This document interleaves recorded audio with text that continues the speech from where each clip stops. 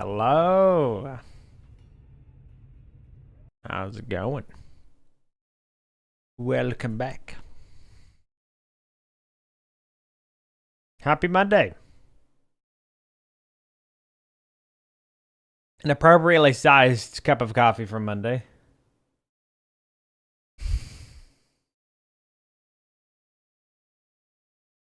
But welcome back. I hope you guys are having a nice start to your week. What?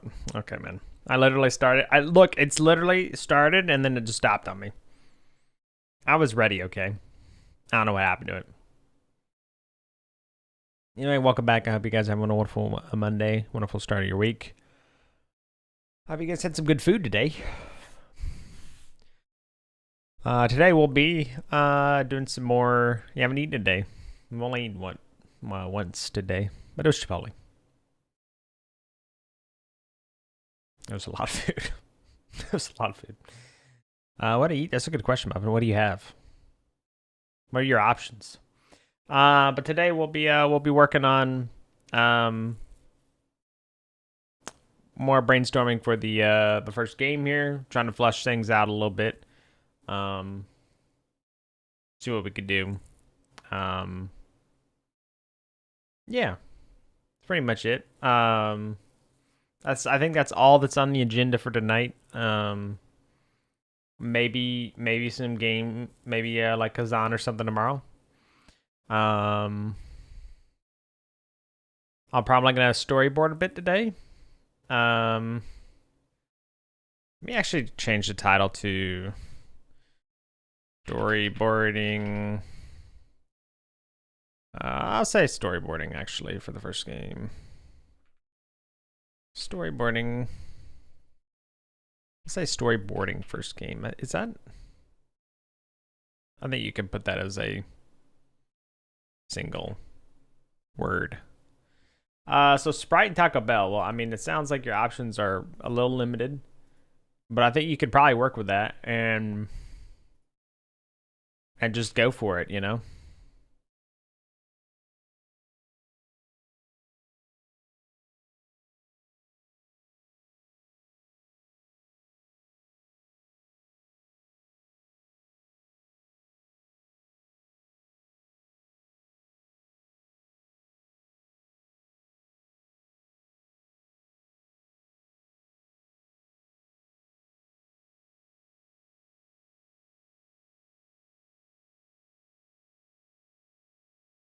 Oh my god.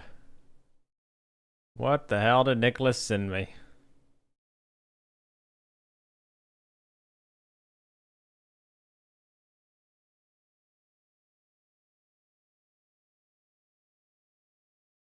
A spear taco.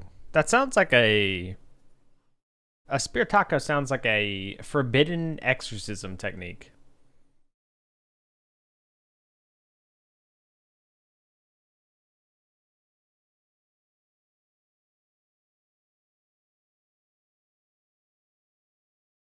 Sounds like a defunct Pokemon. I still need to do that Pokemon.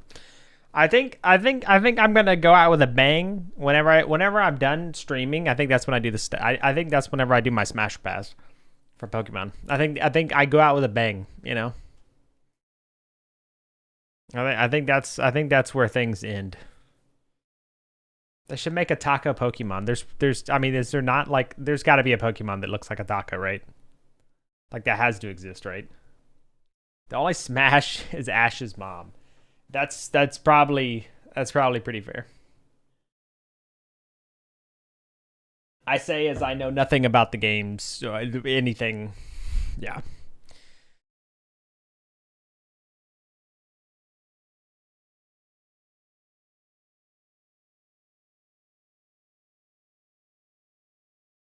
I may talk a little bit less this stream because I've got like 5.5 hours of sleep, so I am tired. But bear with me.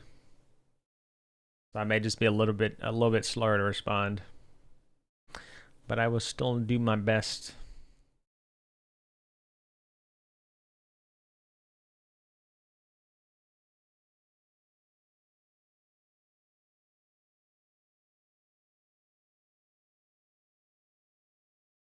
A sushi, cake, cupcake. Ice cream, but no taco. What the heck, man? They got sushi, but then I have. Okay. Never mind. I digress. Okay. I take back what I said. I told you I'm tired. Okay. Like, I'm gonna. I'm backtracking a little bit here.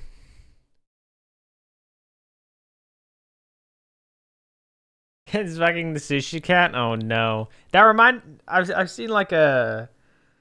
Never mind. I don't even. There's like a meme. Have you ever seen that like happy sushi roll? Happy sushi roll. It's like a collage. It's like four images that you look in a row, and it's like the last one ends with happy sushi roll, but it's in SFW. I mean, it's pretty SF. It's like safe for work, but it's like there's no. Hi Jared, how's it going? Thanks for saving me from finishing what I was saying there. Welcome in. How's your money going?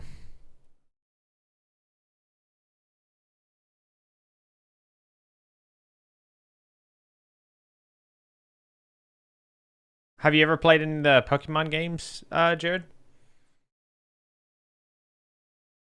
And or do you like Pokemon? I imagine if you've played the games, you probably like it, but you've watched people. Gotcha. Okay, that's fair.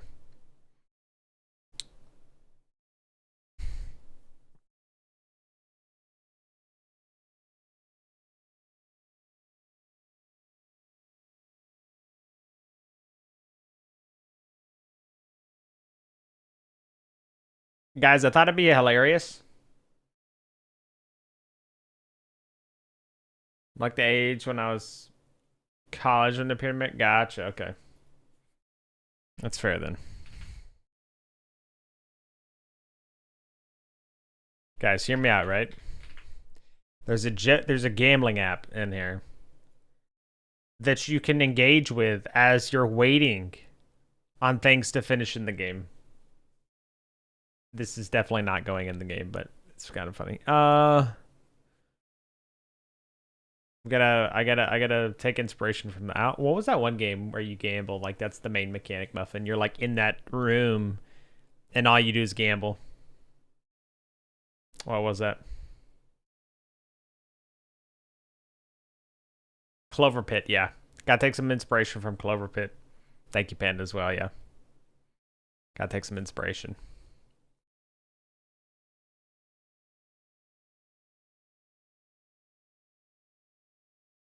Welcome on in, Co.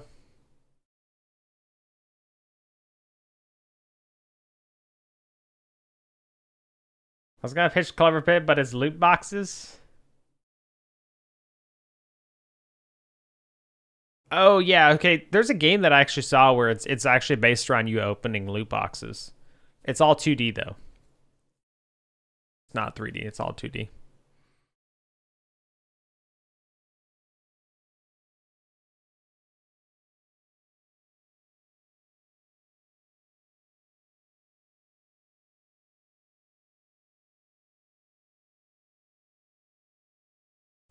I was thinking the same thing. Yeah, I'm like, oh, if it's just 2D, just make it 3D, right? Exactly. I like it. Guys, what do we make for breakfast? What do you think a Tiberia breakfast? What do you think a breakfast consists of in my fictional world? How well do you think you were treated?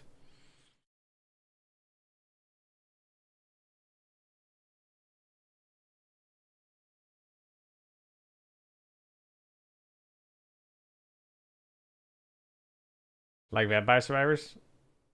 No. So it was literally like a stationary 2D screen, and like things were just moving across. I guess this would be your left, right?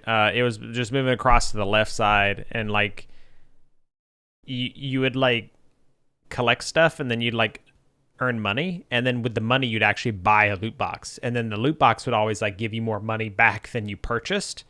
So you would always like buy upgrades of like opening loot boxes faster, more loot in the loot boxes, like stuff like that basically. So like that it was like It's like an incremental. They call it, I believe they call those games incrementals and stuff, so.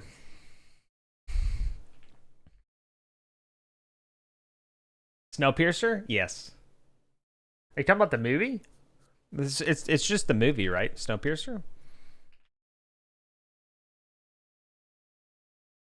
Oh, it's a TV series too, huh? I imagine it's like that. The food? I don't remember what the food, what they give you like in the food though, in this. What do they give you food wise? Snowpiercer food.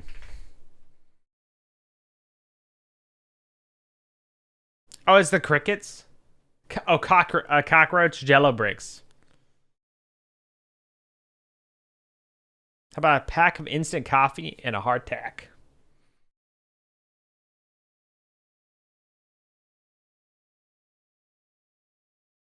I like it.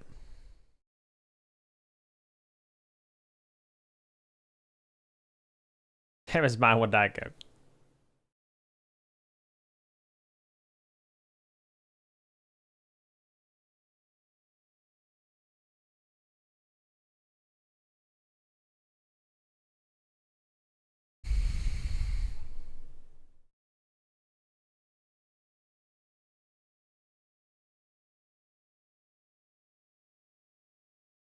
For a more fictional feel, a nutrient jello.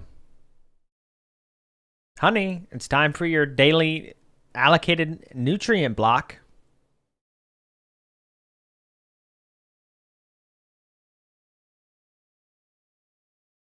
You need a spoon. Coffee looks white on the bottom. Why does it look white? Are we talking about like, are we talking like mold or something? What's going on? White on the bottom? Is it like the stuff that chocolate gets on it, like the coating? Coffee looks white on the bottom. Oh yeah, the oat milk separates. It doesn't cream as well. Yeah. So the last bit is kind of gets a little bit more it's a little bit more creamy. Coffee does mold, yeah. It's crazy how I don't know if you guys have ever seen like used coffee grounds. I don't know what it is about like gnats and stuff like that, but they love that. They love it. And spiders like to hang out around it too. Like we actually had like a spider. Time Panda, your band. Oh no, dude, that's crazy.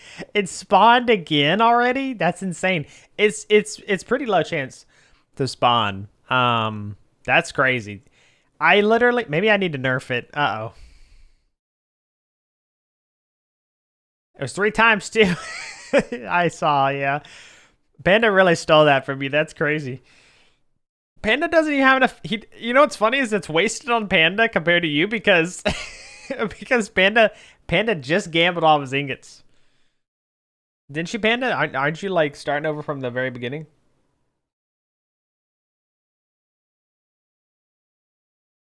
Spawns more than the soda.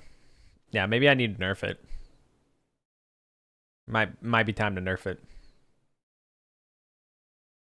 But anyway, yeah, this we had like a spider infestation because we would put the coffee grounds out because coffee, and use coffee grounds like outside because a lot of plants and stuff don't good for the like the soil and stuff, and for like the acidity and things that like that, and but we used to like store it temporarily, like have a bin for it, and then we put out that bin. There are so many brown widows. I mean, it was so many brown widows all over that thing. Horrible. No. No. Yeah, exactly, Panda. Yep. Yeah, like peppers and stuff seem to like it. Yeah. Yep.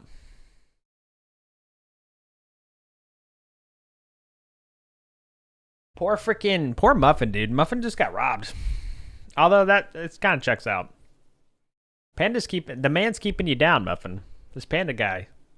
He's working for the man. He's keeping you poor. Coffee has a strong smell. I'm sure it's easy for insects to find. That's probably true as well, yeah. Yeah. Things seem to like it. Rice water.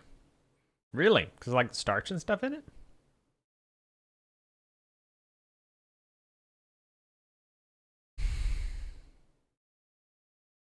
This game creation stuff's kind of hard.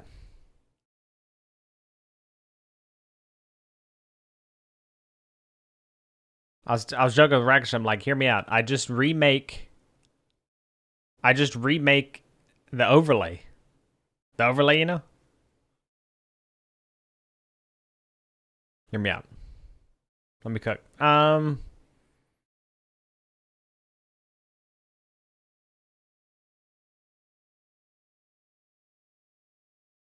right. Well, I guess we should actually get to drawing a little bit. Because we could draw out what's going to happen a little bit more here.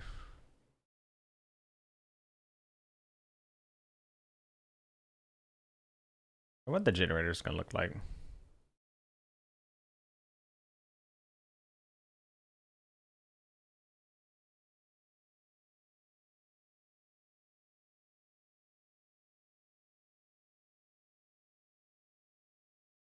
By the way, you see this red strip on my PC? This is a complete tangent. You can turn it off on this case, but it turns back on when you reboot it. Go handily ruined my perception of the case. Magics? Yeah, I don't know why. I don't know why, like, you'd think it would have some kind of state stored, but apparently not. Oh well.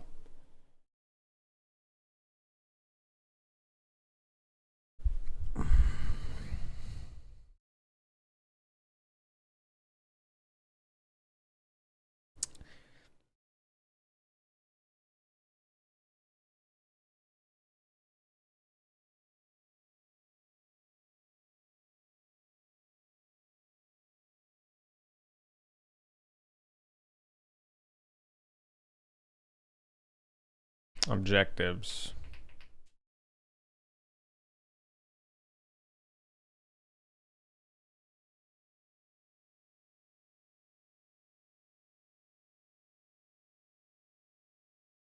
RPG systems are pretty dumb in general. Yeah, I really wanted to I wanted to be able to individually address some of the RGB LEDs in the strip that I have, so I could actually like, because I thought it'd be really cool to actually have like a thing behind me, you know, that displays things, whatever. It could, you know, it could be anything. I think that'd be really neat to actually have, you know.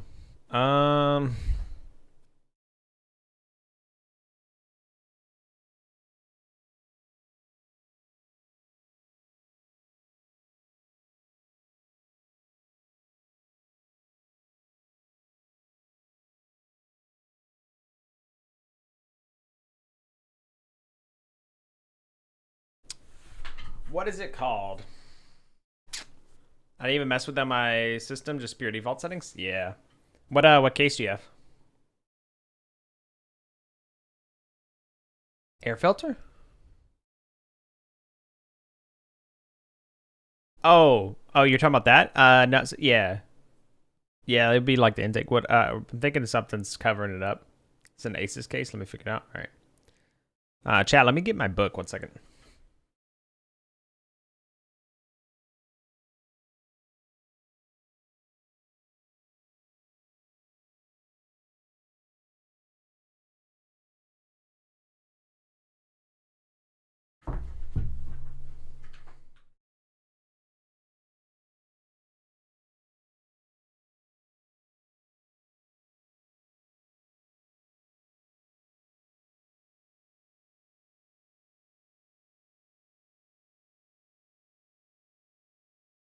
I like the simple cases too. I like how the IO is actually on the side, not like diagonal. A lot of cases will have like diagonal stuff and where the dust and stuff wants to settle in it. This is like almost fully ventilated, or has like filters everywhere too. Maybe just not the back. toolless too. I like the toolless cases. Those are cool. Those are cool.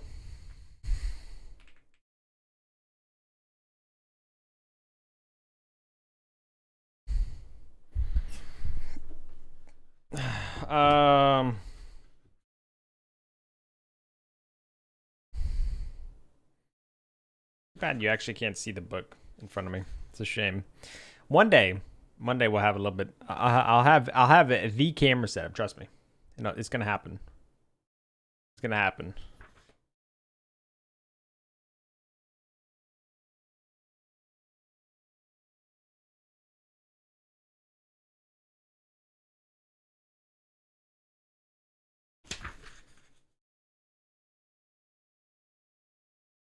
Reading Rainbow 10. Yep.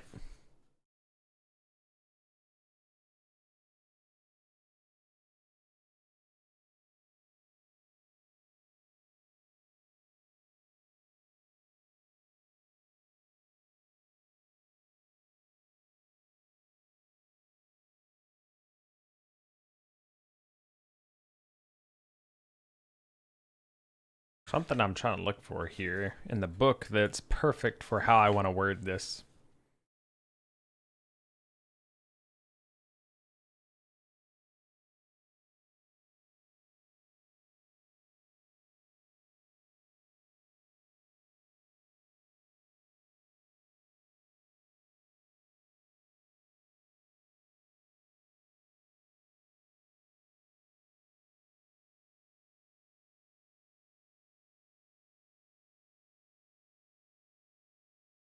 I'm gonna have to do just reading. I'm gonna have to switch my freaking thing to just reading.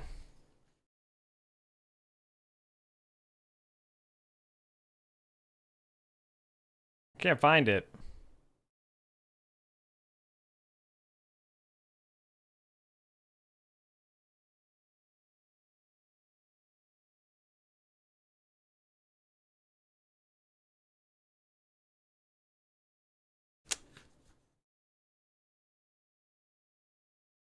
So there's one.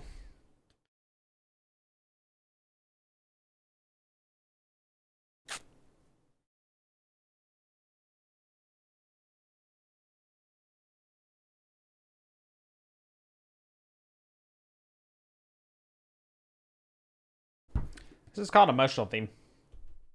No, not the intake system. No. So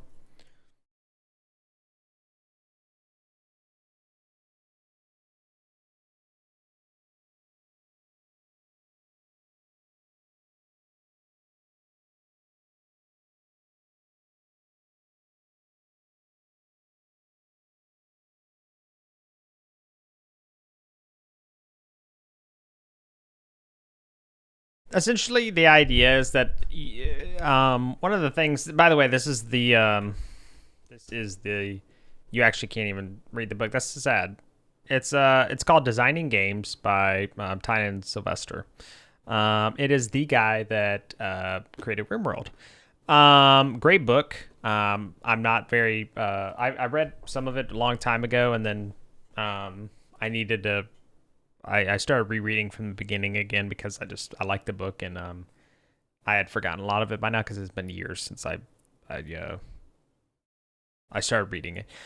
But there are some great things in the book, and one of the things is that one of the biggest reasons why we even care about something is that it changes it has some kind of emotional meaning to it, but more importantly, the emotional meaning changes from one state to another depending on some action. So life and death, wealth and poverty, like things like that. Like it's between two different sides of some kind of state of being or emotion, right?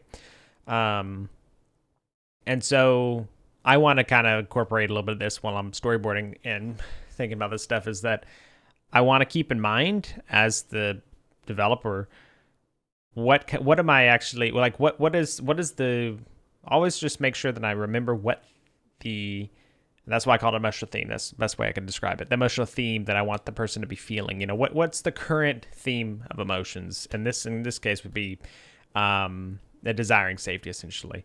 wanting to get the power back online because right now you have no real, there's no, you don't really have a sense of safety. It's kind of, you're at this abandoned station, and stuff. So security. Yeah. Exactly. In fact, that'd probably be a little bit more of an accurate term because it's not even necessarily safety. Safety comes with security, but I think security is a better word to use because it better represents probably the feeling of this, like the environment anyway. Hello, Waisuru? Waisuru? The book I read just helped me put stuff on the screen the way programming seems more in depth and philosophical. What book are you talking about? Second tier of self. Yeah, you talk about this the pyramid, the emotional pyramid. Yeah. Yep. Exactly. Yeah. Yeah. Exactly. Yep. Yeah. It's very interesting, and because it talks about that. I think it may reference that specific. I think it references that somewhat in the book. I'm going off memory of 50 pages ago, but it's essentially that. Yeah, like the stronger the change, or the more I guess dramatic the change. For example, like life and death. That's it's a black and white kind of thing. There's just it's just one or the other. I guess there could be an in between, but yeah, you get the point. We care a lot about that. We care a lot about that, right? It's not so much like I can't really think of the words to describe it. I guess just something we don't care about as much. Something that it's not super relevant. My book is called Beginning C++ Game Programming. I got you. My GBA got it for me, but it's pretty helpful since those type of books are a dime a dozen. There are a lot of great books. That's cool. Did it talk a lot? Did it talk?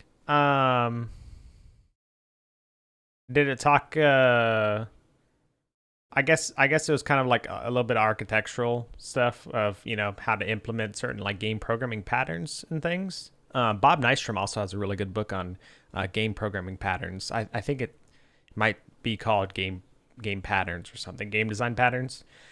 But Bob Nystrom, he has a really good book for that.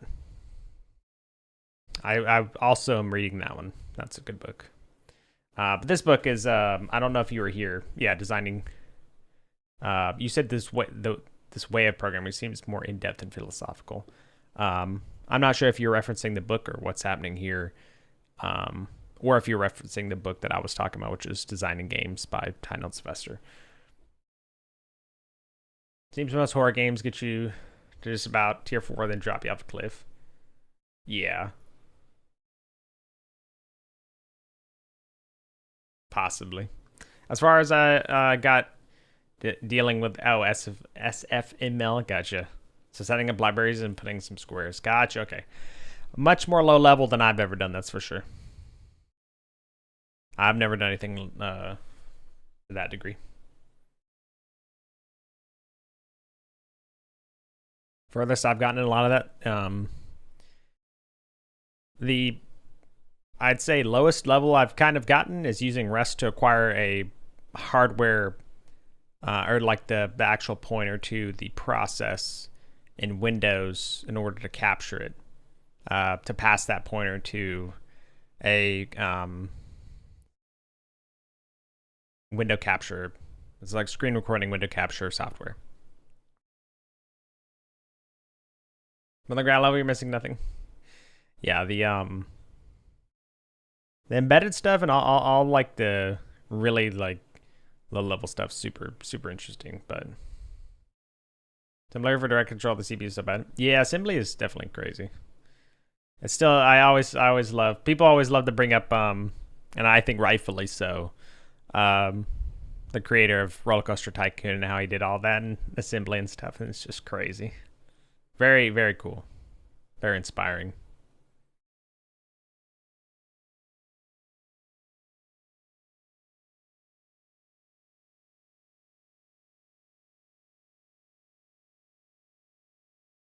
Uh,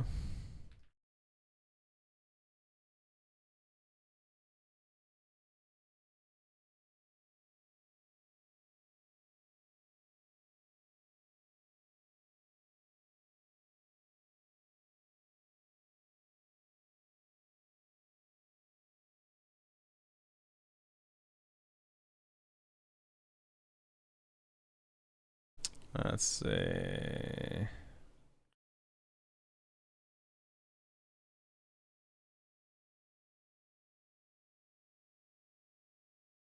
Hello Assembly, I work on Pokemon ROM hacks, really. It was organized enough to make modifications easily.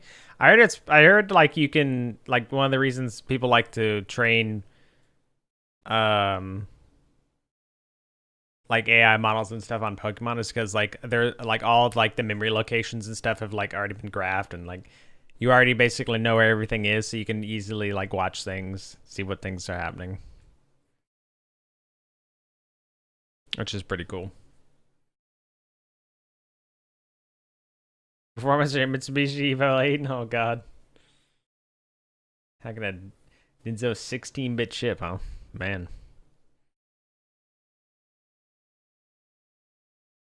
It's crazy how far things have come.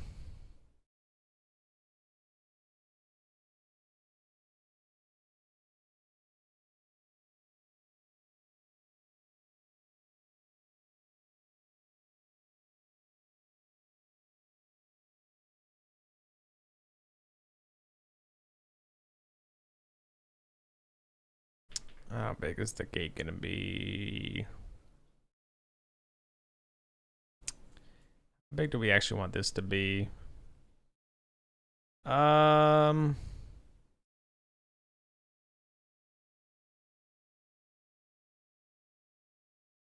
Side dist.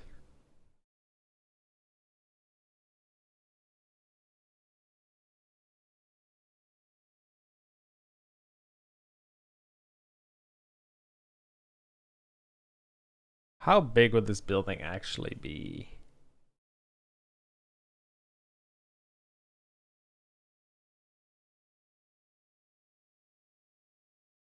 I wonder how big.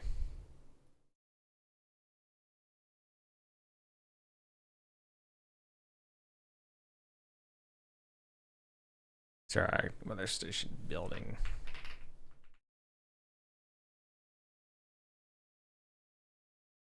Yes, the speeds are crazy. Interesting. Small buildings. Um,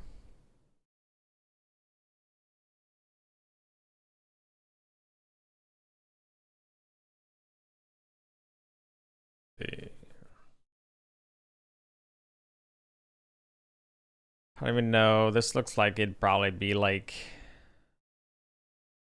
maybe 1, 2, 3,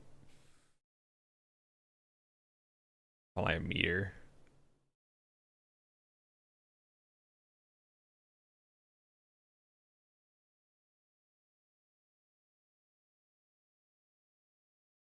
Meter, 2 meters, meters, 4 meters, 5 meters, 6 meters, 7 meters, 8 meters, 9 meters, 10 meters, 11. Let's call it like say maybe 12 meters for now.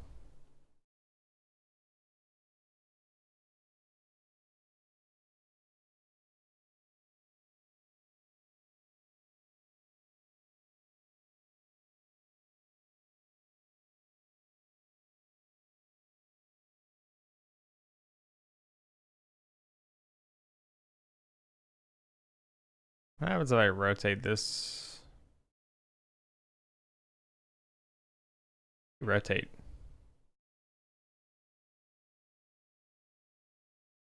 It's gotta be. Oh yeah, right. forgot about that. Yeah, and then shift. Okay, so that would be 12 meters. Gonna be a bit bigger of a building. So it could be like 16 by 16 meters, maybe.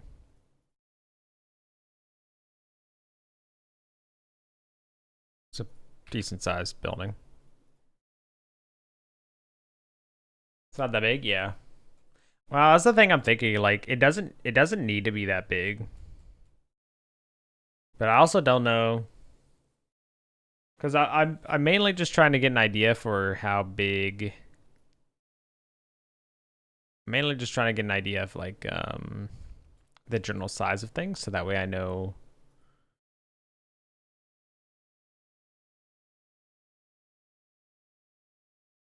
So okay, so then this is gonna be like 32.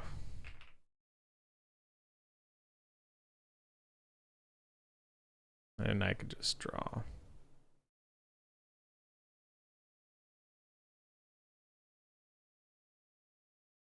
Probably don't even actually need, I'll just draw like 32 meters by 32. I think that's fine. Be relatively rectangular or square.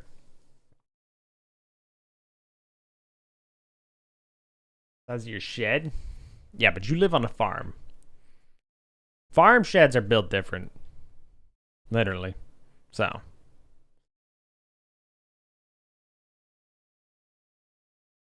Maybe it's too small. Maybe it should be bigger. 4x45 metal building.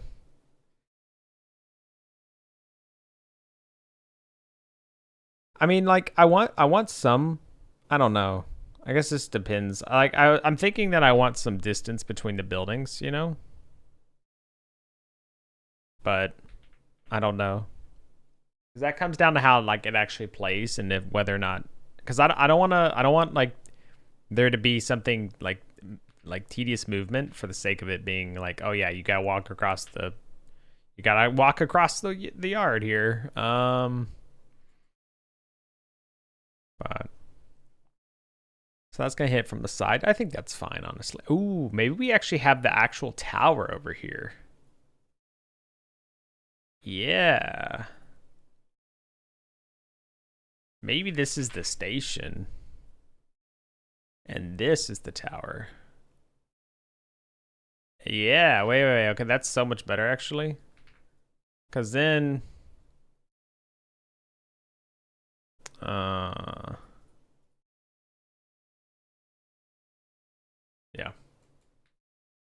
Yeah, maybe based on lighthouse. How big are lighthouses usually?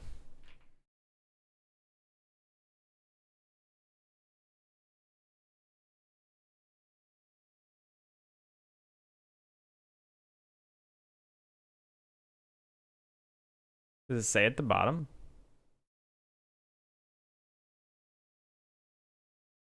Side bottom diameter. 40 feet. Wait.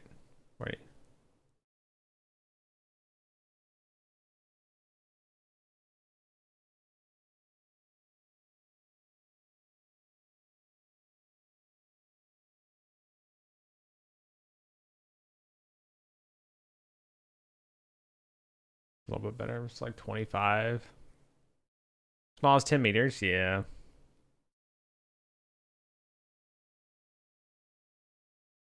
Hmm. I mean, it only needs to be big enough. It needs to be...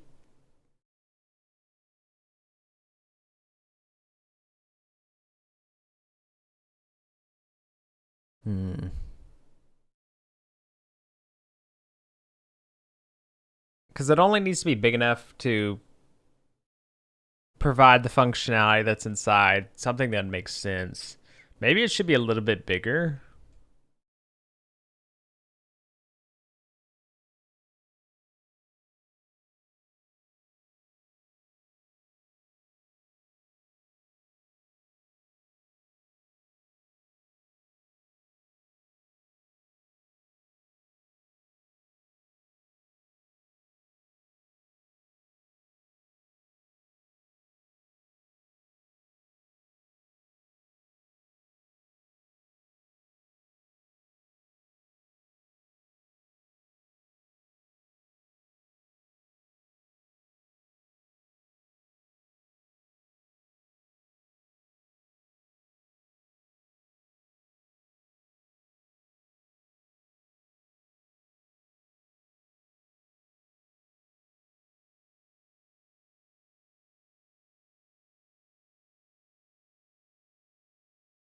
There. That could be like a.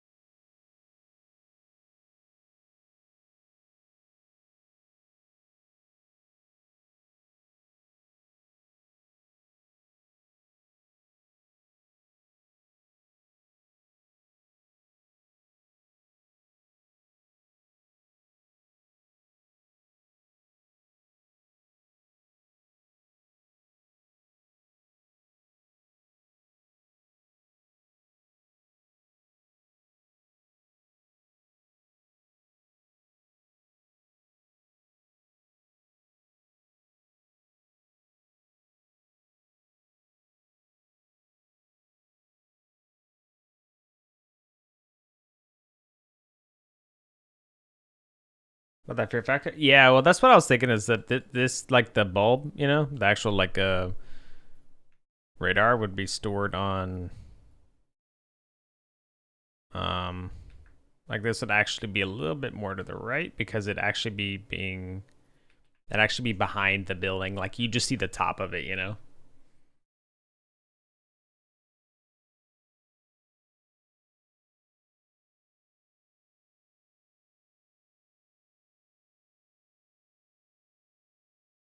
So, I mean, this could actually be like 4 meters, I guess, which is probably pretty fair. Yeah, I mean, like,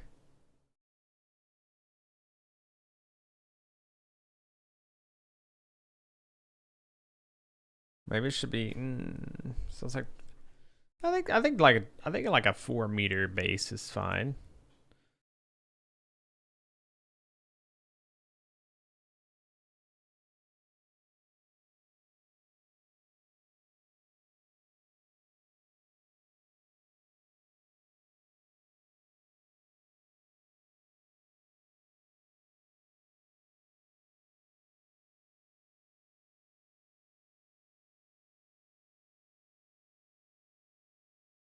Let's see, so the outside of this building would be more like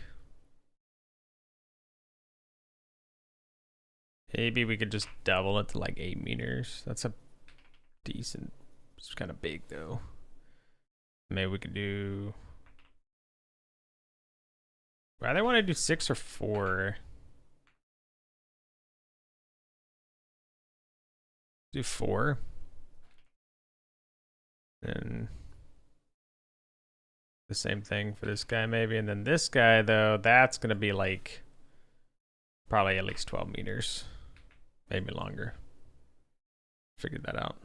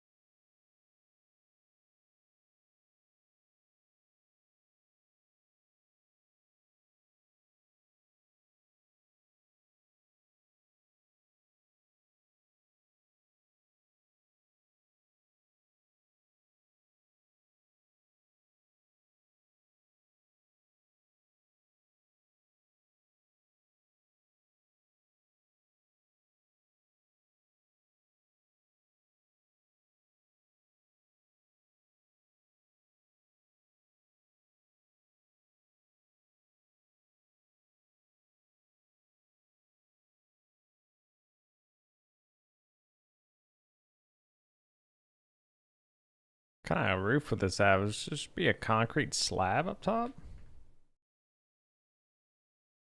What's up, Braggish?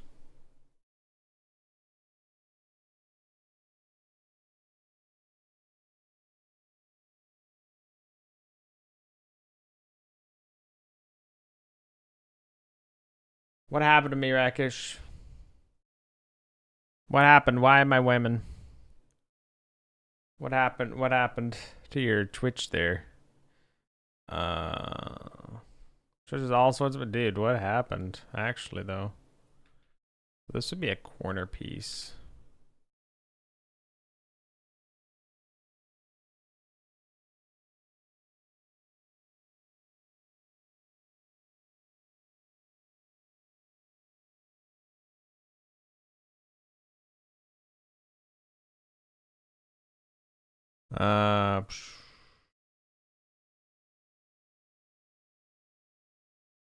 Horrible perspective, but I think we get the point. Yeah, this actually should just be. Let's scoot this.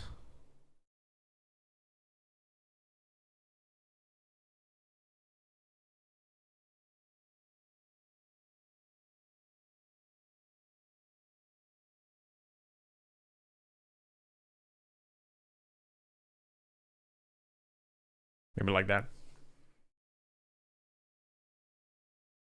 Mew? You talking about Minica Mew? Come on.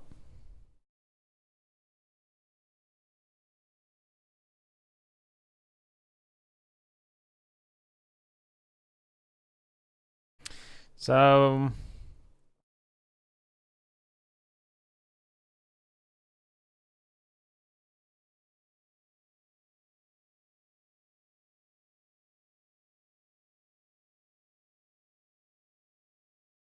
not sure I'm looking at. Oh, this is the generator over here.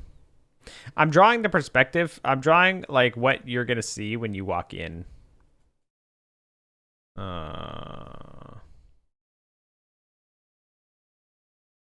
Why can I not make this bigger?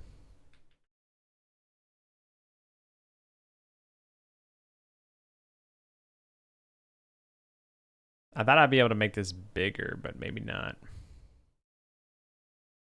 Anyway. Think your storage is way too big? It's probably fair. But I could also have something else. She said, how's it going, Box? Box of ninjas. It's just the perspective, trust me.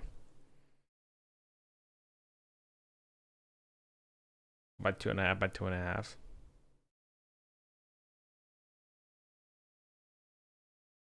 I guess I'm thinking of like,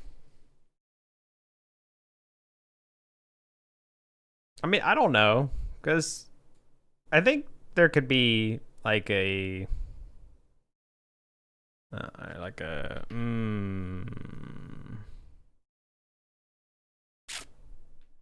yeah, maybe you're right.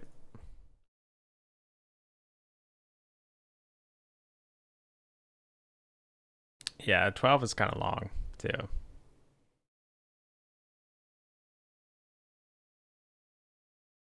Yeah. I mean, I think 12 meters might just be too long though. Meters. Yeah, I wouldn't want it to be that long. Why? Well, just the bed. I think that's still too long, yeah.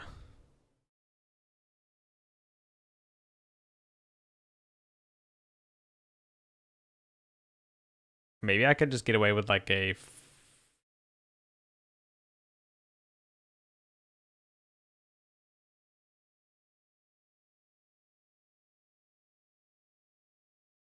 probably be an outpost? Yeah, I mean, the idea is that basically they would have enough supplies to last.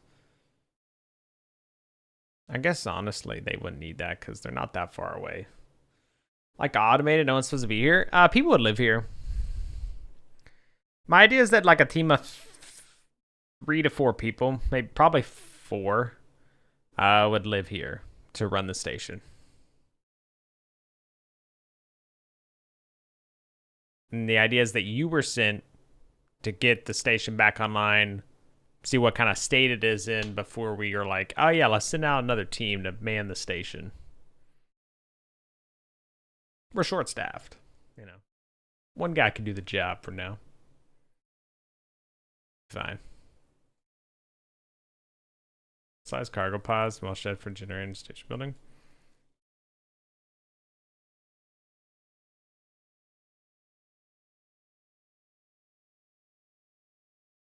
Yeah, well, that's what I'm thinking is that like in this area, there's like a decent sized fuel tank in here, you know?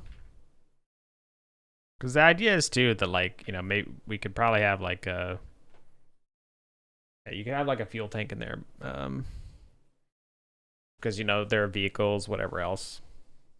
Imagine. Tanks are always outside.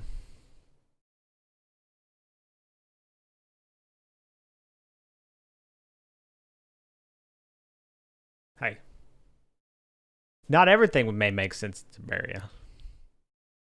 Yeah. Could always, yeah, I mean, it could be another reason to just shrink the building by like at least 2 meters as well. Be like, okay, so now that's 10 meters because out here we may have like a fuel tank or something. But honestly, I don't know. I don't think I even want to bother putting like a fuel tank. I think if anything, I'd probably just have like, I mean, because the thing is too is that the auxiliary generator shouldn't be running that often. Absolute, hello, welcome. How's it going? So I'm just not quite sure. You know, Arctic stations. But that's because freezing's bad. So this is gonna be pretty cold. It is gonna be pretty cold. But I don't. At what point does gas have to worry about below freezing right away, or is it just really cold? Oh, freezing point of gas is between -40, -200.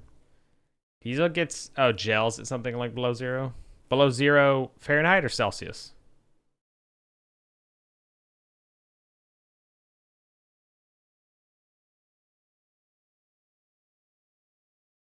The programming gets listen. The programming gets very intense. Absolute. Okay. Sometimes you really get in the zone, and the next thing you know, your BPM's like 140.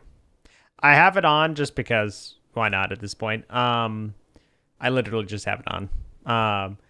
I do play a lot of I'll play games and stuff, and like I'm playing Kazan, the first Berserker at the moment, so it's a pretty intense kind of Souls-like game, so I'll have it on for that and stuff. But I just generally keep it on because why not? Someone else actually said something about it recently too. But yeah. 10 degrees Fahrenheit. Yeah, I don't know. What type of game is this? My idea is for it to be it's going to be a horror game. How psychological, how like survival depends. Use the lowest some amount of gasoline in cold climates to allow lower temp running. Interesting.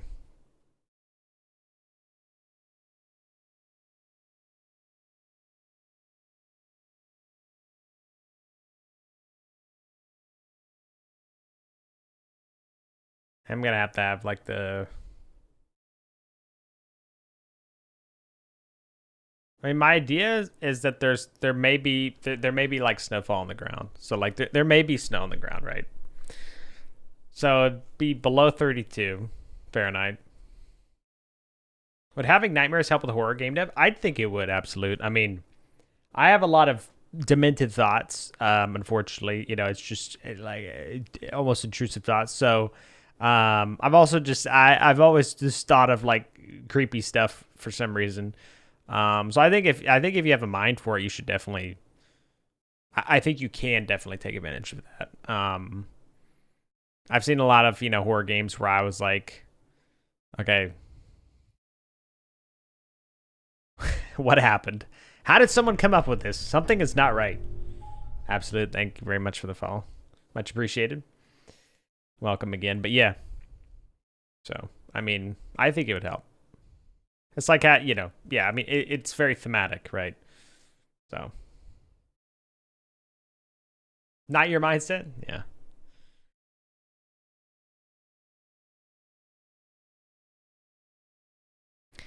Maybe there's just no storage and we actually just have it inside the station. I can attest to his demented thoughts. He doesn't mean that, by the way. I'm thinking we leave. Oh, I'm thinking we leave. We actually just delete this guy. I'm having to justify its existence, and I think that means that it needs to be deleted, because we could just store enough. Like, the idea is that you're not going to be out here for like more than maybe a few months at a time for a team or something. Probably like 2 months or something. I mean, 2 months for 4 people. It's a decent amount of food and water. Although water you could get from the environment, but been a long time for food. Yeah. They got their nutrient bricks. Listen, we can flex that a little bit, okay? We've had some advances in terms of nutrition in this fictional world, so like we can just trust me. It's like the Matrix, you get the Matrix oh god, I can't think of the right word for like the not sludge, but there's a word for it. Yeah. If it's Arctic cold, an outdoor attached shed is economic for building, for storing products. Well, that's why I was like originally thinking of like having the main storage specifically for like food and stuff. And I kind of like the idea of having a storage because it's kind of cool. Grub, yeah. There's a specific word though. I don't remember what it is. My dad used it literally the other day. That or a basement, yeah. No jumping is claustrophobic. Gruel, thank you. Did you read my mind? Jared. You got it, man. Gruel, exactly. No jumping is claustrophobic. Yeah, I definitely agree. Absolute. Yeah. I did I say that? Oh. Did you read this or did you just say that? Because the no jumping thing is literally something I completely agree because it's, feeling limited, kind of claustrophobic. You read that, okay? Well, yeah, I definitely would have agreed, but yeah, not being able to jump, it feels completely different. Could the ability then take it away? We kind of. What is the reason behind taking it away?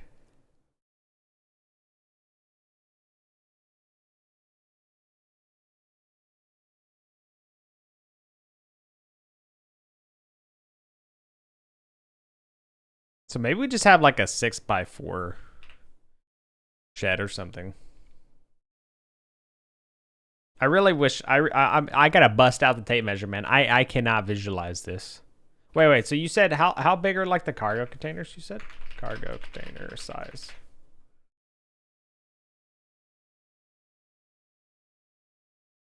Should I mirror by 12? Yeah. So that doesn't feel that. See, the thing is I'm trying to think of in terms of like the size of like a room, because the other thing too, right, is that I don't want this to be like just a really long like hallway kind of style room. I would want this to have like a little, like I don't want the door to be here, right? And then you'd like walk in. Let me move this for a second.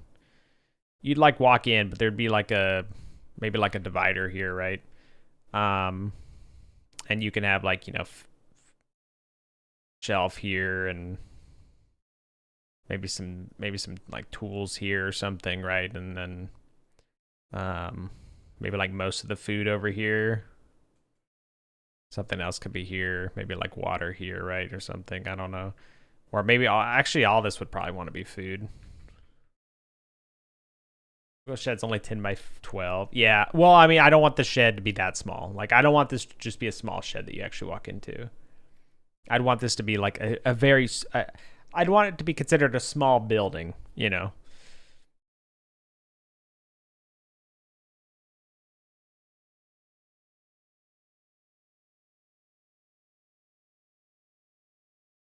I guess so. Let me think about it in terms of the size when you walk in the room. So I guess in terms of the size, like actually walking into the room, it could be um like the maybe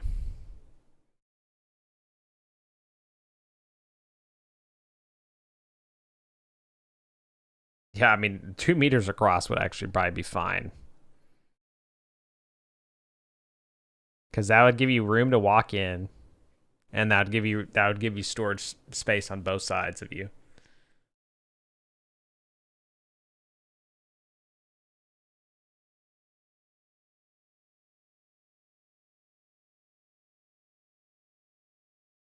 I like the idea of 4 meters for one dimension, so that way you could do something else with like. Yeah, I don't know what else I'd put in here though. Should I do living in is 8 by 13, reasonable size rooms 4 by 4. Yeah, that's why I think like I like this section being like 2 meters or something, and then the rest of it being like 4 by 4 right here. You know. Well, I guess it wouldn't technically be 4 by 4, but it'd be like maybe like 4 by 3 in here.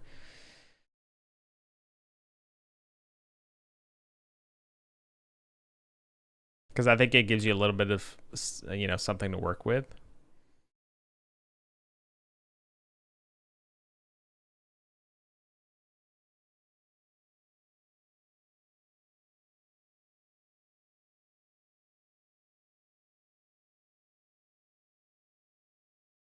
So like 2 meters would be across from here. Industry, the 2.5 meter containers are lined with shelving. Them, yeah, yeah. Well, that's why I think like it's 2.5. So weird to have like the halves, but I guess it kind of makes sense. I'm a fan of round numbers, but it's getting a little hairy. I'm target nerfed. I'm sorry, Muffin. It got patched live after Panda used it.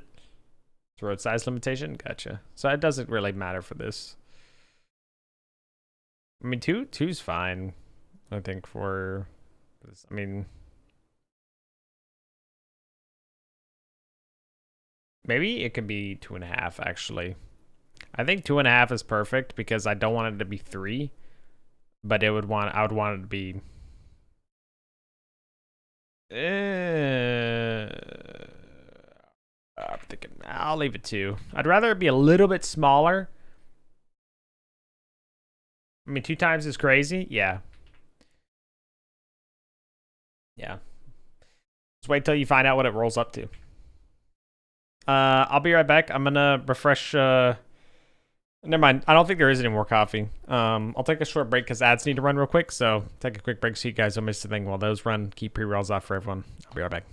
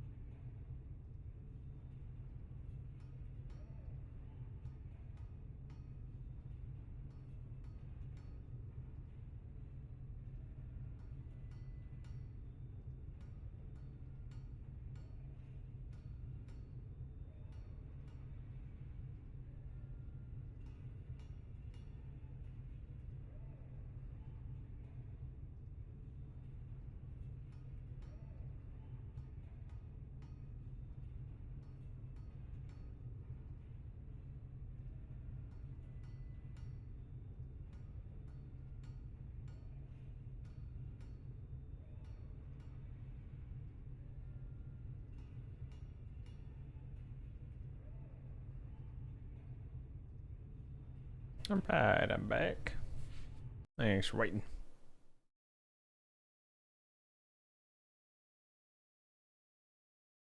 Okay, so I think I actually want this to be 6x6.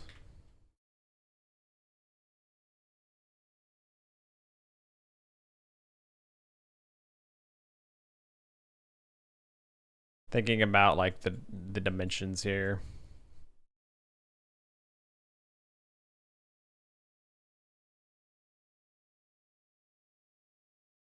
That's messed up. What's messed up? Why is it messed up, Muffin?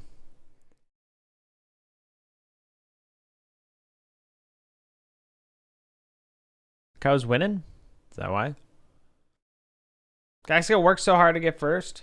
Oh, did he? He does work hard.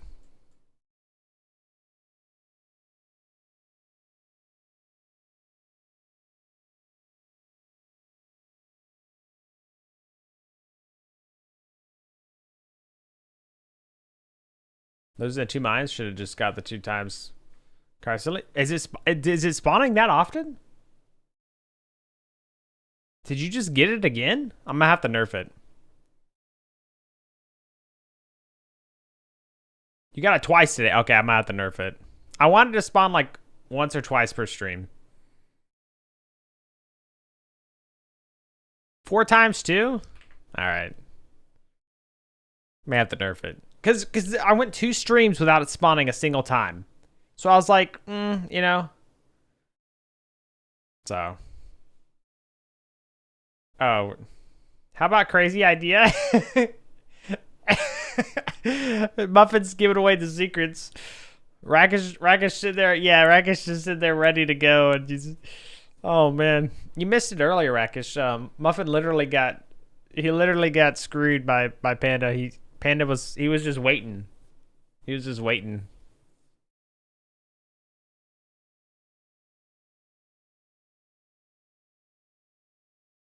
So like a 20-foot.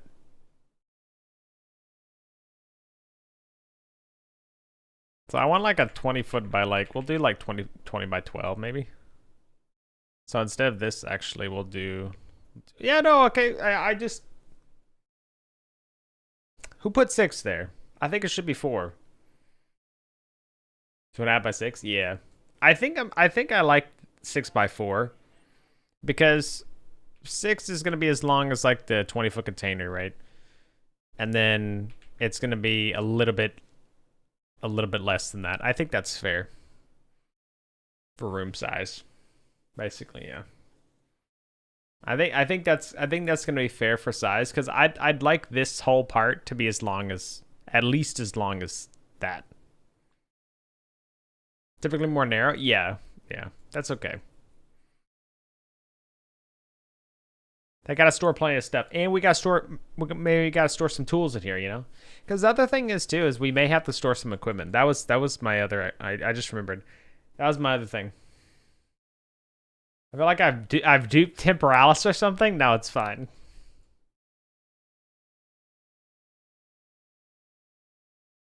What are you even doing? I can't tell what you're asking about. Are you asking about what I'm actually doing right now? Or are you asking about like something else?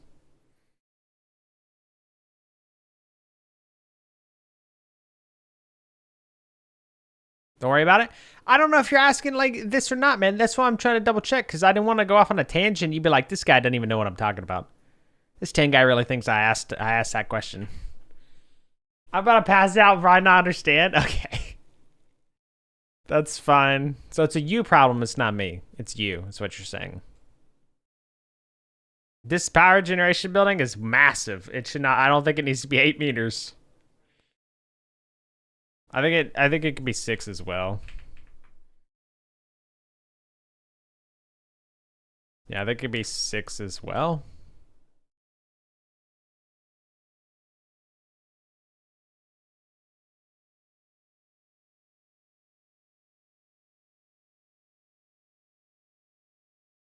How many megawatts? How many gigawatts you mean?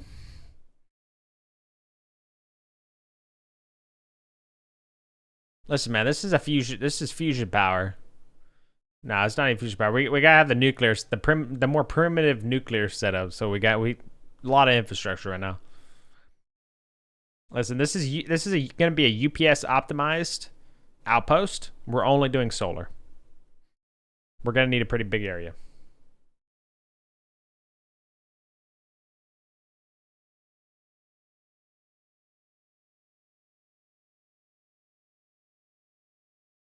In the Arctic, how daring? they're self-heating solar panels. They use all of the energy that they accumulate to heat themselves to accumulate more energy. Somewhere in there, though, there's an infinite loop. So, because they absorb the heat, because the heat radiation is just like light. Right. So, I mean.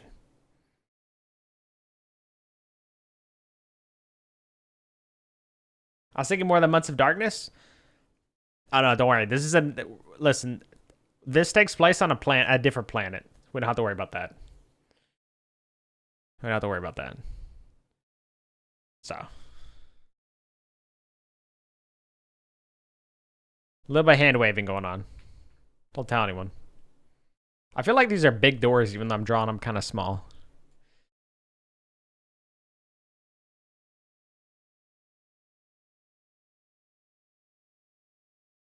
Although now all this is like messed up because this is no, actually maybe not.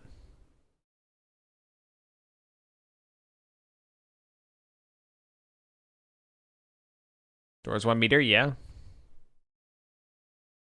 It's fine. I think if they're 1 meter, I feel like it's pretty accurate. Cora, hello, Cora.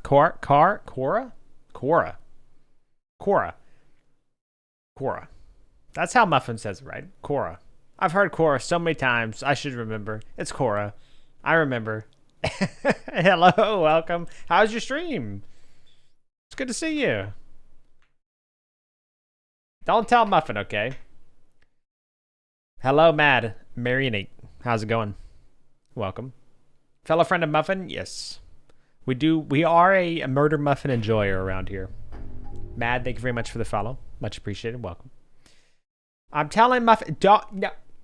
Oh no, it's gonna sour our relationship even more. Muffin and I, we're already on the rocks, man. It is, it's a balancing act. It's always close to not friends, good friends. Like it varies a lot day to day, depending on how tired Muffin is. We love Muffin. Yes, Muffin's a great guy. How's the storyboarding, friend? What are you working on? Yes, so I'm working on storyboarding my first game. It's a horror game. I've written out some of the stuff over here. So essentially, the plot summary is after storm damaged one of our weather stations. This is a fictional world that I've created, so you are in it. We have weather stations. Don't worry about why. That you'll find out. Or so the player's told. Don't worry about that either. The weather station was damaged by a storm. You can trust me. You're sent to check it out, get it back up and running, and everything will be great again. All right. You're going to repair this outpost. You're going to make it even better than it was before. And you're going to do all off the clock because you're a great guy. You just love working for us. Everything does not go according to plan. You get things back up and running. Another storm may be approaching. You may not be able to leave because of the storm.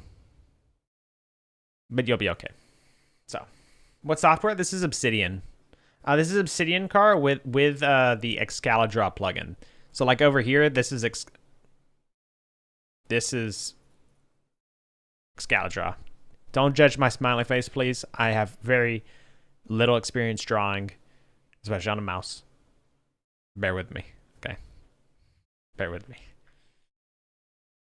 I'm gonna make this one a see. Yeah, this is great. I I was anyway.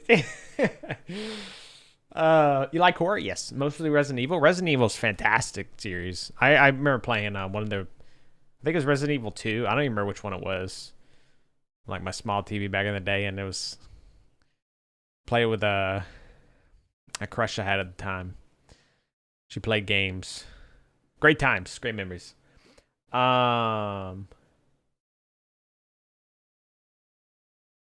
Smiley face has seen things. The smiley face has seen things, but that checks out. That checks out. Are you looking forward to the new Resident Evil coming out? I'm always looking forward to the new Resident Evils coming out just to see what's done. That said, I haven't played Resident Evil in a really long time, so it'd be a little. I feel like disingenuous to say that I'm looking forward to it. Just and leaving it at that without giving a disclaimer that I have not played it. Lots of games, yeah, for sure. And if I want to make a game, it's like, what do I do? Rakish and a lot of other people are like, you need to play Kazan, you need to play Sekiro, you need to learn Apex Legends with me and play PvP games. Okay, like stop. You do this, and I'm like, okay, listen, wait a minute. First of all, I need to rewrite the bot, the Twitch bot that I wrote. Okay. Second of all, I got to rewrite the overlay. Those are satire. But I'm, if I'm trying to make a game on top of actually playing the games and stuff like that, it's. I barely find time to be like, yes, I'm gonna read this book, and I'm sorry that it's backwards for you, but it says designing games. Yeah. You don't. That's the thing. Don't talk to me, Rakish. Silence, Rakish. Productivity's game dev is speaking. Silence, Rakish. Programming is speaking. This man's gonna kill me one day, and not in Minecraft. Make the generators look reminiscent of the shield generators from Planet Hoth. Ooh.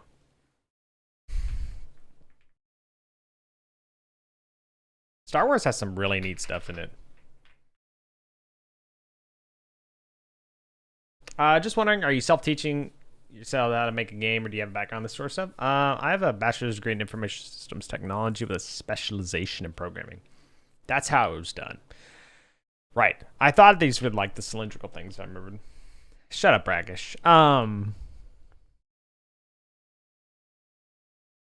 So I don't have a computer science degree or anything. I never thought I really wanted to do programming, and I got introduced to Java, and like Java was my first kind of foray into programming. I messed around with a little bit of Lua back in the day with Computercraft and Minecraft when that was a big, kind of first coming out and stuff. Did a little bit of Lua, was like, hell no. What is this? I can't understand anything about what's going on. I think mainly because it was an indentation-based language, and like my brain could not parse that at the time. So I kind of like veered away from that. I'm like, I cannot follow what's happening. Lua's weird, yeah. It's cool. It was a lot of fun, but I barely got anything done with it. So I actually was on, my specialization was going to be in simulation. I was like, this sounds really cool. Well, lo and behold, literally the next semester after I'm pretty sure it was literally the next semester after I chose simulation, they're like, yeah, we don't do simulation anymore. So you've been grandfathered into like, you've been just moved to programming. So I was like, okay, I guess that's okay. So I got introduced to Java, interesting language, and started just really, really liking everything that was kind of going on. I started liking programming a lot. I always kind of liked things around it. Like I really enjoy database stuff.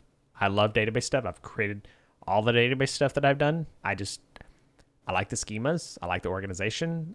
SQL queries are fun and painful. But so is programming. So is life. But yeah, you get the point. So anyway, lo and behold, I finished college, and then I was like, I want more programming specifically. I continued doing, like cyber, at school I did more like cybersecurity, app development. I did like an Android class, some web dev stuff, but like nothing too heavy in that. A lot of it was like distributed systems, networking, Cisco routers, capstone project, where you had to, where I was actually the project manager. I had like a project management class, stuff like that, right? So like more IT. It's information technology stuff. It's not computer science. Well, the closest I got to computer science was like what was the math class called?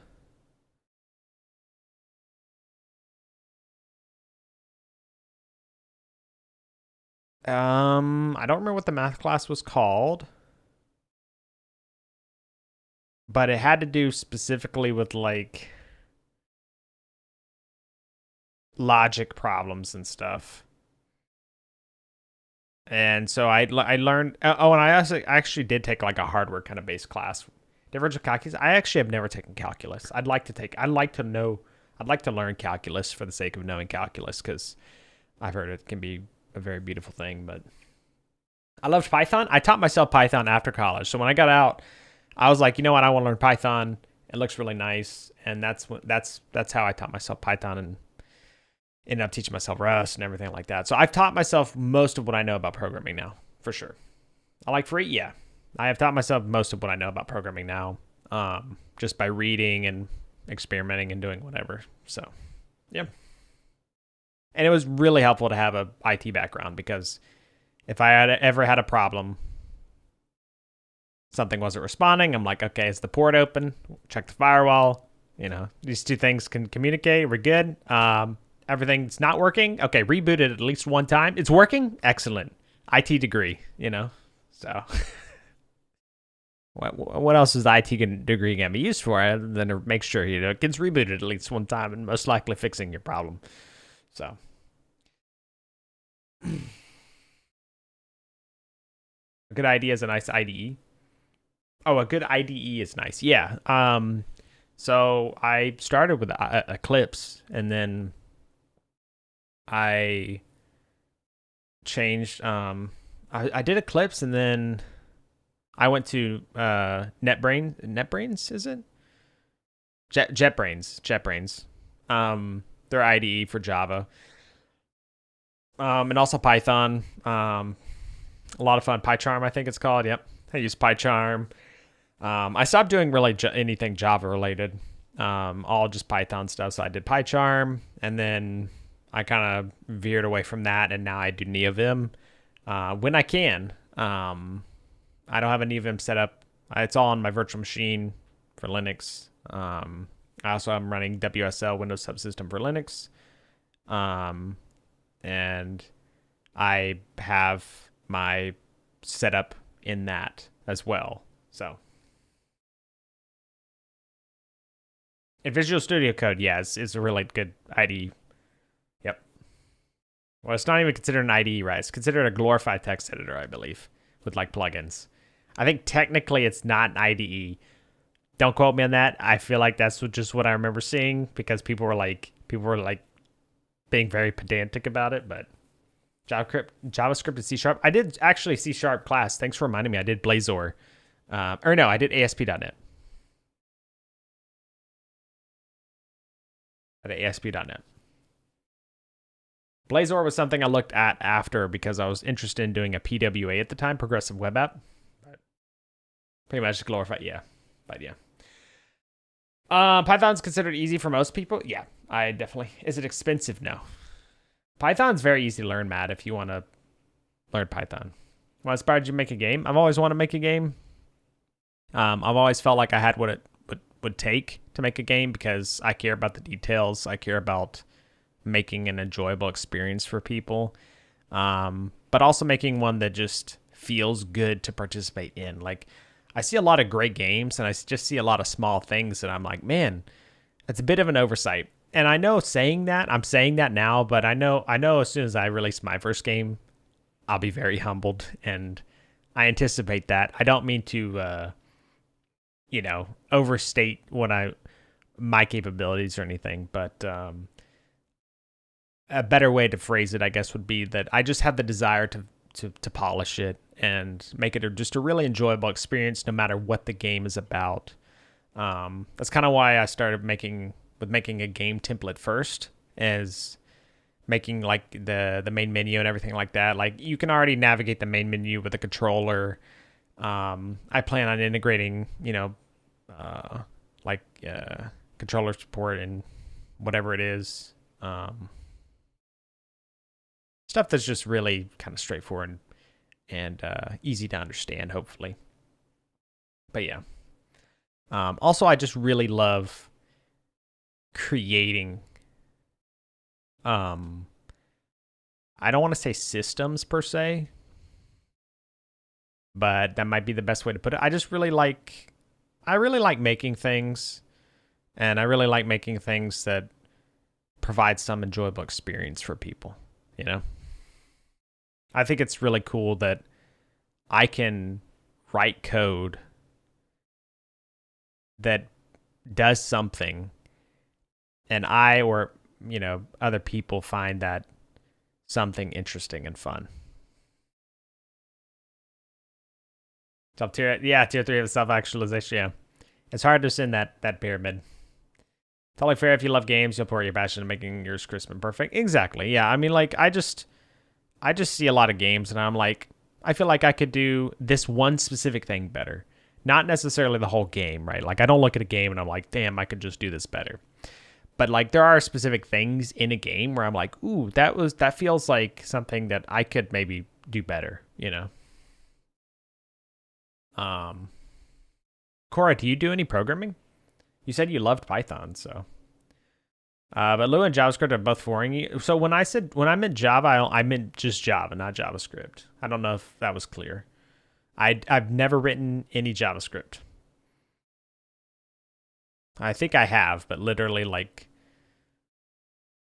I think it was like more like copy and pasting JavaScript to test something. That was about it. Like I did Java. Yeah, okay, wait, I'm remembering. I did JavaScript for one of my website classes for a clock. It was for a clock. That was it. So, but nothing about programming. Another question for you, sir. If someone wanted to get into programming just for fun, to learn something new, where would you recommend them to start? So that's why Cora was saying Python's easy. Yeah. Lots of jargon. It is hard. Yeah, apologies. It's hard to talk about some of the stuff without using like familiar terminology. It's very easy to use jargon when doing stuff. I did some GIS related stuff, writing scripts with ArcPy to run functions and ESRI programs.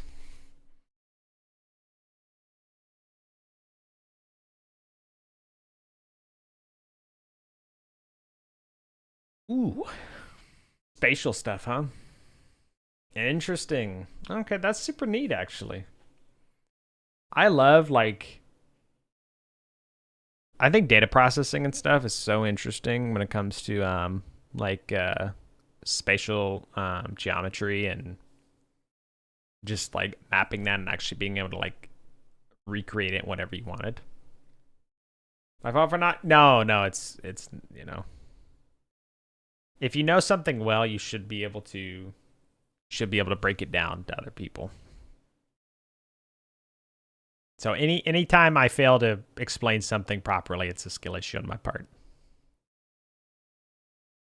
So I guess we learn something out. Yeah. Well, I mean, you definitely want to be exposed to it if you want to learn. It's just like learning another language in terms of Spanish, stuff like that. It's why it's a programming language, but also IT.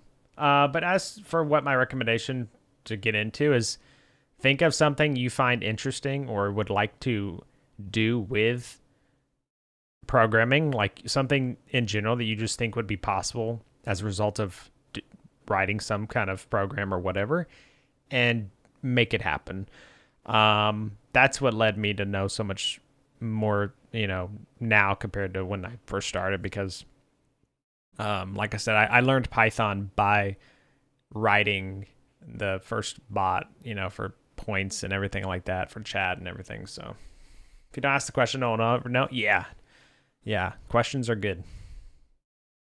Questions are always good. There's never a dumb question.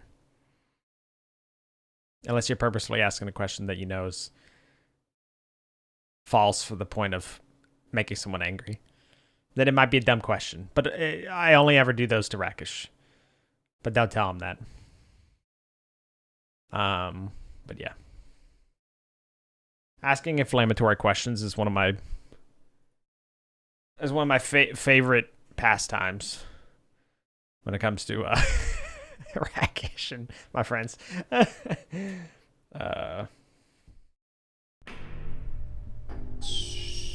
Silurian? I think that is how you say that. Thank you very much for the follow. Welcome. Much appreciated. Sound like I got Ryan, get ready for bed. Sounds good, Matt. Well, it's nice to meet you. Thanks for the chat. I think it was meeting you. But yeah, if you ever have any questions, hi there, stop by. Appreciate it. Welcome. Hope you're having a good day. If you ever have any questions or anything though, Matt, by all means, I'm an open book. You can always hit me up for questions or, advice or something like that. I'll give you the best. I'll give you, the best advice I can to my knowledge. So yeah. Thanks for the chat. Sounds good. Hope to see you around. I hope you sleep well. But yeah. Programming is a lot of fun. I would recommend it to everyone. Not biased whatsoever. Anyway.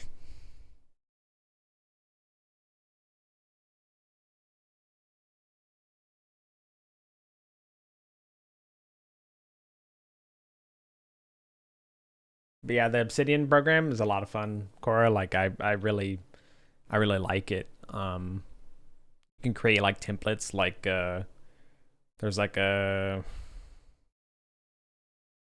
if I do create new note, oh god. Oh no.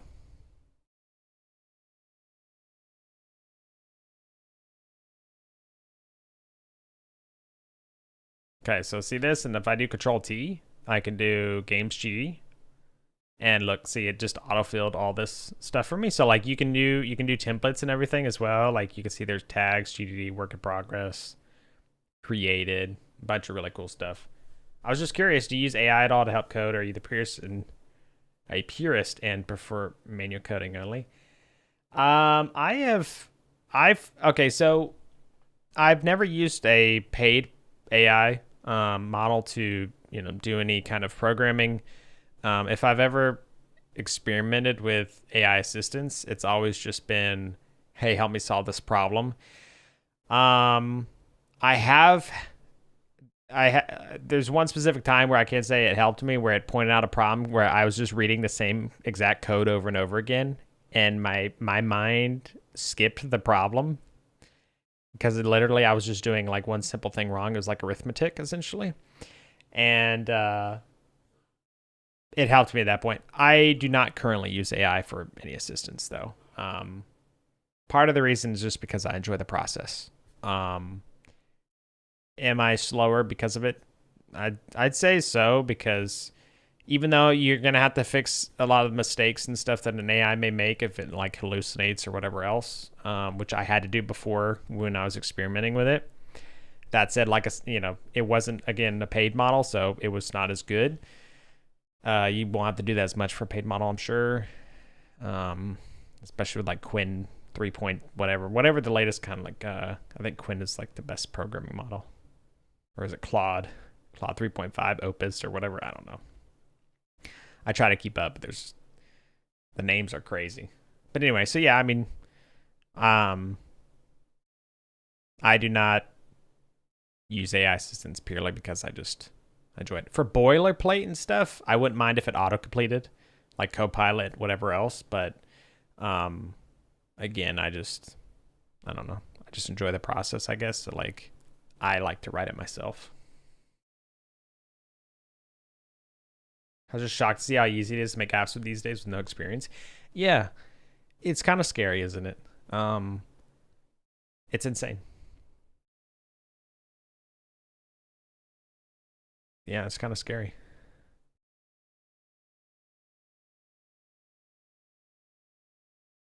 I was shocked to find out how easy it was to vibe code a lot of the stuff now as well. It's kind of disheartening almost to someone who doesn't want to use AI to program and stuff, right? So it's but at the same time, I try not to let that distract me because that's all it is basically at that point. Is it's distracting me from working on whatever I want to work on anyway. And this program used a graph view. Can you use to make maps for games? So the graph view is actually this kind of view. So you can technically make a map, I'm sure, with this, but it means this kind of graph. So like in the mines, Lock is a game that takes place in the mines, so it's connected because it references it. There are like these two institute, like the MRI, Mineral Research Institute, and Geological Survey Committee. These both have something to do with Lock. This should actually like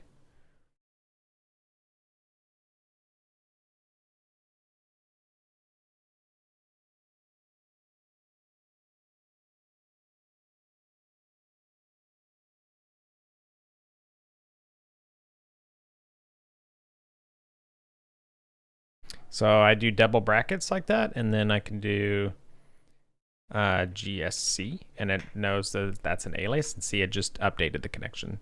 So that's how that kind of works. That's the graph view. Yeah. So that's the graph view. It's really neat though because you can see kind of like how things actually branch out. I did this specifically because I wanted to see how my ideas for game stuff connect to one another, and like may possibly come up with new interesting connections that could be formed purely based on seeing how far 2 points are from one another as well. I think that'd be, that's kind of like, one of the reasons that I've kind of done that.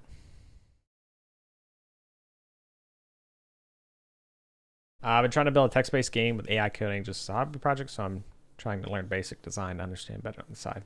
Yeah, I would definitely recommend do everything you can. If you're going to use AI, do everything you can to understand what it is you're seeing, because again, it can be an excellent tool, but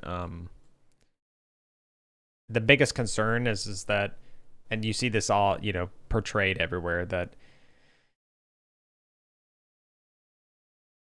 the AI is going to do stuff and it's not going to take into account some things, and you, the human, are still going to have to do that at the current moment. You're going to have to take into account those things for it. So especially from like a security standpoint, but makes mistakes, yeah. But that's that's cool. What's your like what do you want to do with the text-based game? So AI didn't exist when I was a programmer, sadly. Then again, I think the team I was on would have jumped to fire 50% of us. Yeah. Oh, really? It would have like in terms of efficiency, Jared, being like, yep, no, we can make it by with less programmers now because we have AI. So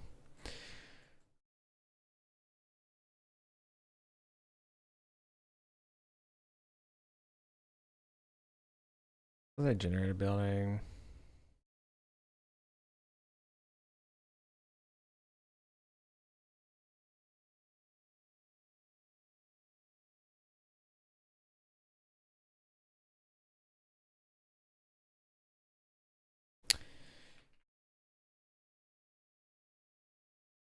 My first clue was they outsourced mobile apps and decided they didn't like the result. Gotcha.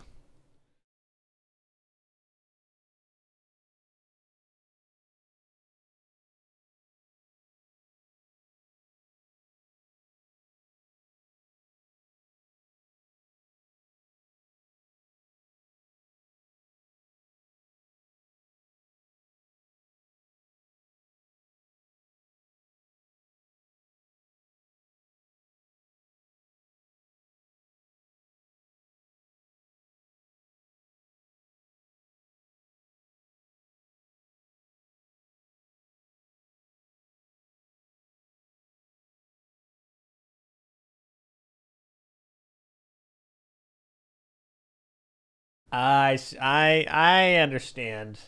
I understand now, Jared. Yeah. Why didn't the golf cart automatically stop? It should have known better.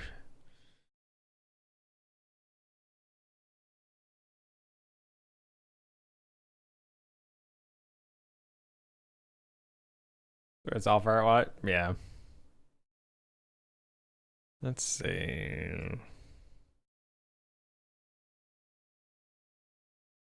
So, very immediate glance, you see this. You see the power building. Um, the gin's gonna look like.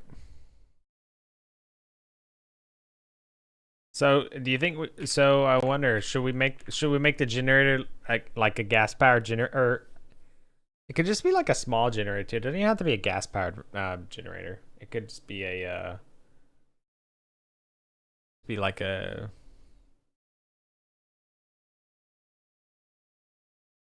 I was thinking gas powered, but it doesn't have to be. How sci-fi do you want it? So, the way I kind of see like, let me find out how to best describe this. Here, let's do it here. So, I kind of imagine technology is like a spectrum here, where you have two sides. Go figure. Um, you have steampunk, and you have mystic. Okay. Um,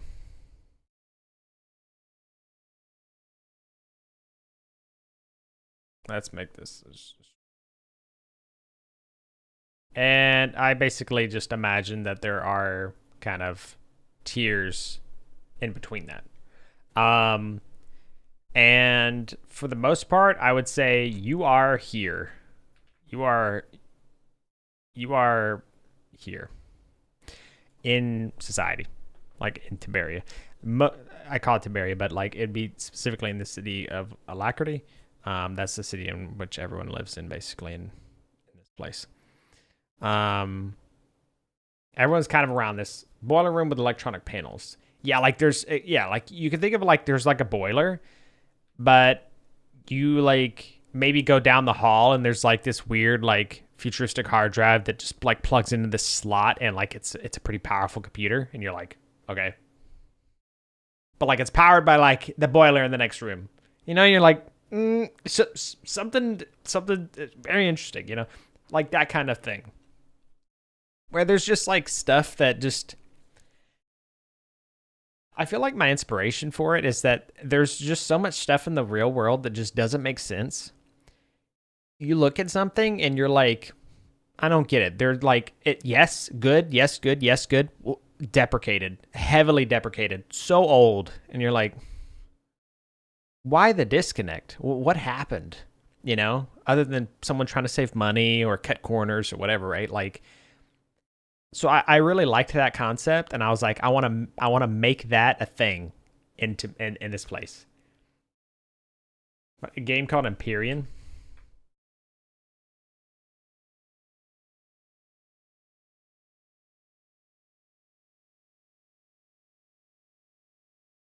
The Galactic Survival one.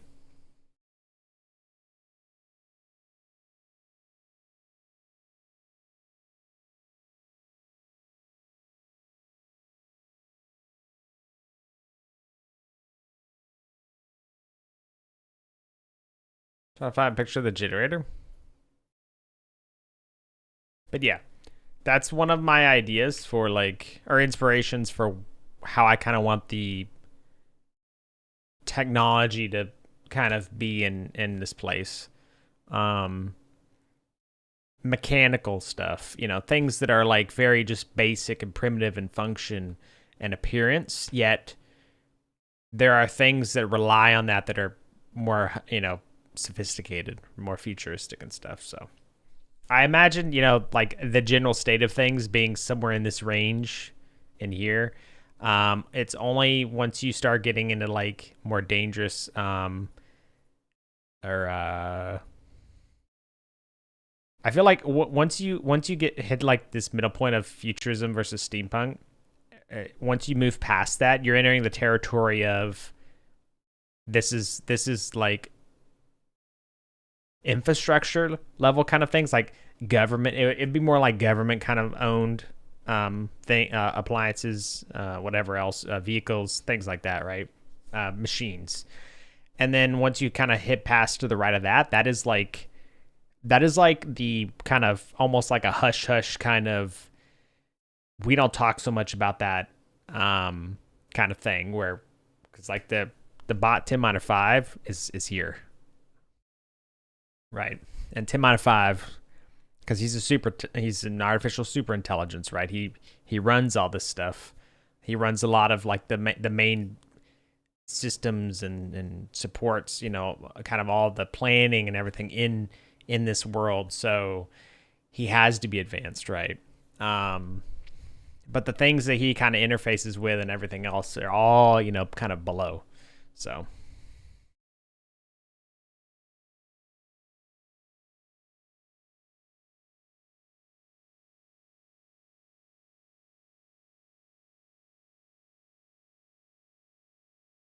you asked about a second playthrough of Factorio.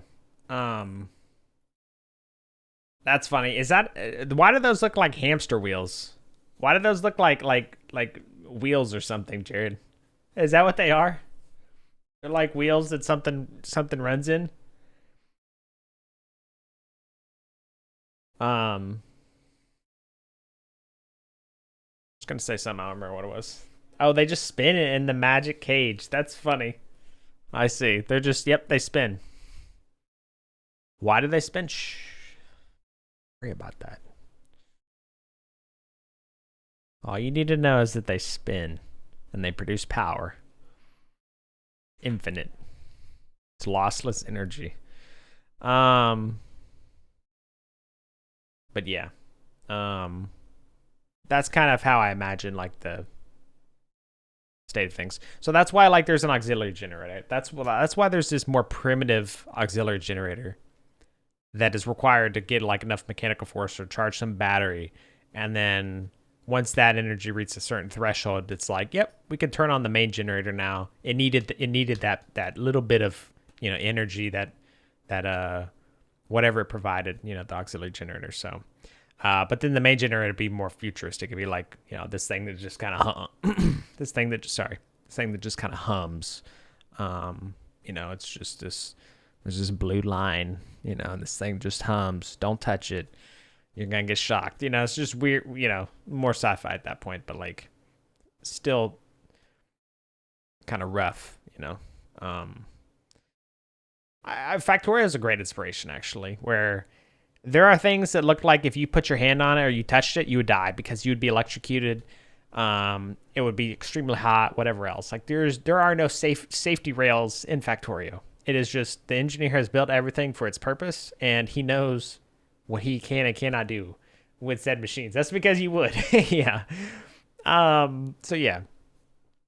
That's kind of how I imagine things here. It's like most of the things in this world are not OSHA approved. They are not like, there are people like, it's like the oil rigs and stuff where you've seen like those videos where these dudes are like whipping the chains around the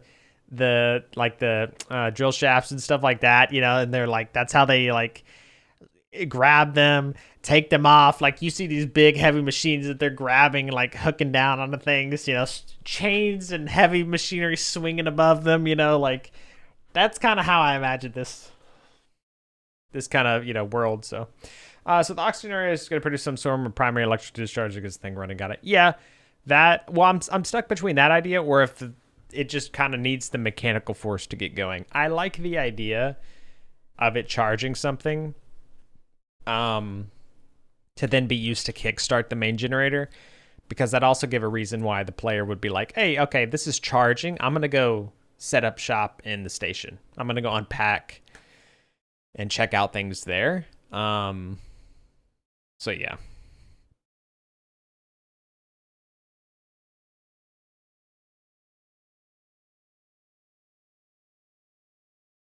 Although I need to continue to figure out why people care about doing any of this to begin with. Because I want to provide. I want there to always be some reason why you'd want to do this. Some emotional value behind it, you know? Which may be pretty difficult to do.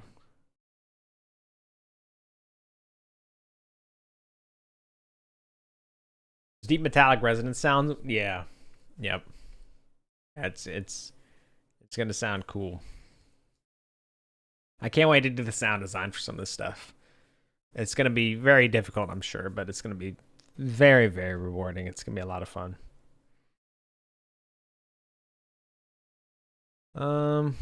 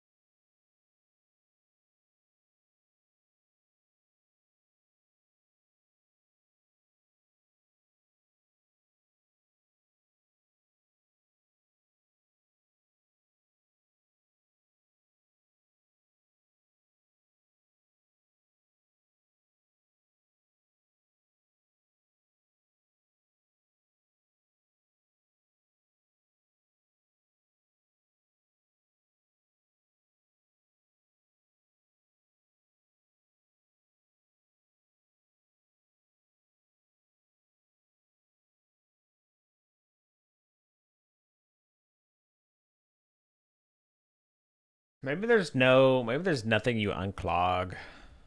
Because if this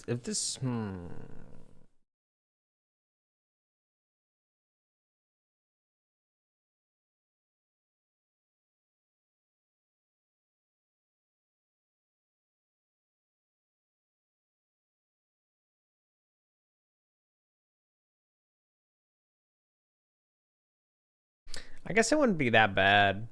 You could have like a little air filter. Like the air filter could just be super small, like a one stroke basically like size. And then just have like one of those like nuts that you can I think are they called wing nuts? They're called a wing nut, right? Yeah, you have like a wing nut on it and you just undo that and that's how you can get the filter off. What? I don't understand. There are two of them? That's too powerful. All right, I'm going to have to mine. I'm about to steal this from everyone. No one's watched. Wait, how many ingots do I have? You know, I'm stealing it. Times two. I like it. Don't tell anyone that was don't tell anyone that was a times five. Tell anyone that was a times five.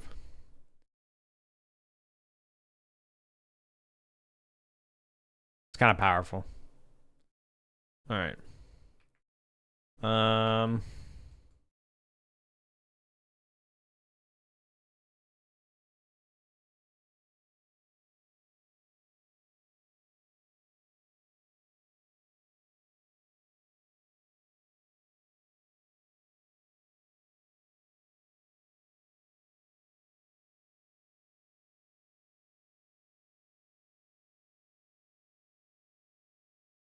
Yeah, that definitely did not happen here.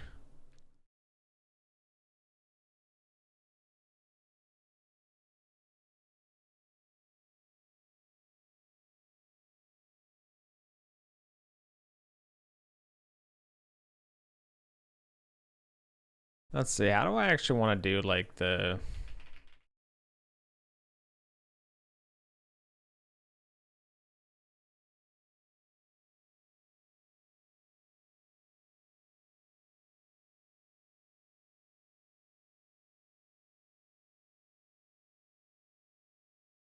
I'd probably want to find like a pre-made asset, honestly, instead of having to model a little generator. But then again, I won't be able to get exactly what I'm thinking. Does he actually have a few steps to prime the system?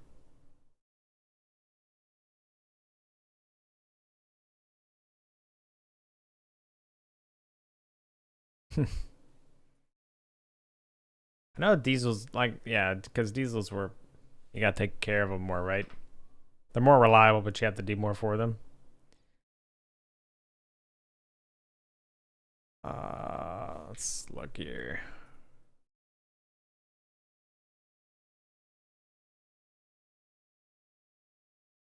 Wonder where they actually have the air filters on these things. Oh, if air gets in the fuel line, it deadlocks. You have to bleed the system, really, man.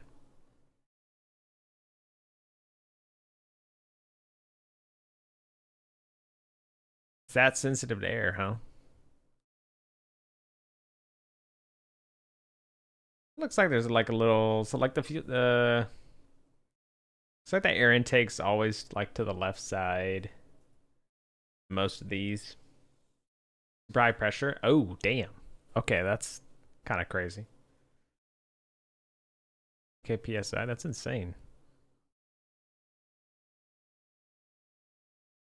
Let's see.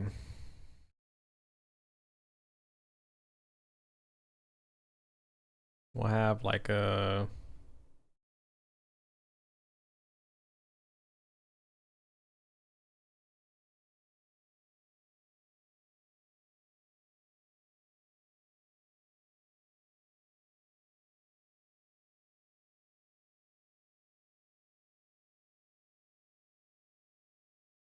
Nothing compared to modern ones, really. Modern ones are even higher.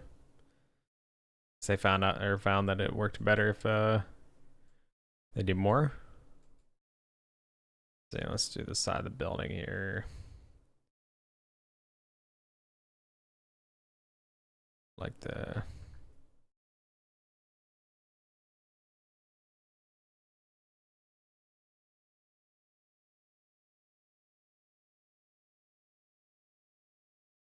So this is a 1 meter long. It's definitely gotta be like...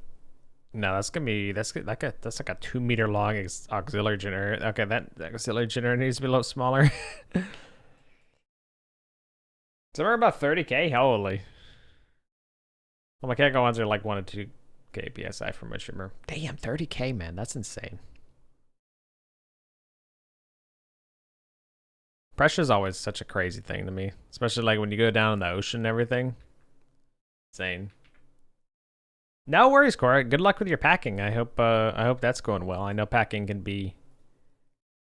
I know packing can be so much fun. I hope that's going well for you, though.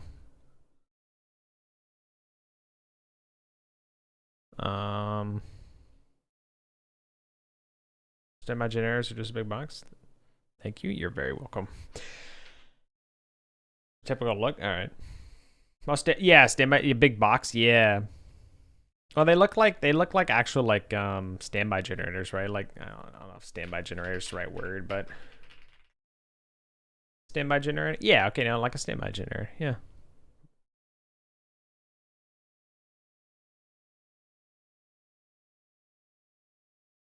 Yeah. Yeah. Exactly. Yeah. Yeah. I'm thinking kind of like a home size one. So like small, kind of boxy. Although I don't know what I don't think you'd be using any wing nuts for air intake on this guy. How do we want this to look in TinBears? It's a real question. Also, those small boxes. For what?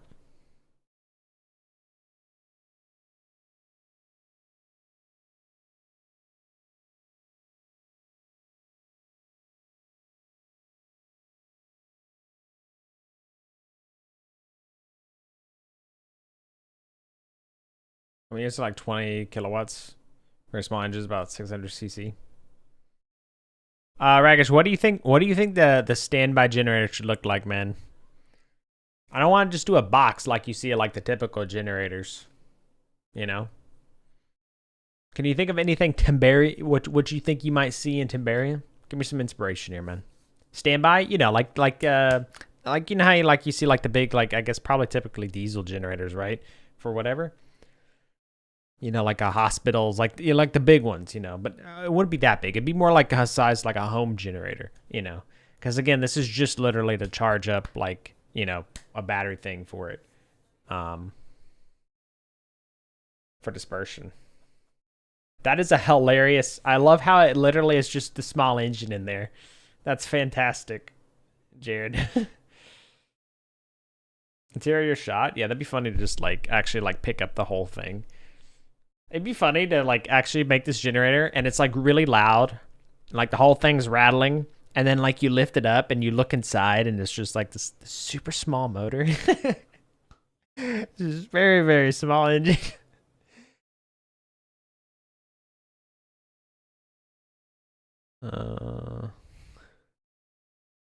Yeah, exactly. Yeah, it's a little like edger, something you could power like just like your gas powered yard tool or something. Yeah, 50. Yeah, this thing's ready to take off. Although the small ones get up to much higher RPM as well, right?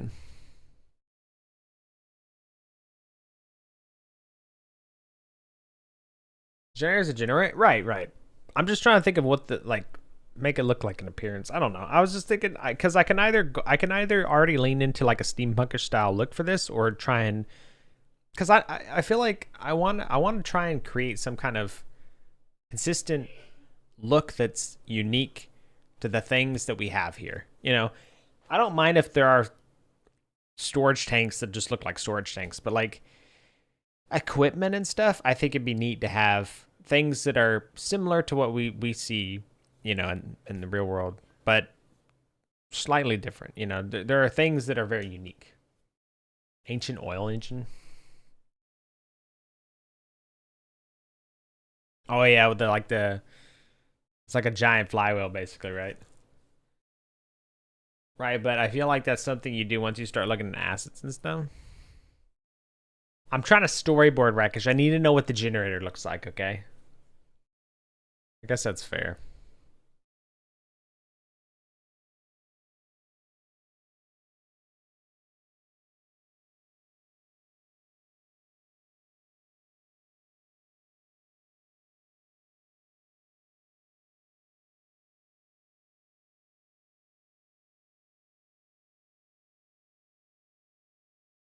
Right, I could just do that for now. Um, I feel like inside.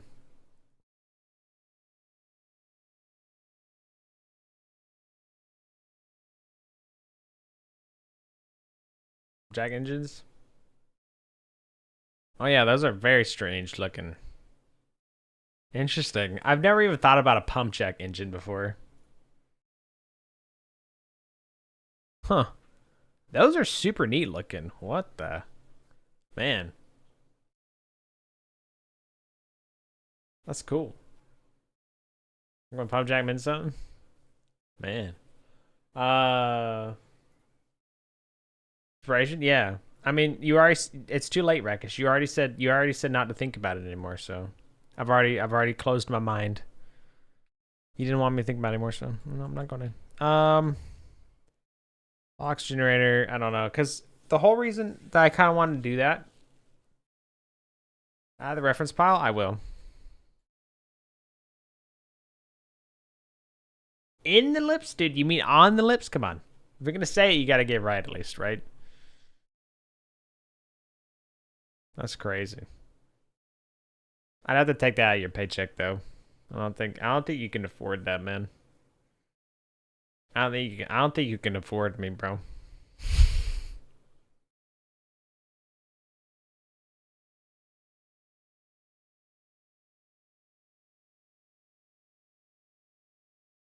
Um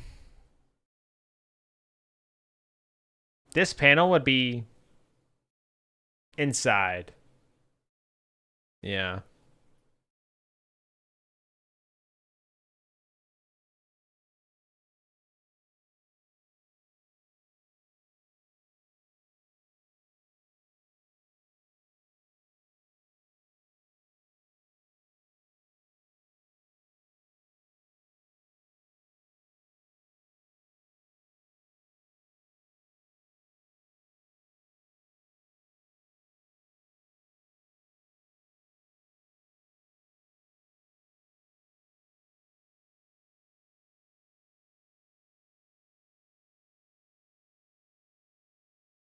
Let me take a quick break because ads need to run. Why do I know this song? Do you watch One Piece?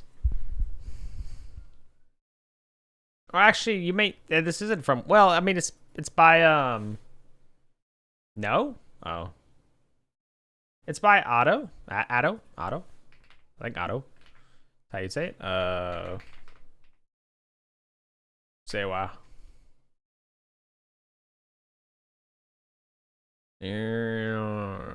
Is this it?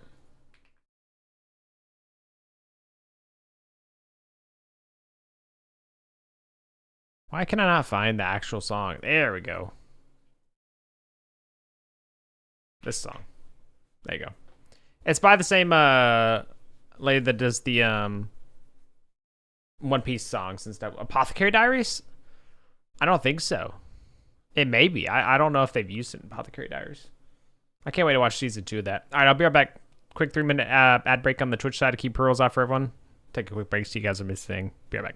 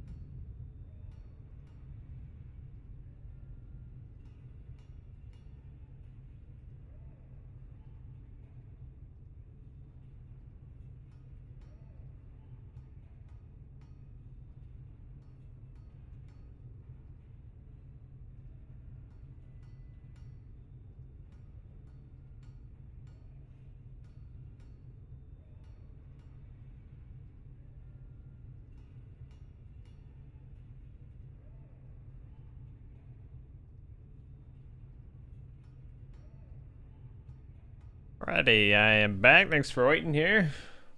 Appreciate it.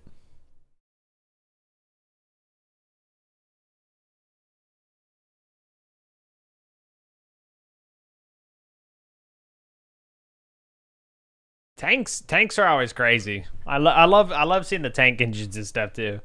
They're so cool. Did you ever figure out if it's on Apothecary Diaries?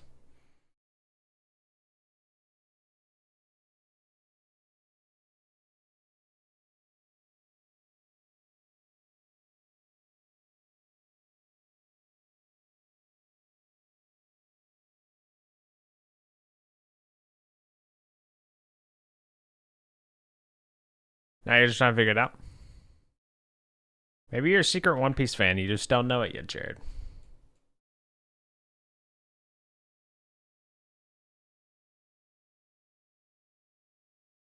Oh, Chainsaw Man? Oh, is in Chainsaw Man, huh? Do you ever read manga, Jared, or do you just watch it? Do you just watch anime?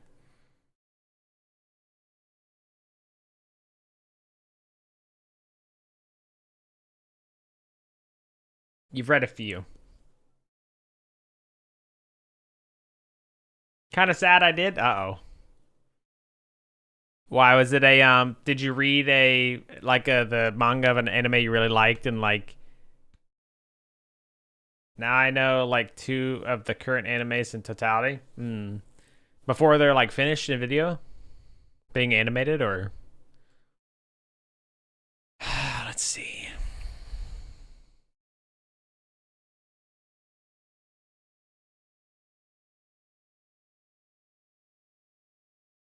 So this would be part of another panel actually. So let's change this. Let's just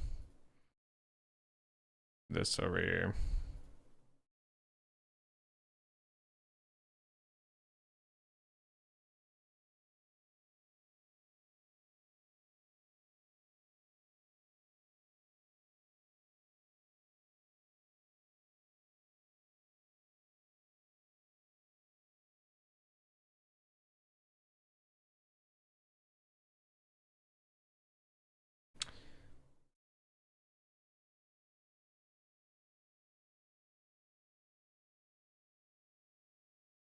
Yeah, that wasn't it.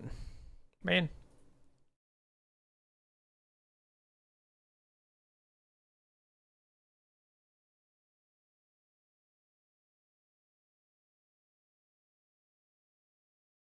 20 kilowatt generator, by the way, has the most typical industrial air filter setup. Oh, really? Oh, before they were ever animated. Gotcha. Yeah, that's the only, I guess, kind of sad thing, right? I guess if you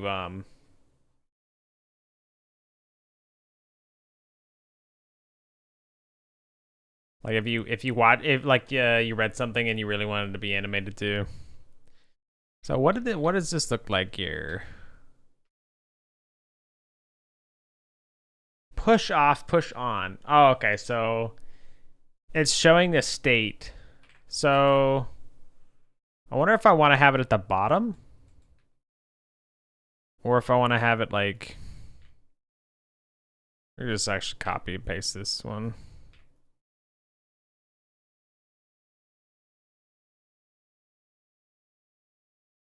So I could have it like.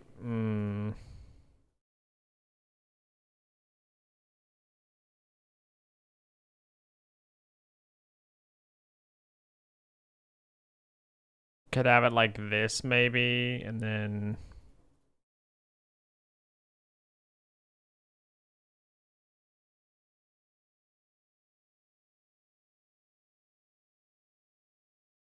Or I kind of want to do like a thick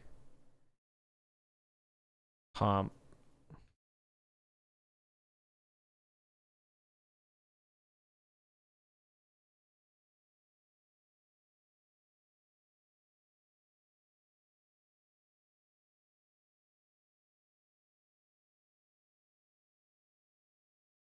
That's it's like the roller.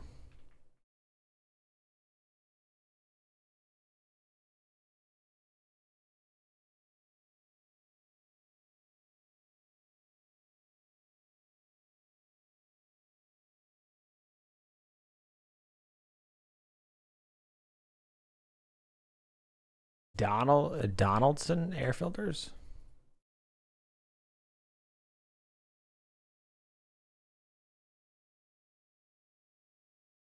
Oh, interesting. Really? That's kind of cool. Well, if it's cylindrical like that, might be easy to kind of stuff something in there, to clog it up.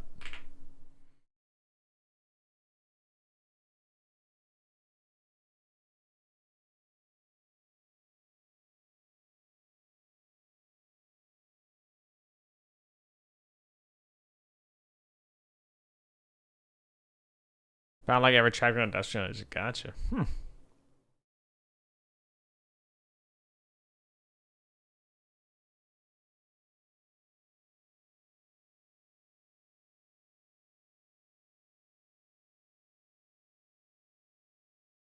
Okay, so that's status. This is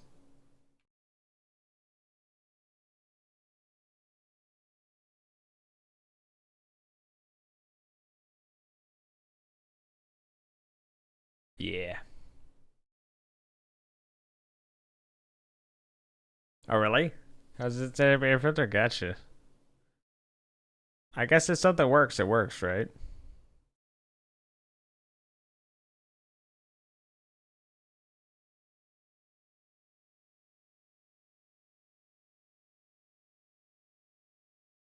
Huh? Yeah, thanks.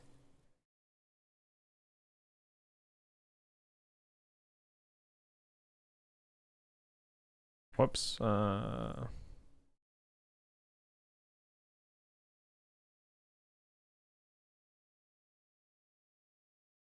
new room, in fact, for an oil change plate, dude.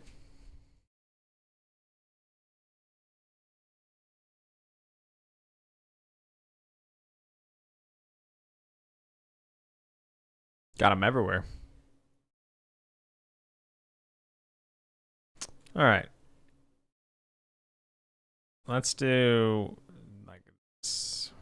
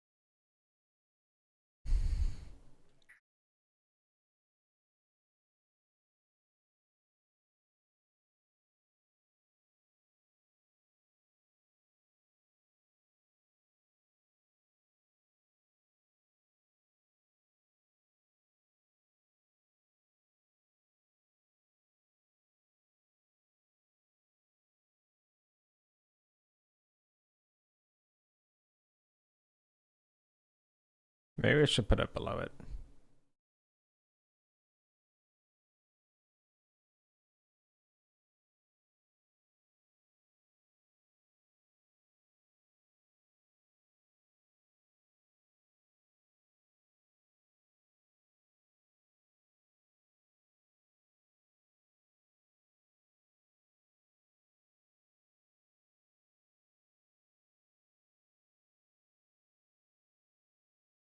Where would the emergency terminal be? Probably inside the Probably inside the main building station.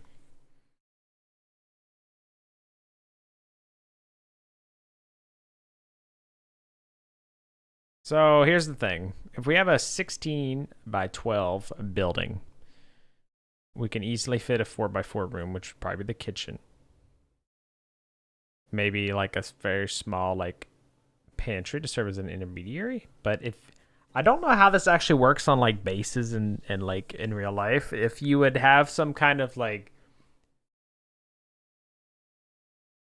I feel like you'd have in the kitchen a small like cache of food, and then you'd have your primary storage still that's close by, but like you don't work out of the storage. I mean, I guess people probably would.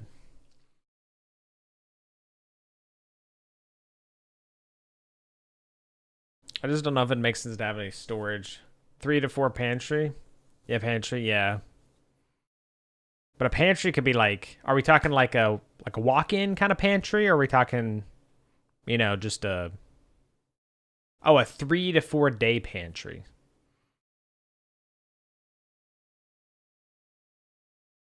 I guess if it's cold, I'm not thinking about if it's cold too.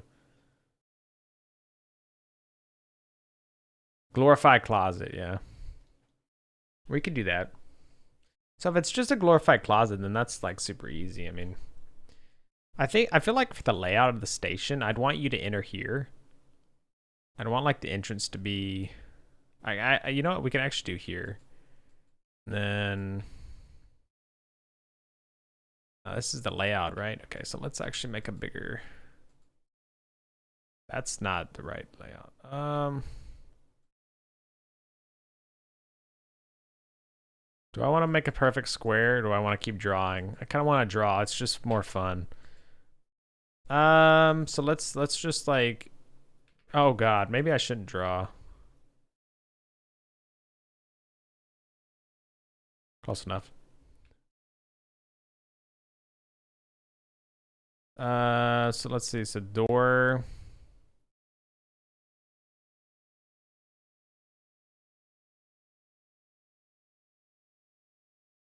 Say so.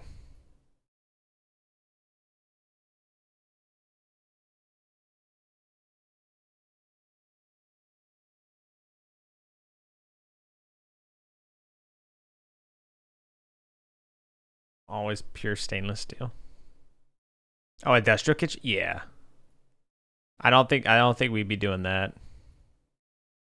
This place would not be no, it would be like, you got the baby blue cupboards, it's you got the what is it, MDF? You got the MDF countertops, that's like lightly coated with something that makes it look nice. I think we'd at least have metal countertops. I think it's fine. Laminate, yeah, yeah, it's just laminate. Yeah. Um.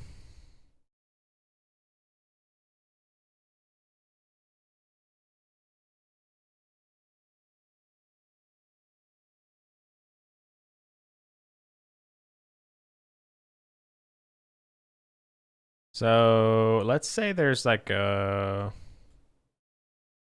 So four is gonna be like what? Like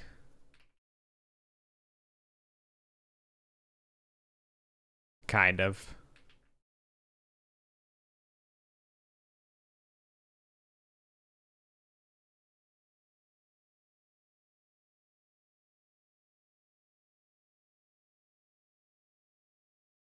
A bit of a weird way to do that, but it's fine. Surely it'll be fine. That's too much of a change. Let's delete.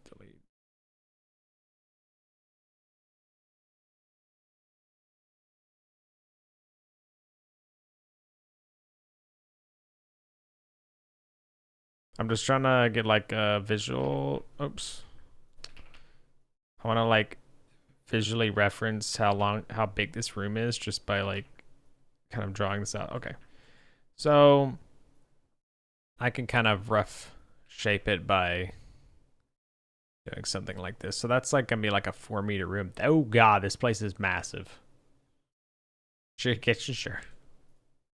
Sure, Jared. That's what your kitchen looks like. This whole room's pretty small. This whole, you talking about this whole area? Or 4 meters is so, I mean, that's man. I guess we could do like a, maybe we do like, but then what do you have to the left?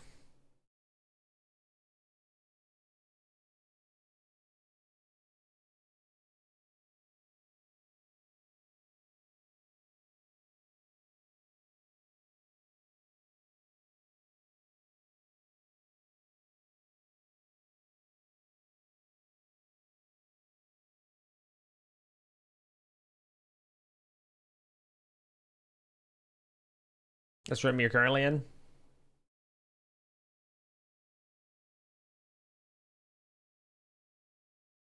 So how like large is it?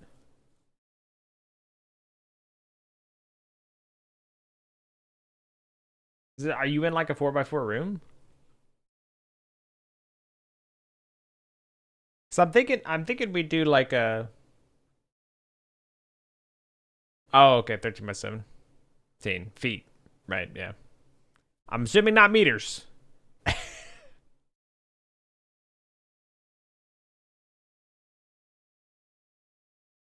Yeah, okay, so this is already longer than one dimension. And active, hello. How's it going? Welcome. You got a question? What's up?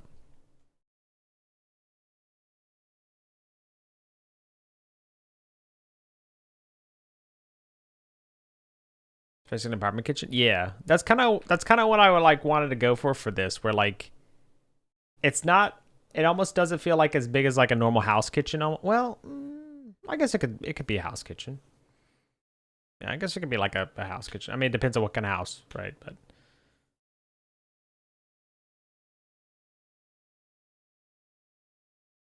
what's the best language when it comes to game development for a person who has a hard time actually learning and understanding these type of things? So what's the best language to start with when it comes to game development for a person who has a hard time actually learning and understanding these type of things?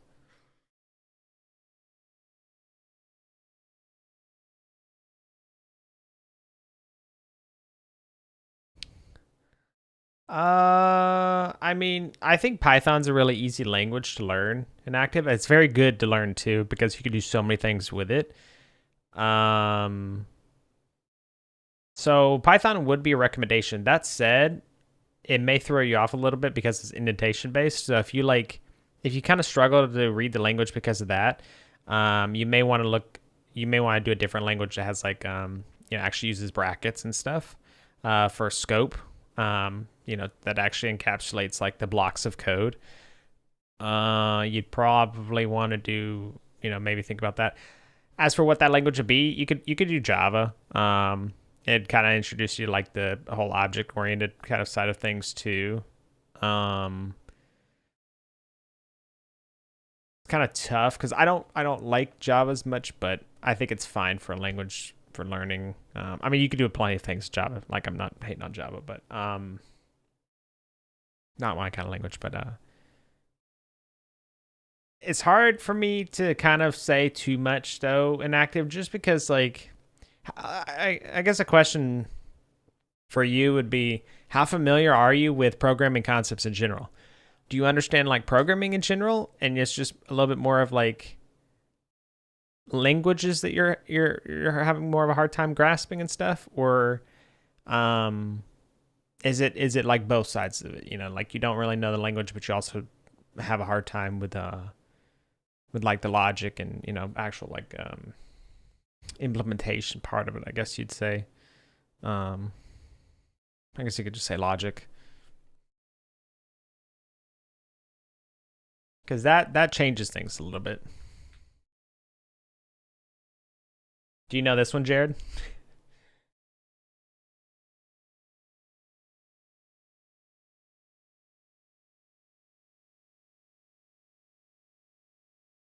I think I'd still say Python though, inactive. Like probably regardless of your answer, I'd probably say Python. Just because Python, I don't know, Python just feels like a very simple language. Like it's pretty friendly. The errors are pretty friendly too, especially in more recent versions. Like you get much more detailed errors, and like it's pretty nice. It can be a little hard to understand, maybe like some runtime errors and stuff, or like something that like just an error that essentially happens while the program is running. But that's just part of the learning process. You'll learn, and get better at that. But I did like a bit of HTML, so I'm only from the most basic things when it comes to that. Wait, so basic? That was a language joke. I'm assuming you're only capitalizing basic because you only know basic things. You're saying,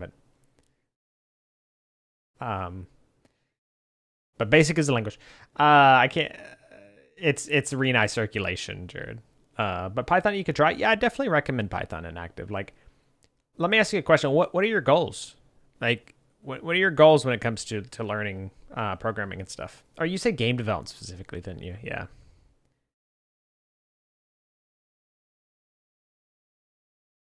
Okay, so well, hold on. So for game development specifically, do you want to try and learn programming at the same time you do game development? Because that's gonna be a lot harder. Or do you want to learn programming first and then take the knowledge you've gained from learning programming and apply it to game development? Because that's something important to think about.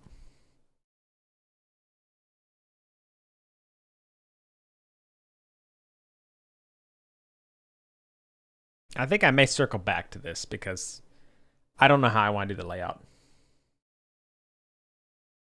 I think programming first would be better to get the grasp and understand development after, right? I would personally recommend that. It's going to be a longer journey, but I think it's going to be probably easier to break it down that way. Because I could tell you, if I had tried to learn programming at the same time I was learning game development, it would have been a lot harder. I was already very familiar with programming and its concepts and stuff before getting into game development. So, even now game development stuff is still very difficult, but like I understand how to kind of approach it and break it down and stuff like that. So I definitely recommend becoming more familiar with programming first. There's a lot of, I'm sure, excellent tutorials that you can watch. I don't really know any off the top of my head, unfortunately. I'd love to recommend something to you, but I just don't know. I haven't watched a programming tutorial in a long time. I do know one thing I did when I was learning Python is I just looked around, different tutorials and stuff like that and just kind of watched them. If someone's video really kind of clicked with me, then, I would stick around and, follow it through a little bit more. But you could also choose like a really small project or something to do with it first. There is Pygame, so you could create a small game with Python if you really wanted to. But again, I'd probably just focus on making some kind of small, simple program. You could program Hangman, or something like that, in Python. I mean, that would get you kind of started in terms of thinking about programming concepts and stuff. So, but one thing I would advise you to do is just remember it's a journey. Don't give up. It's going to be hard, but make sure that you stick with it because it's very rewarding, and the game development stuff will definitely come to you later on after you understand more of the programming concepts and stuff. So, never watched it. I don't think I have either, Jed. So how do I want to do this? Maybe I skip this for now. We skip this. We'll circle back. Now I'm lying a little bit because we're not storyboarding if I'm not doing that, but as long as not a ton of anime review. Oh, I'm sure, Jared. Yeah. I'm sure. That song's, it's like 186 million views or something. It's crazy. If you ever have any programming questions or anything in Active, I'd be more than happy to, help you and give you advice and stuff. But yeah, I would, that's how I would kind of go about it. Do some tutorials, make a small program, understand what's going on, kind of expand from there, Just make sure you understand like because they're also they're also many programming websites where you can do like little challenges and stuff. There's leak code, there's advent of code, there's all kinds of stuff where you can put into practice. Your knowledge is your more specifically programming knowledge, algorithms, things like that. So I think I'm going to start with understanding the basic of different things, and then fully go into Python. Check us more after that. But I'll look up tutorials and do appreciate that. Do you have any recommendations for an app when it comes to game development? I've seen some people use Godot. So I use Godot. I love Godot. And I definitely recommend it to a beginner. And the reason is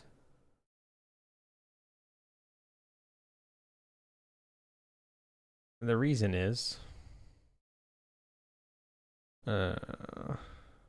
there's an update. Interesting. I didn't know there was an update actually. The reason is because you can use GDScript, and that's one of the reasons why I think learning Python would benefit you, is because what happened to my there we go. So this is Godot, right? I this no.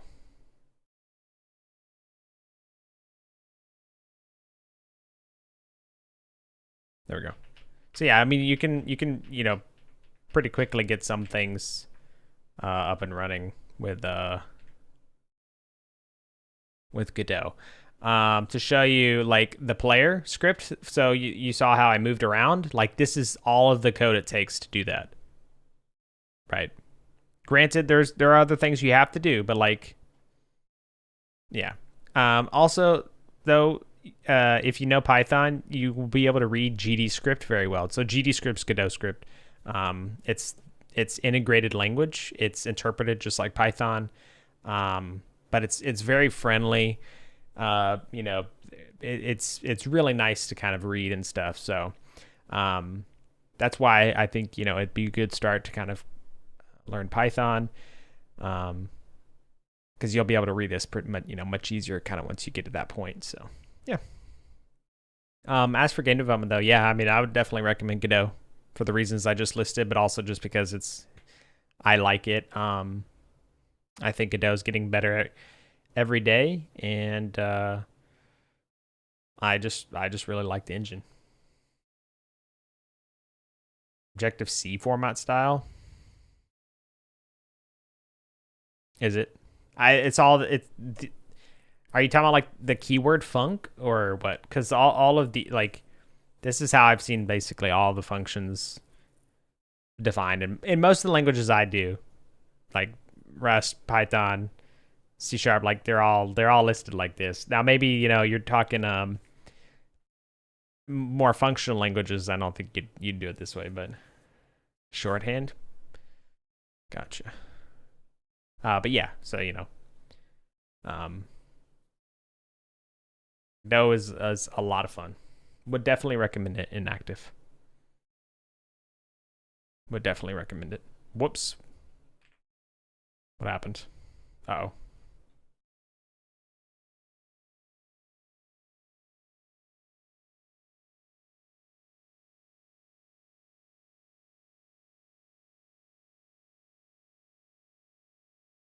Godot has some good documentation too, in active. Like, I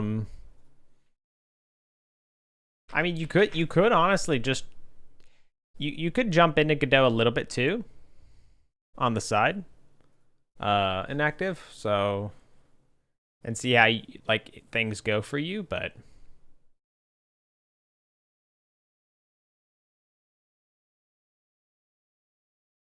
Oh yeah, CS50. Okay, so this also you're inactive.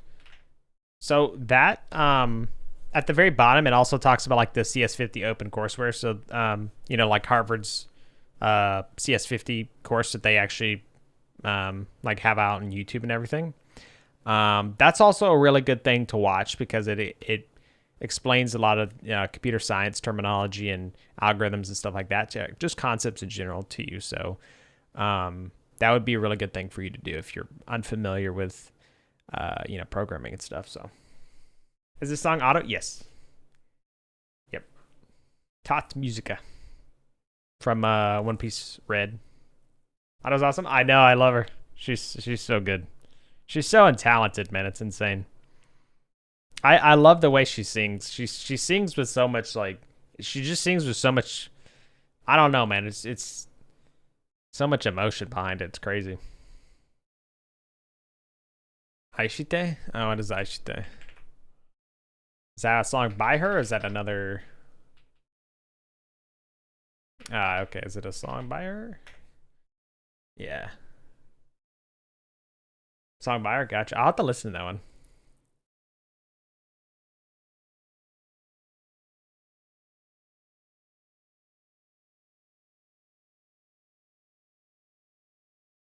She goes hard in that song.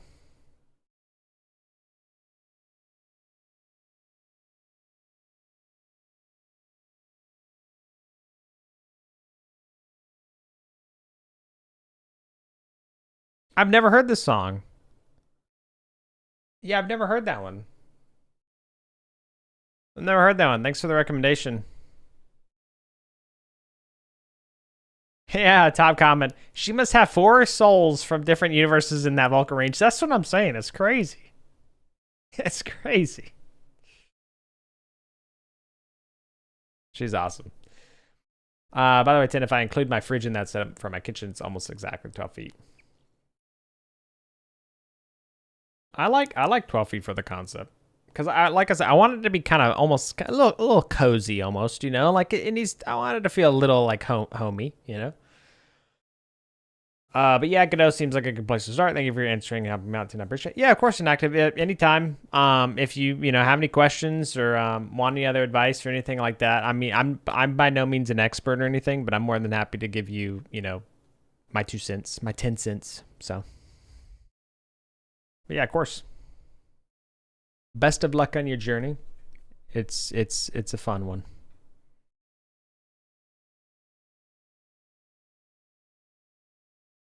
And another banger right after. That's crazy.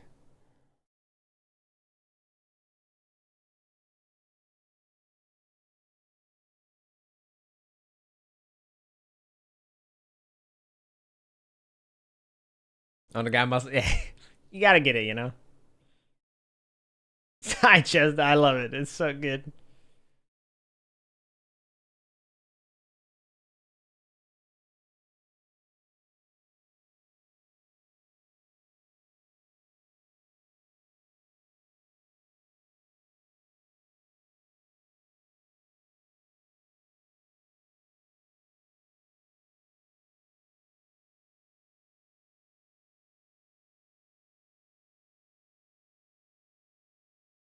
Watch anime, but maybe laugh so hard. Yeah, I know. It's so funny.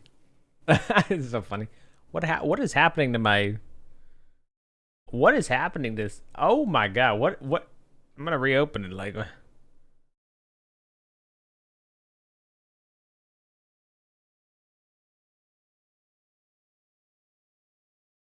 okay, what happened here? This thing like bugged out. There we go. Got those cans. We have a lot. I get that issue on Markdown renders sometime too. Yeah, that's strange. I don't know what happened. I may be a little buggy because of splitting and everything, but I'm not sure. Welcome, Atticus of Sparta. I was gonna say Spartica. Sparta. Do you use Obsidian? I mean, it's not in read mode, so who knows?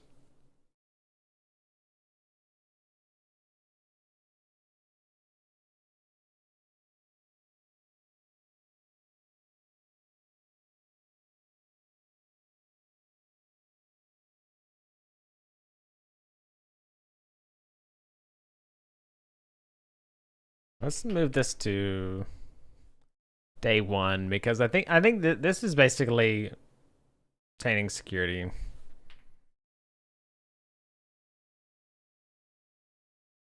Yeah. You do use Obsidian, but usually you say that it shouldn't VS Code. Gotcha. I haven't used VS Code in a little while. I should probably use it on Windows. Well, I got the WSL set up. I love my NeoVim, but I don't feel like setting it up on Windows, so I have it through WSL, but also on a Linux virtual machine, and I don't know, man. I just really wish I could have a native Linux machine that I run do all my development on, but you just can't escape Windows if you want to do everything easily. It's unfortunate.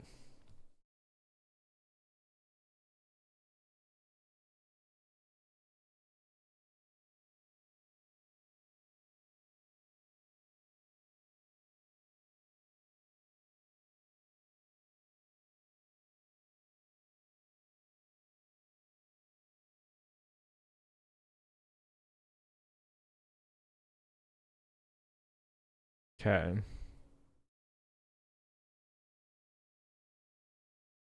Yeah, so we can do that.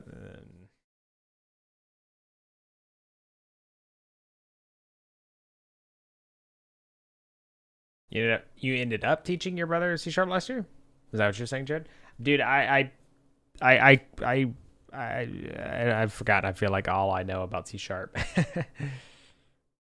Unfortunately, you could export the file to a NAS and then remote in your Windows box to test it. That's true. Yeah, I mean, I could just funny you say that. I do, and a lot of the projects that I have on my Linux virtual machine, I just had a shell script that would rsync it to or SCP. Sorry, not rsync because Windows doesn't have rsync. It would just SCP it to the Windows at that at the same at a very similar path. Because I actually wrote a program that would it queries my GitLab server, and it creates all the subdirectories, all the groups and everything that I have. So I can just change in whatever directory there and clone the project basically and have the same kind of structure as I do in GitLab for consistency's sake. And so I would just run that bash script to SCP it over. So it was a little painful to do, but it wasn't too bad.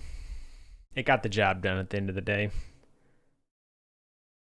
Problem with WSL too is that the drive speed. If you want to do anything in the Windows on Windows, the Windows partition, I don't even know if it's correct to say that. It was anything out of the WSL drive. It's so slow, I guess, because it's doing some kind of lookup from the Windows side of things. So it's a little weird, but yeah. But now I just use the WSL setup and I call it a day for the most part.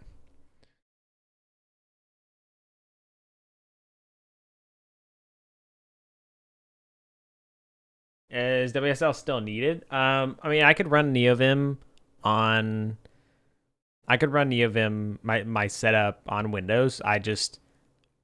It's all made for Linux, and my current setup is very my dot files and everything are very easy to do for Linux because it's just if I'm missing a dependency or something, I just whatever package manager I install it, right. On Windows, I just install it too. Sure, I could even use Chocolatey if I wanted to do maybe more of the project or package manager route, but it's all potential. But I've not continued down that path for now, at least. So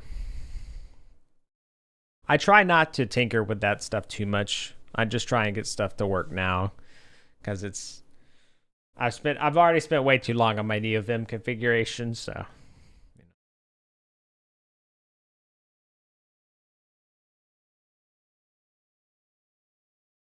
I was actually trying to get NeoVim to run by talking to Godot on my local machine to open files, but then I realized that didn't actually work because it always tried to open the file locally and not remotely, so it just didn't work. But it's on cost fallacy. Yeah, essentially, I'm more than happy to spend the time, doing it, but at a certain point, it just, if it works, it works, and don't touch it.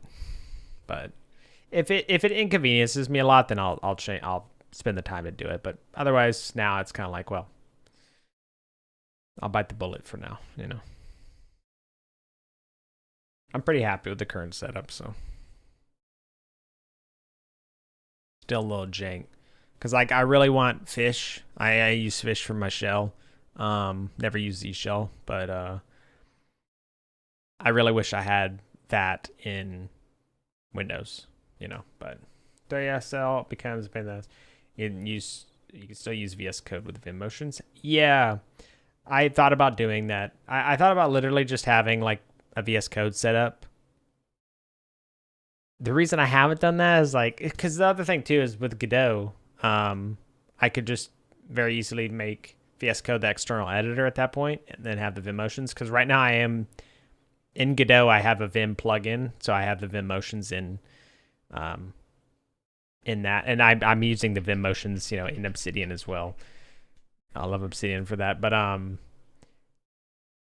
it'd probably be better to do that, but because the Vim plugin in Godot, or the Vim add-on in Godot, is a little jank for sure, but I don't know, it works. It's again, you know, it works, so it's like replicate the setup in VS Code and use an external editor, or just keep using the same thing I'm already doing. So yeah, Mac sadly for some reason Godot hates the file system. Like I had a file that doesn't show up in the Godot file system. That's strange. I haven't heard too much about how Godot behaves on Mac. Other than there was some metal backend stuff that was done recently for Godot, I believe, right? But yeah, that's unfortunate. That's weird. Does it have something to do? It doesn't behave well. Yeah, that's unfortunate. Is it something to do with like how Mac like updates the file system or something, or is it just Godot specifically? You think like its behavior specifically on Mac?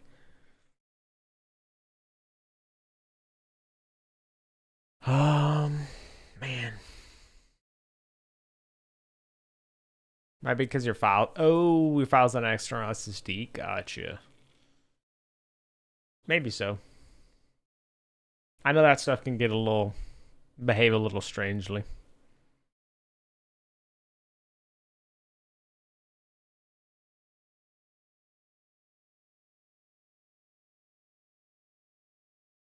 So kitchen,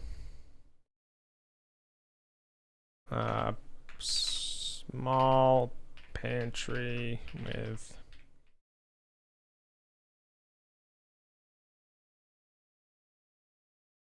water.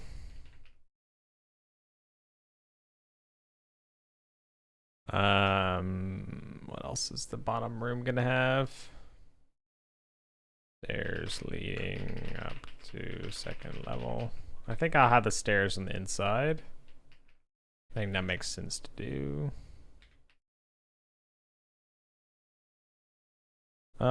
Kitchen. Resign myself to just using the internal editor. That's fair. Yeah. It's kind of, I don't know how well it works outside of like I don't know how well VS Code works as an external editor compared to, you know, the internal one. I do know some people actually someone created an add-on where you could actually embed VS Code inside the Godot editor, like the window, and I want that, but for NeoVim. But I also know that, you know, who knows how the behavior kind of differs from the internal one if you're using an external editor. Like I don't want any like weird kind of things to happen. So the internal editor's not bad enough for me to like, you know, be like, oh god, I need something else. Monaco editor of or all of VS Code. Like Monaco editor or all of VS Code. I believe it was the entire VS Code window. If you're asking about oh, Monica's win. Hey Ark, how's it going? It's good to see you. I'm well, man. How are you doing? Yeah, I believe it was the entire. Let me see if I can find it for you.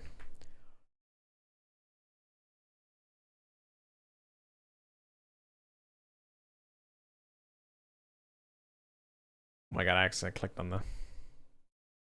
I think this is it, Atticus. Yeah, sounds good, Jared. I'll probably be around a little bit longer. Yeah.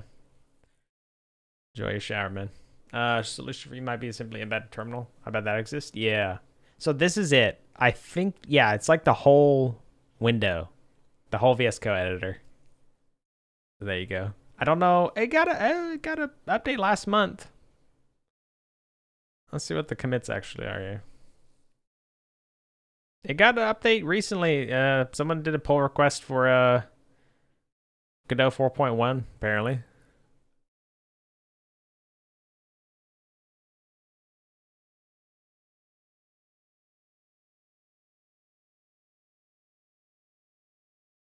But yeah, that probably exists too. But yeah, so I haven't messed with it too much because, like I said, I mean, you know, it's easy enough because the internal editor works well enough for me with the. All I really care about are my Vim bindings. As long as I have those, I'm okay. Of course, I miss some of the features that I get out of NeoVim, like quickly searching in files and whatever else. But they're all key bindings that I can just remember for Godot, and like Control-Shift-F to search across the whole project, whatever else. So it's not too bad. And there's actually slash will work for it for searching. I imagine this might still not be what I want because it's yeah. Now I imagine it's still gonna be a little strange if that's the case. So.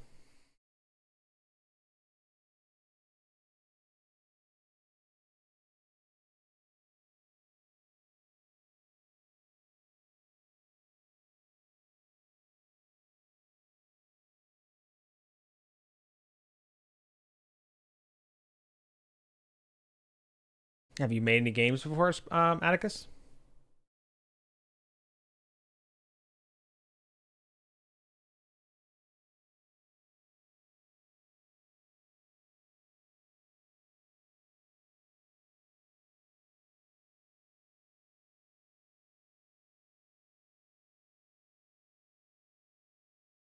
What am I considering as game engine VS Code plugins? There are already some Godot extensions for viewing the node tree and starting the Godot debugger, but it could be more fully featured. Right, because okay, so that's all problems from using an external editor, right? Yeah, I mean, like I said, at that point, that's the thing that kind of sucks about using an external editor. It's like you got to worry about like getting the debugger going and all that kind of stuff. It's just the same thing with NeoVim. I haven't actually done any debugging in NeoVim, so yeah, that's a very daunting kind of thing. But you're working on your first game now. Nice. What's it about, if you don't mind me asking, or if you don't mind talking about it? What are your plans for it? I'm assuming you're making it in Godot.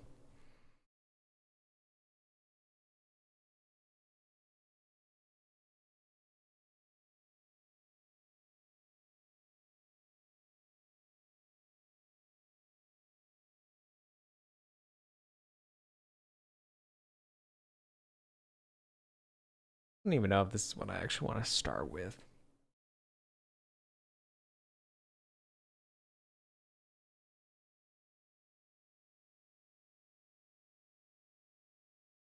Tell Fey mythology stories. I'll say this again. Nice. Really? Tell Fey mythology, huh?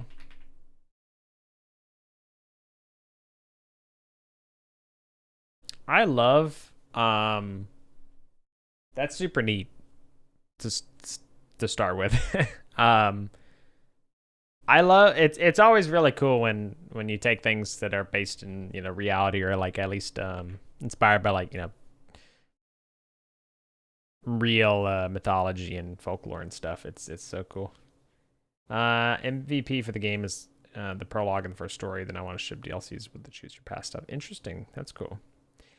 So to tell stories, what is your platform for like telling the story? Like, are they gonna play through like a narrative experience, like walking and stuff, or is it just gonna be like a like interacting with things, or is it just gonna be like a very heavy kind of narrative driven experience?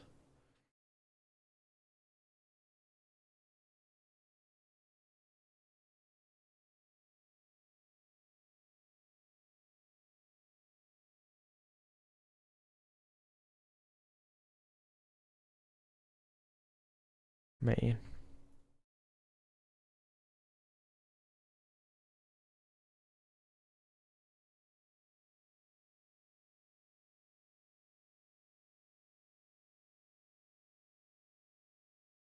Usually you start as the protagonist of the story. Like I said, some choose your path elements so you can play as a changeling the fate. That's cool. Okay, so you actually play as them. Interesting. Still need working out things. Yeah, that's fair. That's super cool though. I love the mythology stuff. Mythology is so interesting. I love hearing all the stories and stuff. I enjoyed I enjoyed one game a lot. That was based in like the Norse mythology. What was it called? What was it called?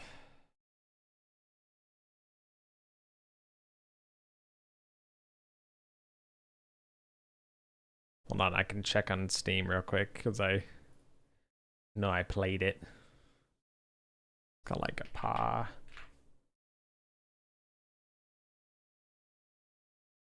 Towards the top of my list. Oh, Apsulov, End of Gods. It's called Apsulov, End of Gods. That was a lot of fun. I played through that one multiple times actually to get all the achievements and stuff.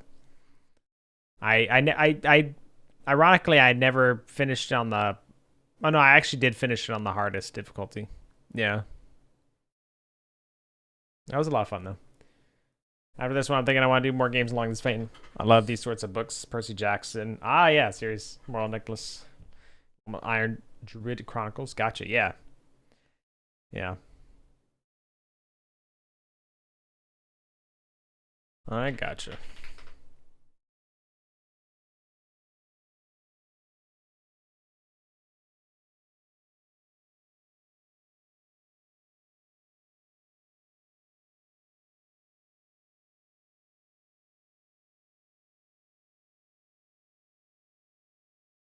Interesting. Yeah. Hoping to make it educational somewhat. I love games that immerse you and you have a ton of fun, but then you actually learn something from them. Like you actually gain some kind of like knowledge, you know. There's some in some way it educated you, like you're saying. It's a very rewarding experience because you're like, yes, I not only did I enjoy this game, but it like taught me something, you know.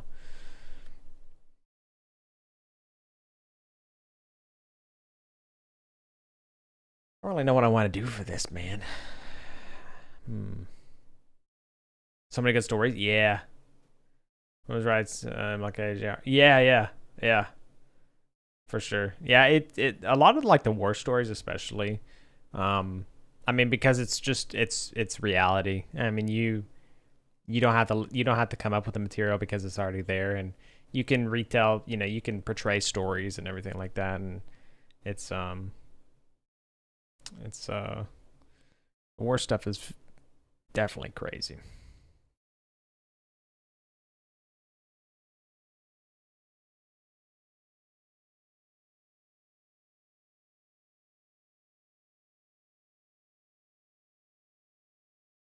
Okay, so this is the first thing is you actually set up your stuff. Yeah, I mean this actually makes sense because so this is actually wrong for the layout here.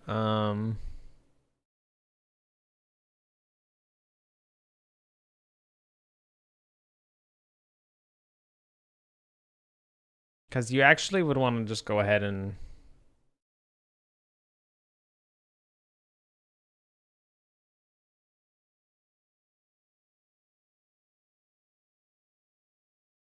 I could probably just delete this one honestly because I well yeah.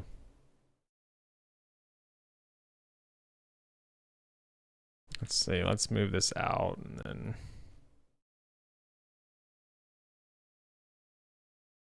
let's do like here. This one's also gonna be different.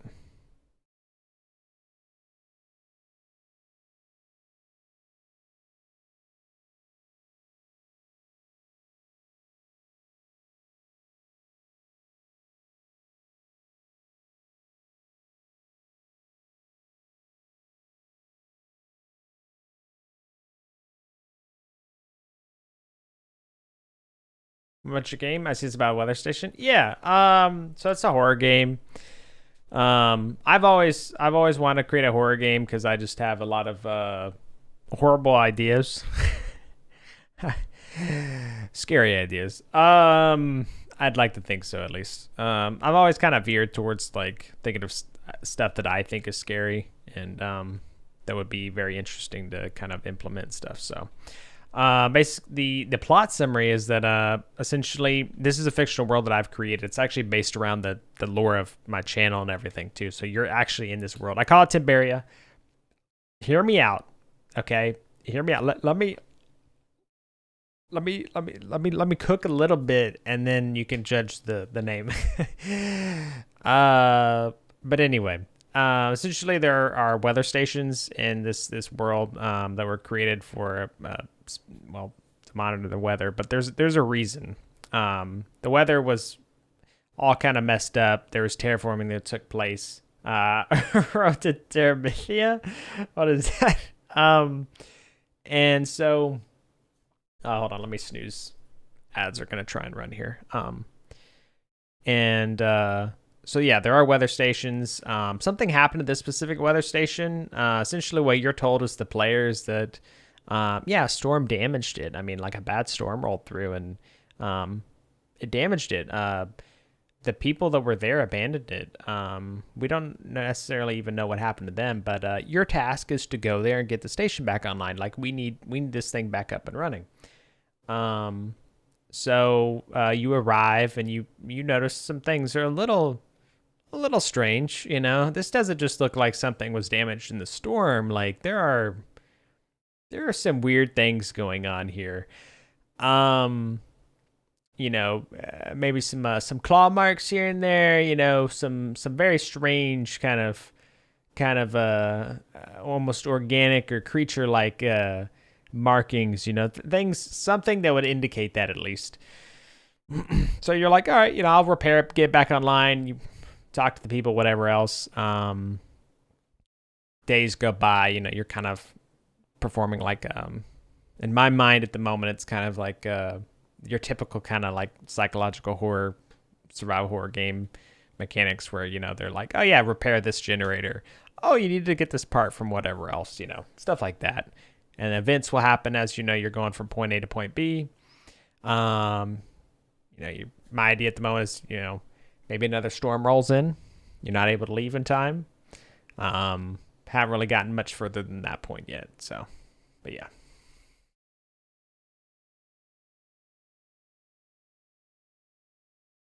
You need to get this part from the dark storage room. Oops, light went out. Yeah, you know, I don't want to be too cliche. I'd like to try and make it where, you know, it's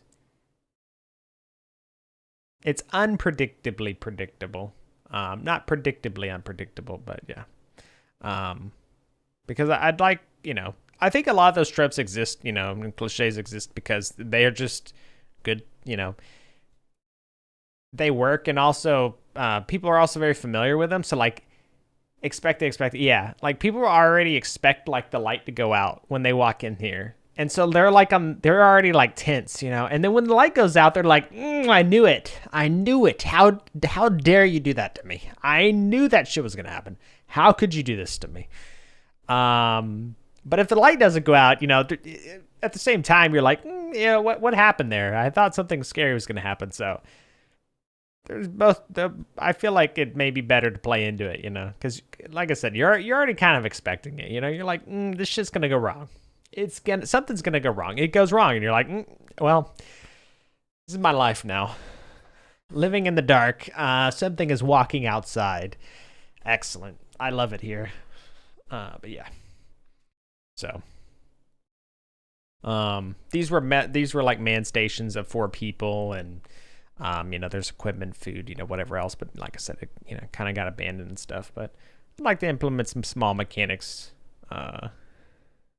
here and there that, you know, instead of just making kind of like a click and spam E kind of thing, you know, or spam interact or whatever, and get through it all. So see, I told you. Yeah, who are you talking to? Exactly. But So right now I'm just working on trying to, as you may have seen the title, storyboarding. Getting a little bit of an idea of, this is my first time storyboarding too. I don't even know if I'm doing it right, but I'm doing my best. So kind of getting a layout of the facility, figuring out a little bit more of that sizing of things, and kind of trying to storyboard like your first moments and stuff. So I didn't know Obsidian had this feature, so it doesn't actually have this feature natively. This is the Excalibur plugin. Yeah, exactly. It is. Yeah, it is. It is Excalibur. It's literally like if I right click, I can do a create new drawing. Yeah, yeah. You knew already. Yep.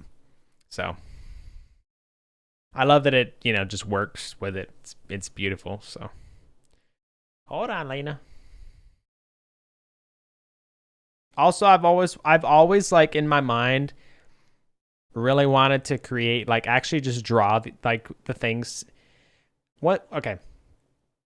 Sometimes I struggle with words. One of the things I've always wanted to get better at was properly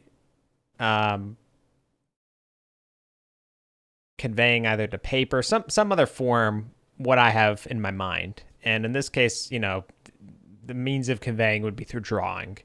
So I've always wanted to, get better at that. And so that's one thing that's hopefully going to happen. I'm already kind of surprising myself in some regard. This may look like a childish scribblings to some people, but to me, I'm like, I did this. I drew that misshapen rectangle that is somewhat accurate, So, yeah. So I'm just trying to get an idea of kind of things, because I want to start actually working on something soon, programming wise. I got the itch, but I'm just trying to flesh out as much as I kind of can here to really feel like, okay, this idea is worth pursuing. I really like it. Good. Castaway fire scene. Witness fire. I man have made fire. Yeah, yeah. It feels good to just be able to draw and try and make something, just at least represent what I have in my mind. So, the dog needs me real quick, so I'm gonna go take care of her. It's good timing anyway, because ads need to run on the Twitch side to keep pre-rolls off for everyone. So I'm gonna take a quick break so you guys don't miss your thing, and take care of the dog while the ads run. So I'll be right back.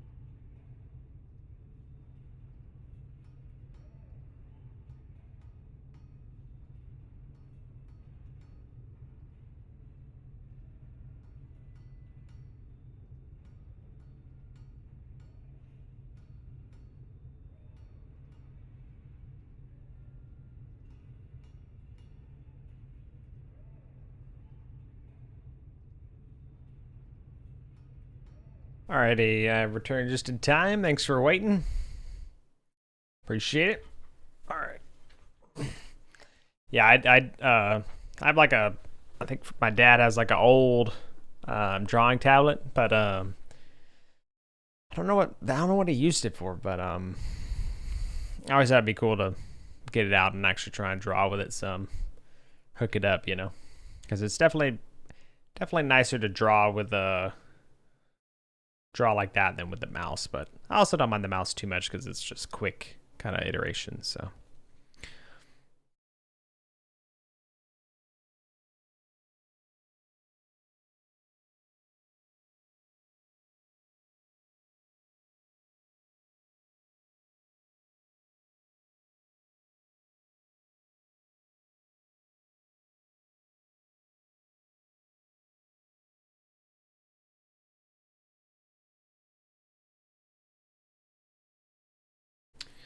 Let's do flashlight, I think. Flashlight. Going for art style? Yeah. 3D? Yes. So it's 3D, unfortunately. I say unfortunately because it's way outside of my comfort zone. That said, I'm, I feel like it's just what makes sense. As for the art style, is my mouse like gonna die or something? Why has it been blinking at me?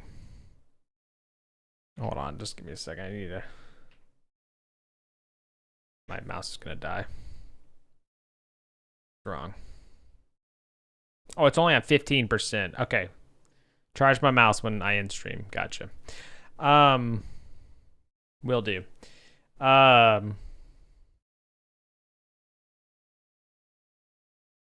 Hold on, I minimized the tray, unfortunately. I don't want that because I'm gonna forget if it does that. Okay. So yeah.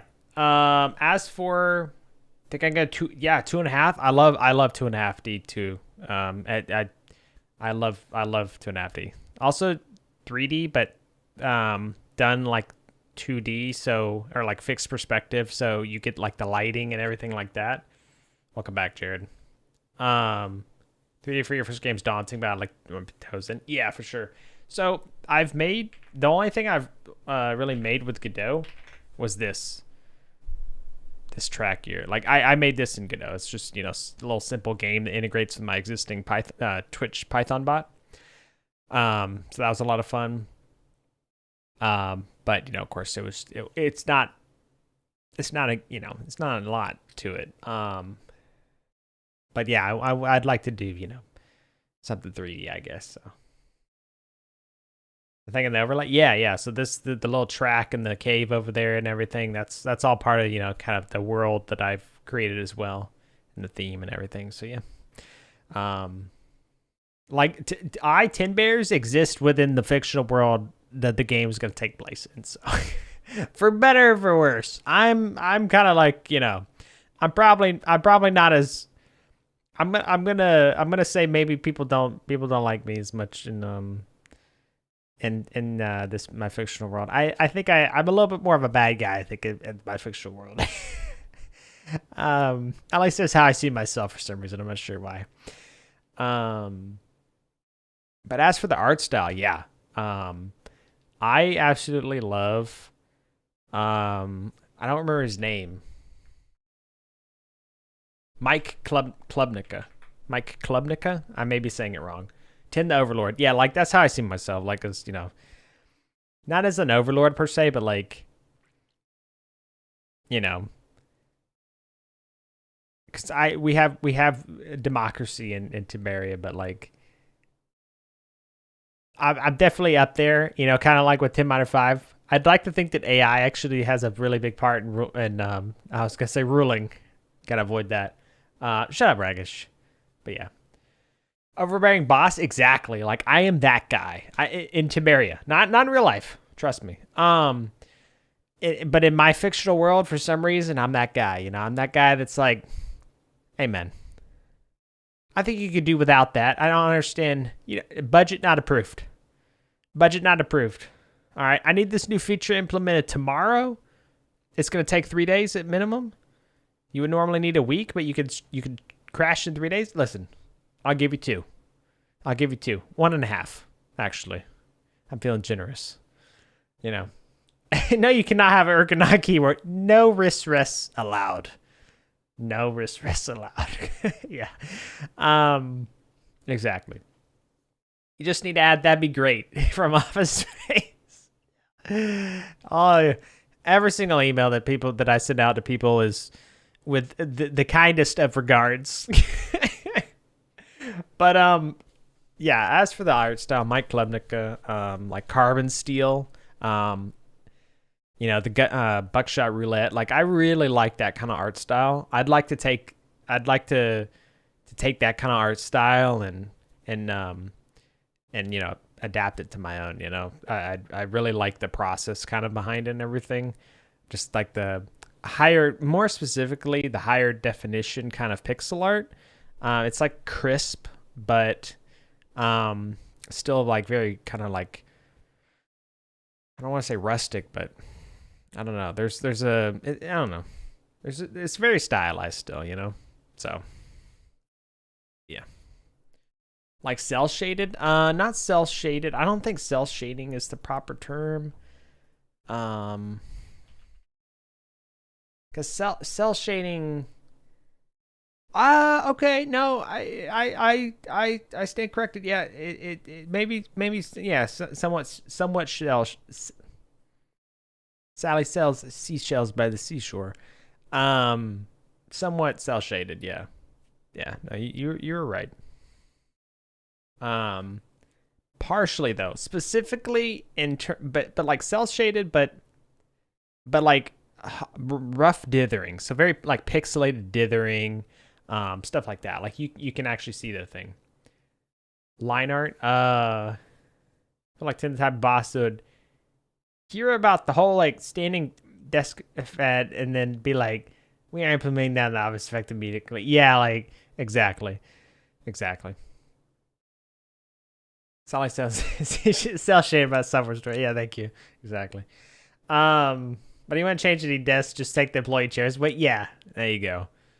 Yeah, no, we're just it would be everyone's desks would just be like put on blocks, That's the standing desk now. Your desk has been fixed, raised, You're good. Going for a Hades, dude. That's awesome, Atticus. I love Hades's art style. It's so beautiful. It's an incredible art style. It's absolutely beautiful.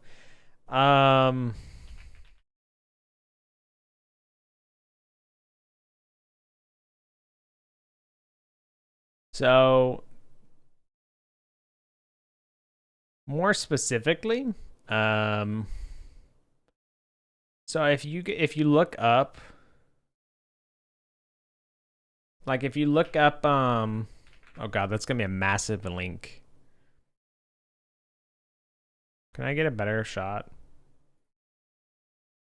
How is this link? Is this a massive link? No, okay, there you go. So like, wait, this is, okay, hold on. Is this even uploaded by him? It is actually uploaded, I think, by him. Hold on, let me just go to the itch page. There's no reason for me to link that. Hold on. Tobias, hello. Am I still, let me actually post in the YouTube chat too. Poor YouTube chat's neglected. Am I still newbie since it's your first game? I mean, I would say so, Tobias. I have programming experience and stuff, but as a game dev, I'm very new for sure. Yeah. It's like Hollow Knight, or it's like if Hollow Knight was 2.5D isometric. That'd be very, very neat, actually. But yeah, anyway, you can see in those pictures, that's the kind of art style that I really like. Kind of a crisp, more defined. I don't know. It's like a rough kind of like a rough pixel art. It's hard to describe. Yeah. Like it's yeah. It feels. Now I think that he's done an excellent job in terms of the coloration and stuff. I don't know if I'll be able to do the same, but yeah, like I kind of like that art style. I'd love to take some inspiration from this and kind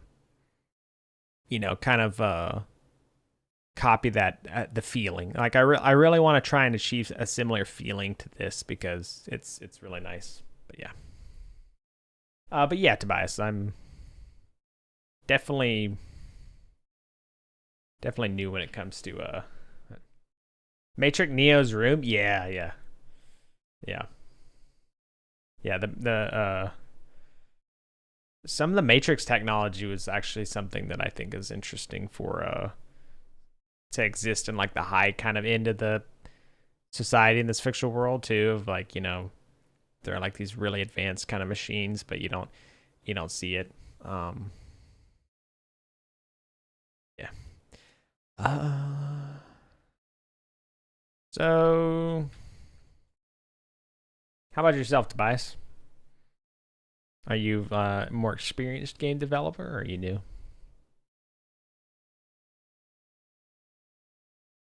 So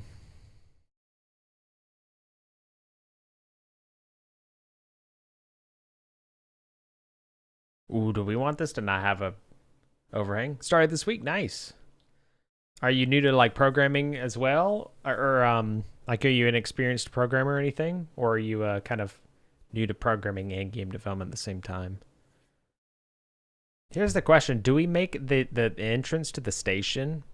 Is there any kind of Is there any kind of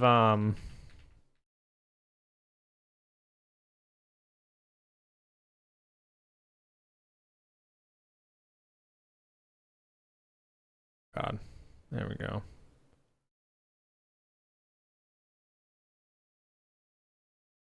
I feel like we would have like a something like this where it's actually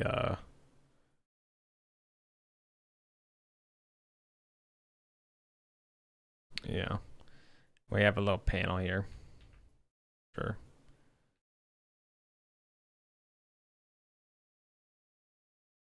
There we go. Depends on how sci-fi you want to go. Well, here's the thing. Do we have an overhang? Or is it just like, hey man, snow may build up in front of this door, like you're supposed to take care of that. You know what I mean? Because again, you got to remember the theme that I'm telling you about. Like, this is part of your job, doing stuff that you think would be automated by now. Bulkhead door style, yeah. Like I'm thinking. Well, I'm thinking that the door would, you know, it would be like a,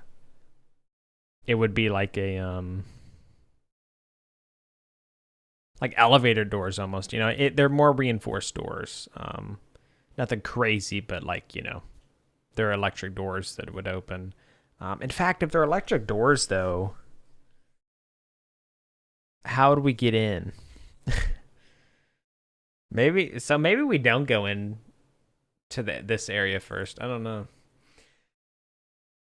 Made 3 clones of easier games: Arkanoid, Endless Runner, Chrome game, and top down shooter. No coding experience. Nice. Well, that's awesome. I've never actually cloned any games. I began cloning Pong and realized that it was more complicated than I thought, due to the fact that if you hit the ball with different parts of the paddle, it would change the angle in which it actually bounced off. And I just didn't realize that it actually like you can experience it and see it happening, but I didn't realize that it was actually happening until like I tried to implement it. I'm like, this is weird. This is not looking like Pong. Yeah. Meant this too, yeah. Needs a handle for bypass. Yeah, that's what I'm wondering, yeah. If like we have some kind of way to manually get in still. Cause I always would like to have some kind of like something manual to do.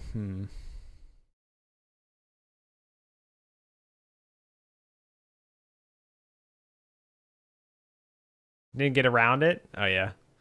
So you kind of decided that you wanted to oh, so are you working on like another game, or are you still kind of iterating on one of the games that you listed? So is this a pocket door? Is what exactly is a pocket door? Is that just like a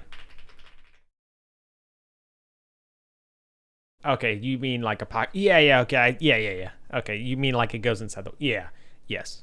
Yeah, I would see this as a pocket door. Yeah. Or hey, it could be kind of like Fallout. Maybe we need a big gear that rotates, you know. But yeah, no, I think a pocket door. I don't know how you would manually override a pocket door though. You know?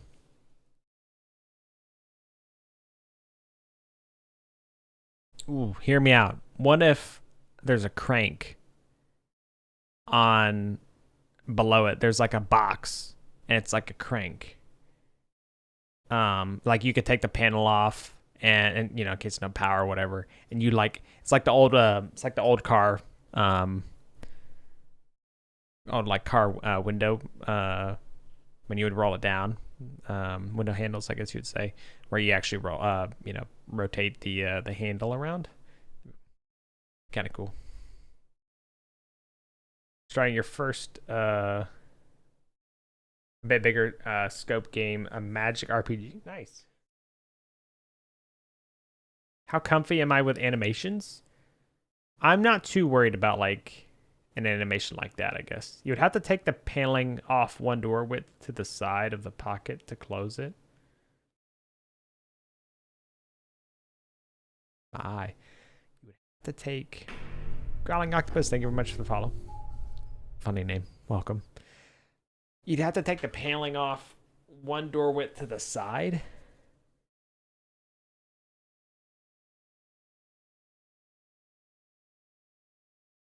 Gonna have some Doritos. I'm.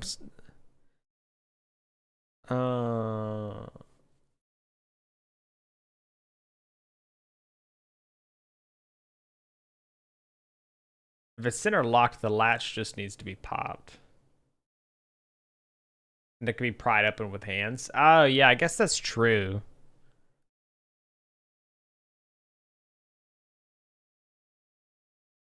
Yeah, that's true, actually. Okay, so you,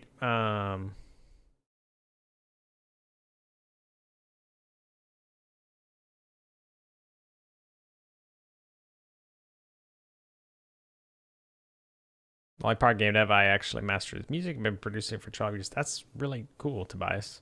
I love music. I can't wait to attempt to make some of the music for my game. I've made some very basic stuff, but nothing special, that's for sure. So a bypass would be like unscrew a panel and pull a lever to unlatch. Yeah. Man, I don't know. Something's in my eye.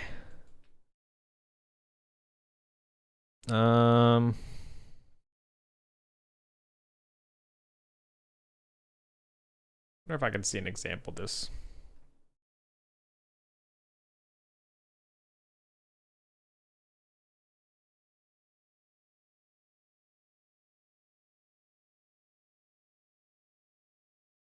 Hold on, Lena.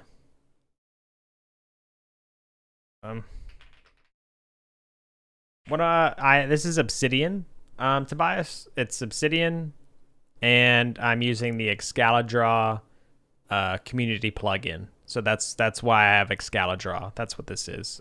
Integrated directly into Obsidian. So Obsidian and the Excalidraw community plugin.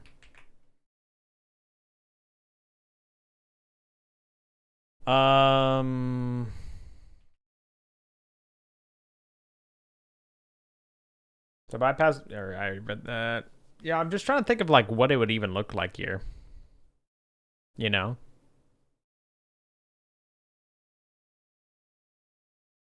Glad clicking the stream, by the way. I've been wanting the ability to draw and do task checklists in Obsidian for some time. You made me realize they both exist. Saw task one. Now when Excalidraw. Nice, yeah. Well, yeah. If you have any questions, Octopus, I'm more than happy to answer. For tasks in Excalidraw, I guess there's something specific you're saying that you could do with that. But I know there is also like the Kanban board, so like Trello style. You know, I think there's just another community plugin for that, so you may want to check that out. I've only used Excalidraw for, you know, drawing and stuff, so this is my first attempt at storyboarding. How well of a, you know, how good of a job I'm I'm doing of what's actually considered storyboarding. I have no idea, but I feel like this is what you're supposed to do. So, oh, tasks is another plugin. Oh, I got you. I got you. Yeah, okay. Yeah, checklist in your vault for tasks and stuff. Gotcha. Nice. That's so I guess that's different from the Kanban thing. The Kanban one's pretty cool too. Like if you wanted like Trello like functionality in it, I guess.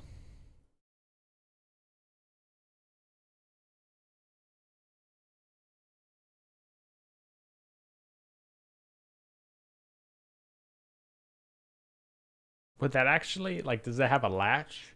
Is that a little side panel to the right, Jared? Is that like what that is there? Like it could just be like a little extension panel. Not many sliding vault doors, I know. It could just be like I guess maybe like a little like side panel or something. I don't know. I mean, it could just be that this box is like divided or something, and like the top is just a button, you know, interleave or whatever. And then, you know, just right next to it, there's the pop off or something. It just lets. I should check out the combo one though. Yeah, I mean, I've never used it or anything. I have it, you know, in my mind in case I want to, you know, use that in Obsidian. Because I think I know DevDuck. I don't know if you guys have ever seen DevDuck. I think he mainly used, at least I know he mainly used Notion. I don't know if he ever switched to Obsidian, but I also know he does some kind of like Kanban stuff in, I thought it was Obsidian. Maybe it's still Notion, but you'll have to you may want to look at his stuff too. Want to use Trello, but I don't trust online stuff. Yeah, exactly. Yeah, well, I mean, there you go. Yeah, you could definitely check it out then. I don't mind that it's online, but I mean, it can definitely be a drawback. Depending on what you want to put on there, especially, yeah. I mean, I could completely understand. But yeah, I could always just do like a little.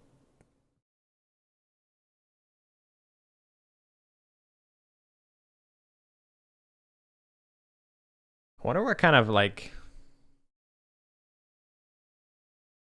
I wonder if you should actually have like a.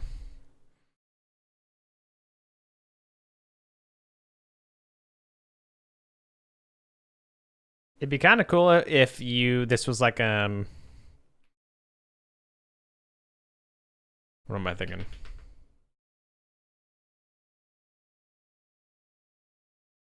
Oh, it's called, yeah, RFID. Yeah, so kind of like an RFID kind of thing where like you could just tell that's what it looks like. And so you can, you know, in the game you'll actually just be, you know, using your RFID to get in or out.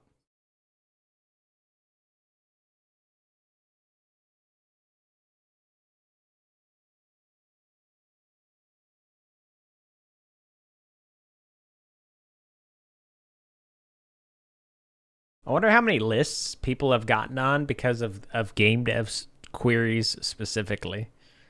Like I didn't even think about it, but I just looked up door bypass a second ago, and I'm thinking maybe that's not the best way to phrase it. You know, I'm not trying to get around the door per se. I'm just hold on, hear me out. This is for research purposes. I'm looking for a mechanical override that I would create.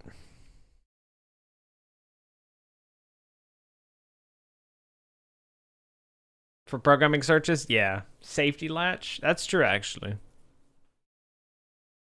Yeah, to Kachada's parent. I know that one's always a funny joke.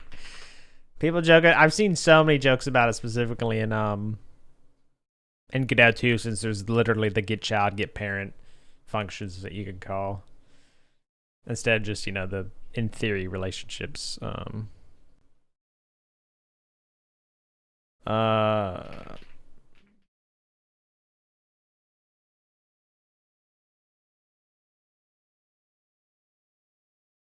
you know, that's funny.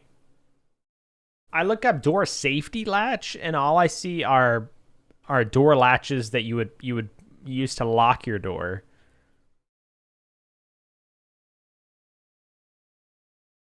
Like bulletproof pocket door. Oh God, the only that would be a horrible thing to have go wrong. Otherwise, one's pretty cool. I'll have to check it out, Jared. Thank you. Thanks for sending it. Yeah, I'll definitely check that one out.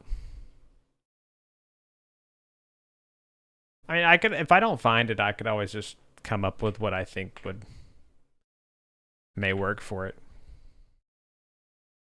Because I don't mind thinking of what may make sense, you know, in this kind of world, um, and just creating it, you know, as long as it makes sense. Like, you know, there's a reason why it would actually be there.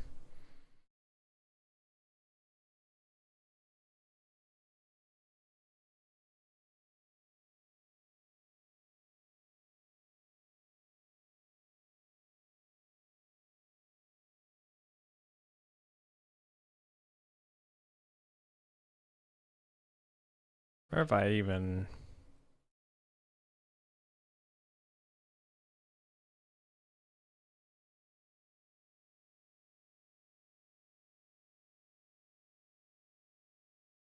wonder kind of if there should be any kind of like accent on it. I'll figure that out later. I'll keep this for now.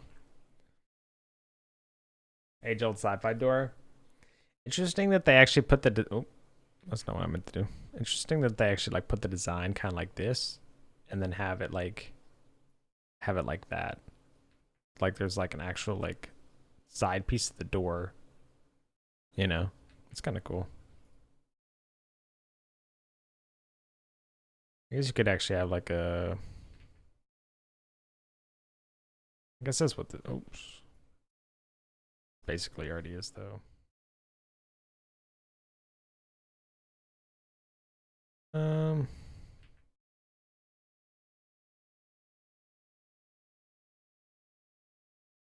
I don't know if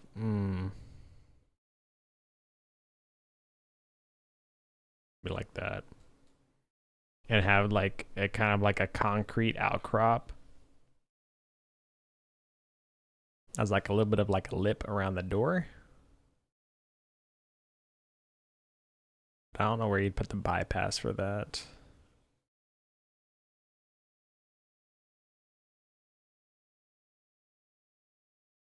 Hmm.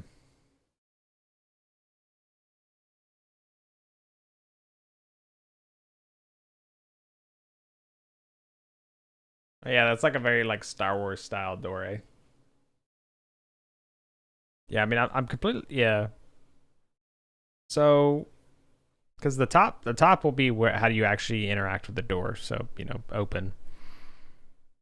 But then I guess right below it would just be I don't really know what you consider that though. Sci-fi doors always look the same, yeah.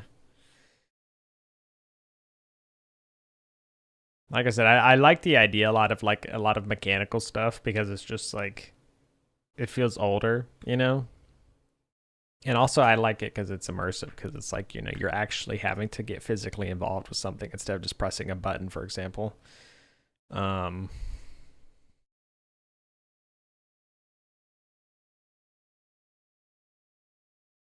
hmm.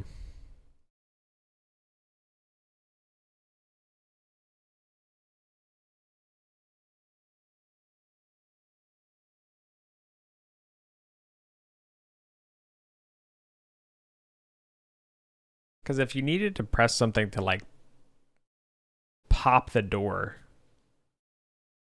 because you could do a couple things. You could have some function something mechanical that literally like disengages the door from the whatever you know it's hooked into, so you could actually like move it physically, or you could have something that literally like winds back the motor itself.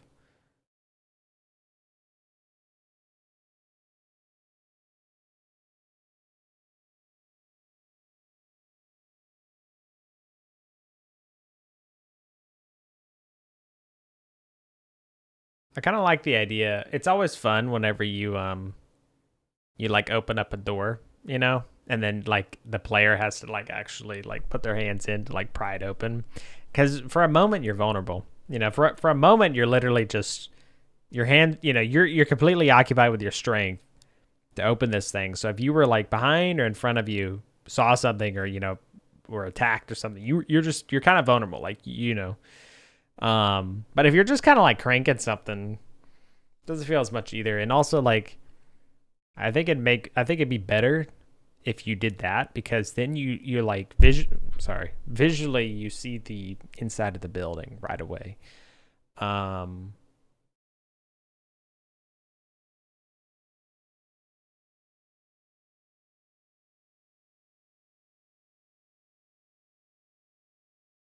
because I like the crank idea, but if you're like down to the right, I think the crank idea makes more sense for something else. Do I know what a floating door is? Floating doors are where like the track's at the top, isn't it?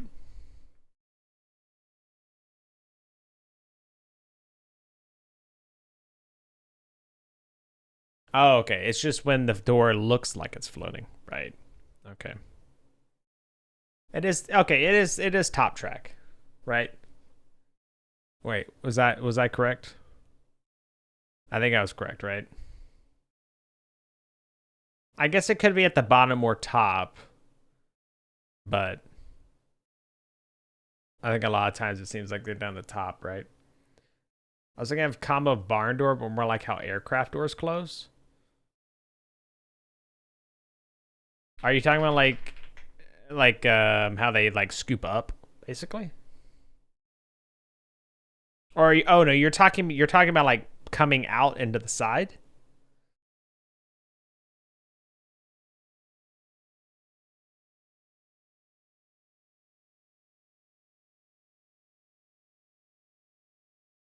Hi Stein. Or Stein. It is Obsidian. With the Excalibur plugin. So on the right side, you'll see, you know, that's what I'm using to actually draw here. It's the Excalibur community plugin for Obsidian. But Obsidian is the app, you know, that I'm using. But welcome. I like the idea of the now I don't remember what they're called. Said it. Pocket doors. I like the idea of them being pocket doors, though. Also easy to animate. So, like how minivan door. Yeah, I know what you're talking about. Where it pulls out and then to the side. Yeah. On the track, and then you put it back in, and it pushes in.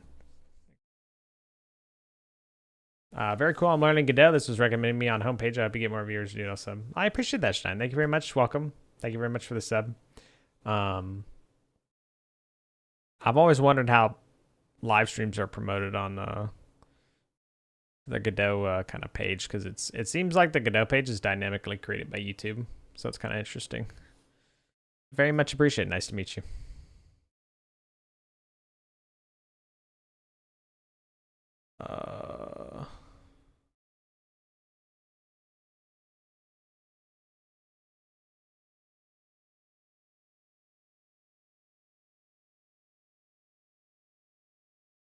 I'm just wondering if it has.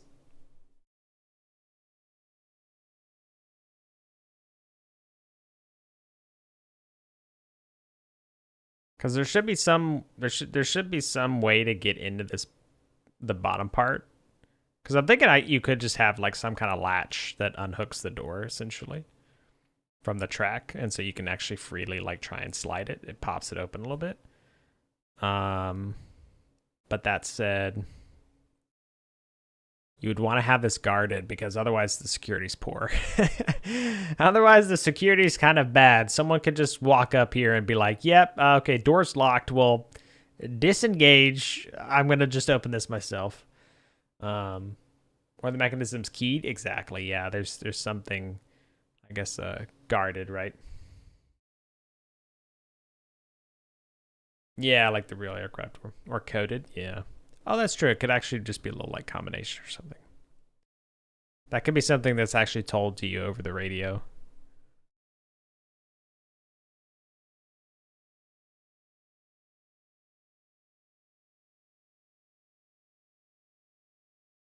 Could be like a. This could actually be a keypad based thing.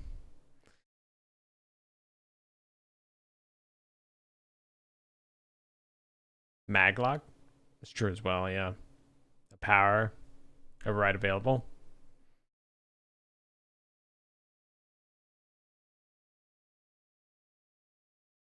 Let's see.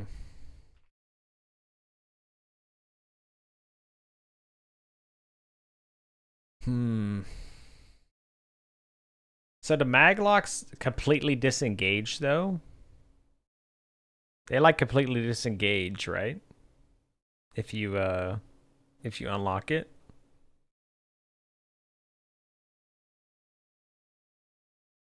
Disable power to enable override. Yeah, wait. This might be bad security again. Right. All you'd have to do is turn off the power. I could get in now. Although it's kind of like the thing where if someone has physical access to your computer, they can do whatever they want with it right away, right? So I guess it's kind of like that thing. If someone's turning off the power at this facility because they want to get in, I feel like there are other problems. Maglocks are typically powered, yes, because in case of fire, people would like to leave, yeah. So if the power's on, you would need technician access. Gotcha. So power on, maglocks are. They are unable, unless you unlock them. They are unable to, or you can also make them accessible inside out, not outside in. Right.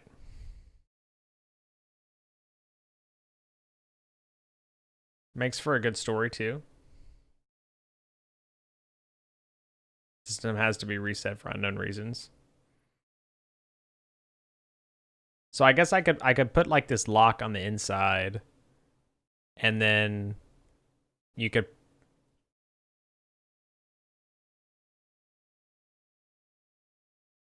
Well, so wait, if the power's out, which is going to be, then you would be able to get through the door still.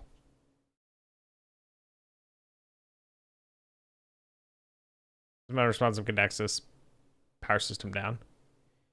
You could start with power on though. Yeah, that's true.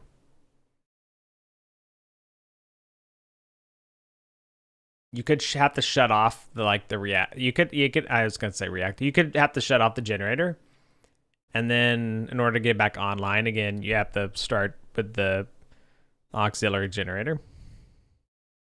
That'd be kind of cool. Like it's up to it. Yeah, I like that. Could start on emergency power. Yeah, I like that. So emergency power. Okay. So things are powered on and others not. Yeah. That'd be kind of cool because that also opens up the possibility for things to happen once you arrive. Like there are like these weird automated things still happening. Something it's still trying to do its job. It's just completely failing.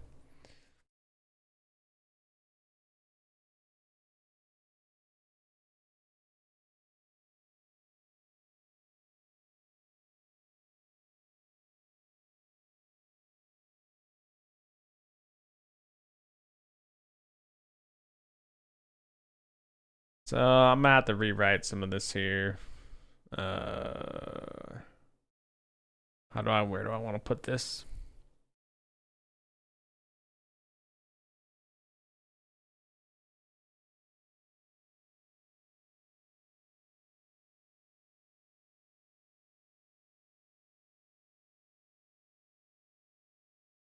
You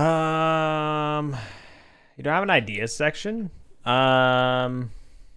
I think I have one all the way at the bottom.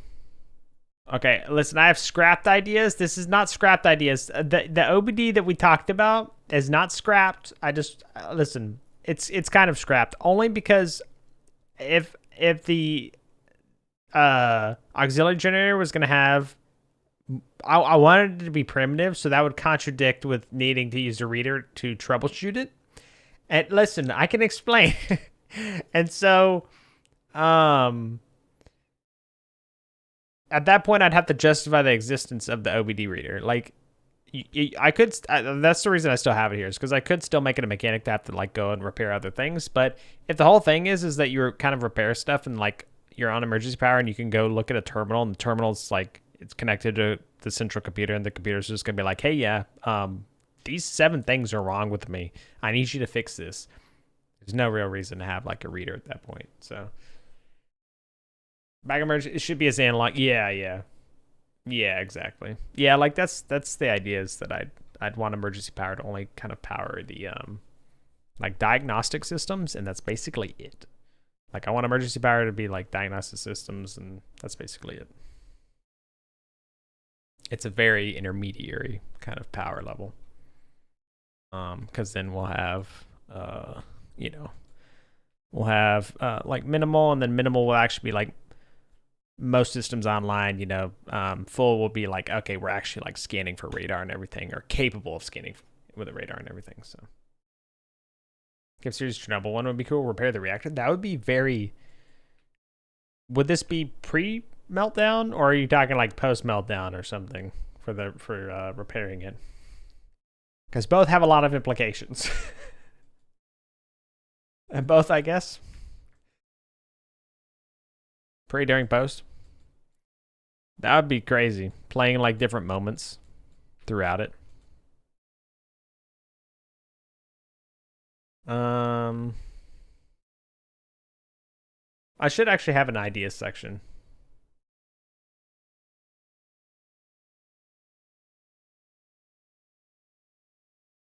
Should I put the ideas?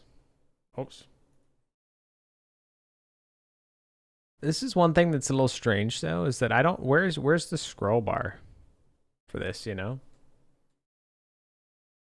A little unfortunate. There's like no scroll bar. I gotta just do that.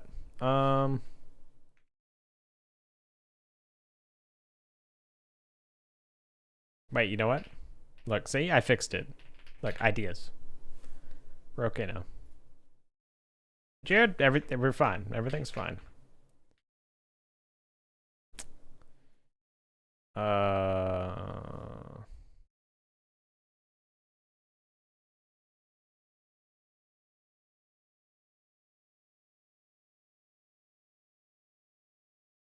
This wouldn't even be ideas, actually. This would just be.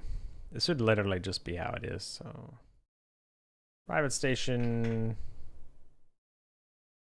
Unable. Station is. I completely forgot. It's unaccessible. Inaccessible, right? Whoops. Due to station being power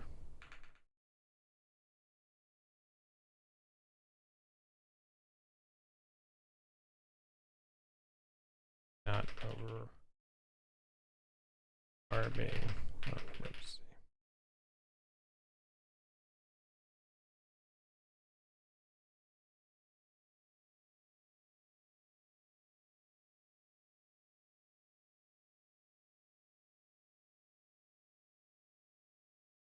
Yeah, I can just remove that.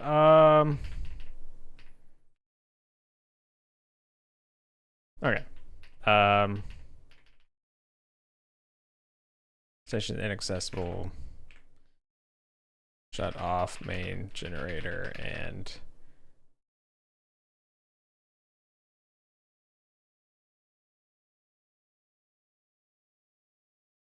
shut main generator to unlock doors and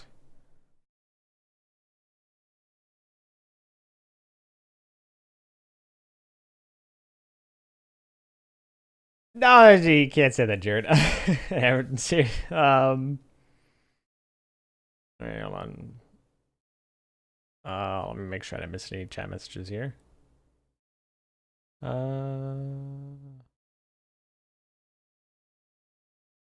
I'm just playing as a Russian warlord. Nah, the reactor's fine. Shut up, stupid side. Yeah. What was it? 3.5 rotogen. Not bad, not great. What was it?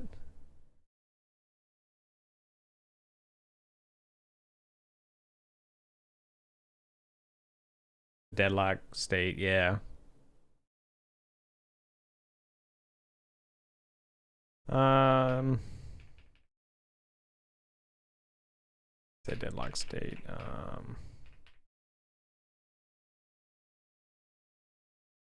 I always like Rust was the first language that I found that like actually used the word panic, and I always liked it because I was like, it feels very strange when you think of like a mechanical system or something panicking. You're like, that gives it like a human element. You're like, system has panics and state is error.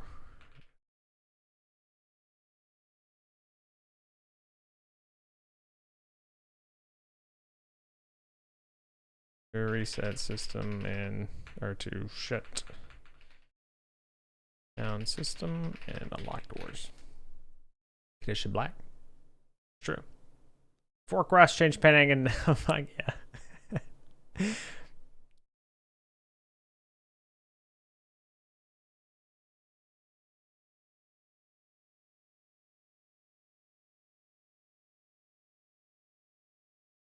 Okay, so arrive at station. So station is in page vault. Good old page vault. Kernel panic. Kernel panic is a good one.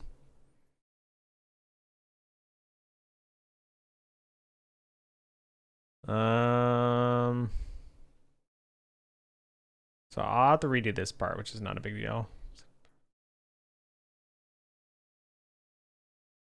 This is all gonna be redone. It's fine. I feel like I should have like an initial state section because kernel panic. Yeah. Ah, yes, the classic kernel panic versus kernel panic.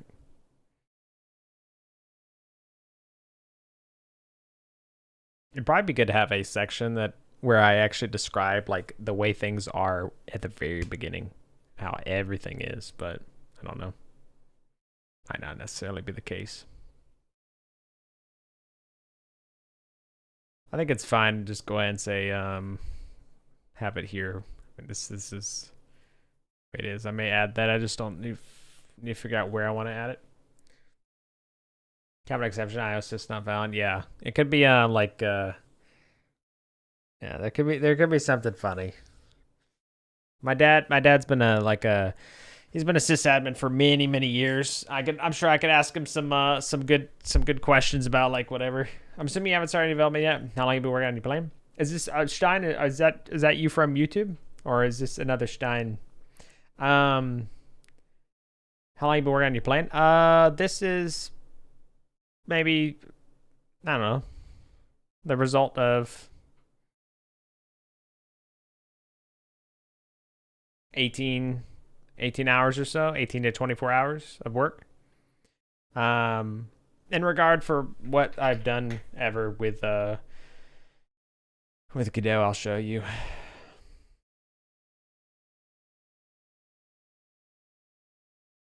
Oh, it's because there we go. So like, let's see. Godot template. Stein, welcome to the Twitch side.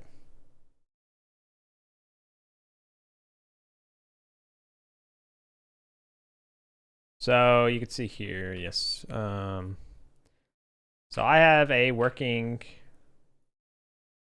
Well, now I have to change it on. Good.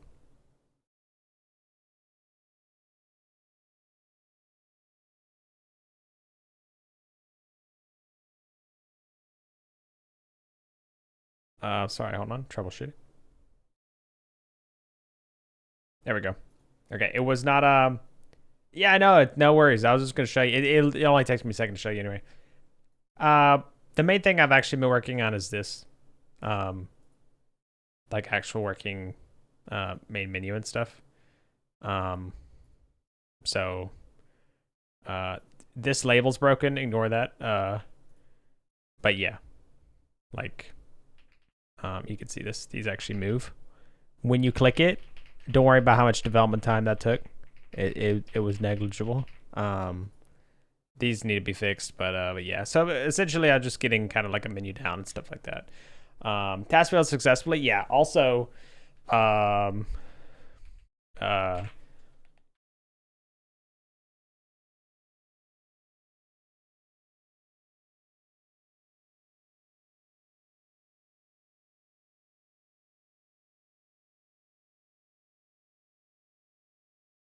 I don't know why that's like. Oh, interesting. It's because it was hovered. Well, that's not good. I'm about to figure that out. Shine, thank you very much for the Twitch side follow as well. Very much appreciate it, man. Thank you very much. Welcome again. But yeah. So just some very basic stuff. I think I don't know why the mouse was detected again. I'll have to have a little bit of a cooldown maybe to that. But anyway, yeah. So yeah. Okay. See, I'm sorry. It's just Sasma. But look, play doesn't work yet, unfortunately. That feature is yet to be implemented. Should be the quickest one to implement though. So very excited about that one. But anyway, yeah. So that what you just saw, that has been months over a period of time. How much time I've actually invested in that, I'm not sure, but that project, it's taken a while. But that's what's gonna serve as the template for my game. I started with the menu and configuration management, so settings, everything like that. Set up a signal bus, basically stuff like that. And then from there, I was gonna be like, oh, okay, once I click play, just basically start testing it right away. Yeah. So yeah. I found this great tutorial. So you just got to make some blocks in Blender and world build them using grid map and Godot. There are a lot of really good Godot series. Who are you following it by? Hold on, Lena. But yeah, this I haven't been working on for too long. This is the furthest I've ever gotten in developing a game per se. I've made it. The things where you see all the soda cans and stuff. That little booster pack that's totally not Pokemon, by the way. It's not Nintendo.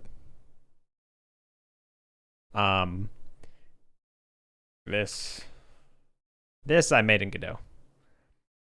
Technically, it's my first game with only one functionality. You can mine. Okay. But yeah. There you go. But yeah, this is the first I've ever gotten into creating a game. First I've ever been in developing a GDD for a game. So a lot of firsts. Born CGs, gotcha. Very nice too. I don't know if I've seen Born CG. I'll have to look it up. It's for Godot 3. Oh no, he's got 40. Okay, I've probably seen something from his if he's this big. Yeah.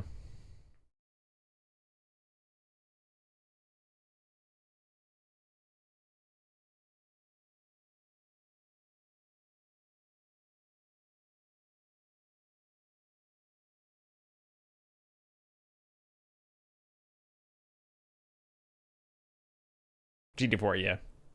So this is process summary process killed by user, random character system halted. That would be kind of funny, actually. Ooh.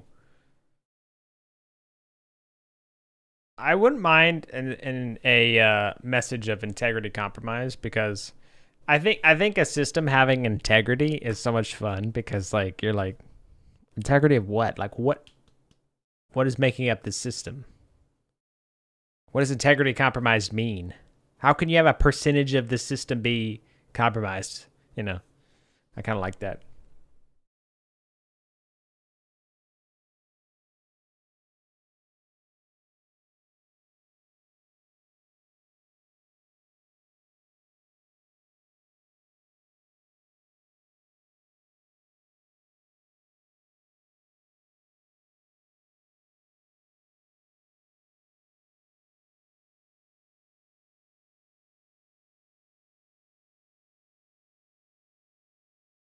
Um,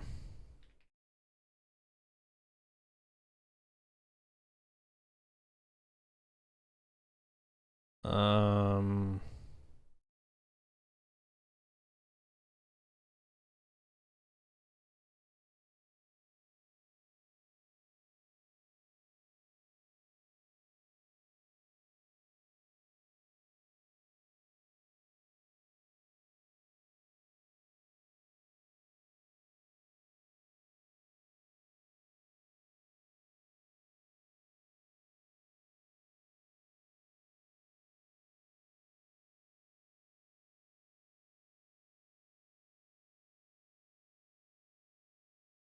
Can be kind of like halted to preventing further corruption.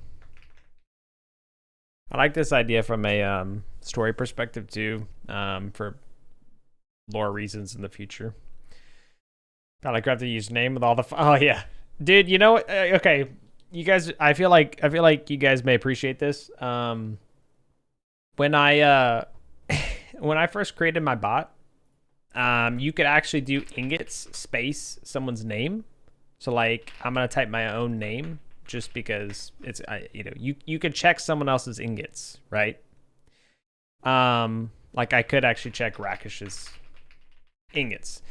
What was funny is the way the system used to work is that if they didn't have points, it would assume that they had a point. So like all of a sudden they would have 0 points, and so they like a database entry would be created, right? It would create it automatically. So someone would literally check the ingots. They're like exponential ingots, like flushed. Like they checked that, and in my freaking it's called PG admin to manage Postgres. In my PG admin window, I'm scrolling down, and I just see, because it used to have like the name. All I saw were this emote just staring at me in all of the rows of text, and all of a sudden it's like, why is there this actual emote in my database table? And so that was a learning experience. Never let the user do anything they want. So yeah, now you have to type exclamation list, and list just creates your vault. That's how you create your thing. Although I've had some mixed reception of calling it enlist, but it's all because you're participating in my fictional world. Trust me, there are no implications there. You can trust me. Yeah, we could do that for system messages. I like that idea. Okay. So.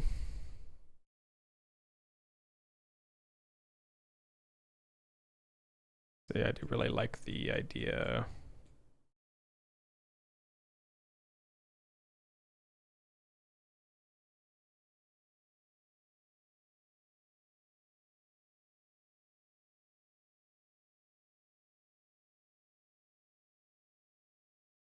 I need to minimize some of these, man. I'm lost in my own sauce.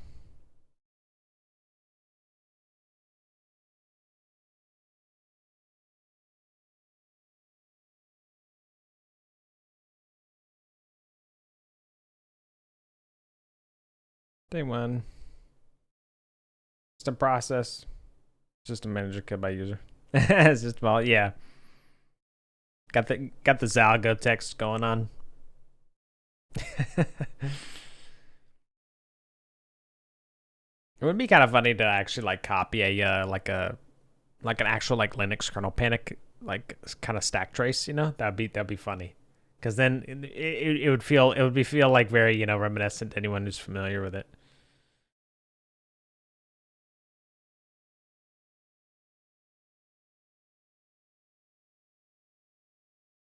Hear me out.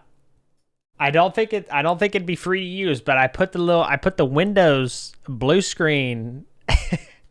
I put the Windows blue screen icon there, and it's like, Windows has encountered an error, and the guy comments on it. He's like, should have used Linux. What are these guys doing putting Windows on these keypads? That'd be pretty good. Like in the drive-throughs and stuff, when you pull forward and you see that the screen that you're supposed to order, that's supposed to show your order and everything. All those challenging things to software, and the software world is trying to think all the ways the user could break it. Yes, Bad Eye. Welcome, Bad Eye. I hope you're doing well. Yeah. Welcome back, rather, right? I believe so.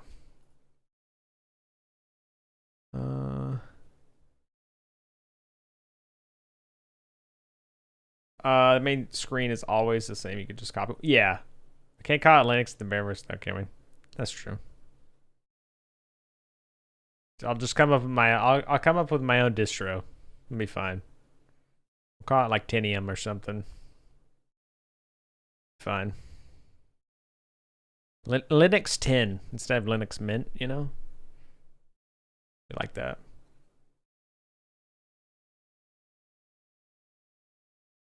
Could be the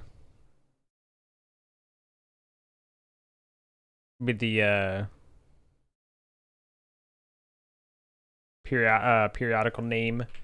What do they call it, man? It's not periodical name for 10. It's SI, right? SI element. I want to say elemental name. I don't think. Well, that's silicon. 10 again? 10.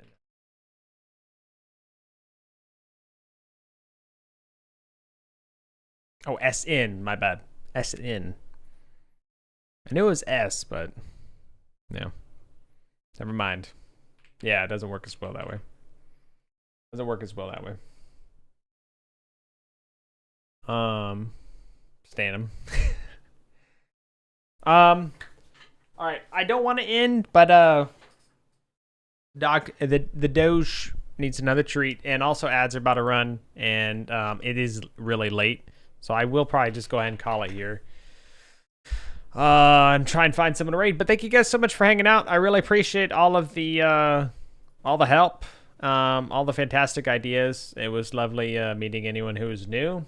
Stein, Deadeye, Growling Octopus, Silurian, I think it's Silurian, Mad, and Absolute. Thank you guys so much for the follows. Again, very much appreciated. Welcome. If you guys ever have any questions or anything, please do let me know. Darwin, it's good to see you. Have a good one as well. Hilarious, known as Pewter. Oh, really? Yeah, real quick here. And also, Stein, thank you very much for the subscription on the YouTube side. If you guys are interested in ever checking out the YouTube stream side of things, or any kind of archived videos that I have, I also stream on the YouTube, but also it's also like anytime I play games and stuff, they're archived there. I plan on doing some kind of light edited stuff as well, so we'll see how that goes. But yeah, let's find someone to raid. Oh yeah, in IT systems, that's true actually. That's true. Wait a minute, looks inside. It's just been 10 reversed all along. All right, but yeah, ads are unfortunately gonna run before the stream ends here. I'm gonna go ahead and try and raid, but thank you guys so much again for everything. And I should be live, or what's today? Yeah, I was thinking today was Saturday. Oh my god, I was thinking tomorrow was Factorio. Tomorrow's Tuesday. Yeah, I'm gonna hope to program some more. So we'll see how it goes. Hopefully, not program, but you know, work on this a little bit more. So, but yeah, thanks again for everything. Have a good night.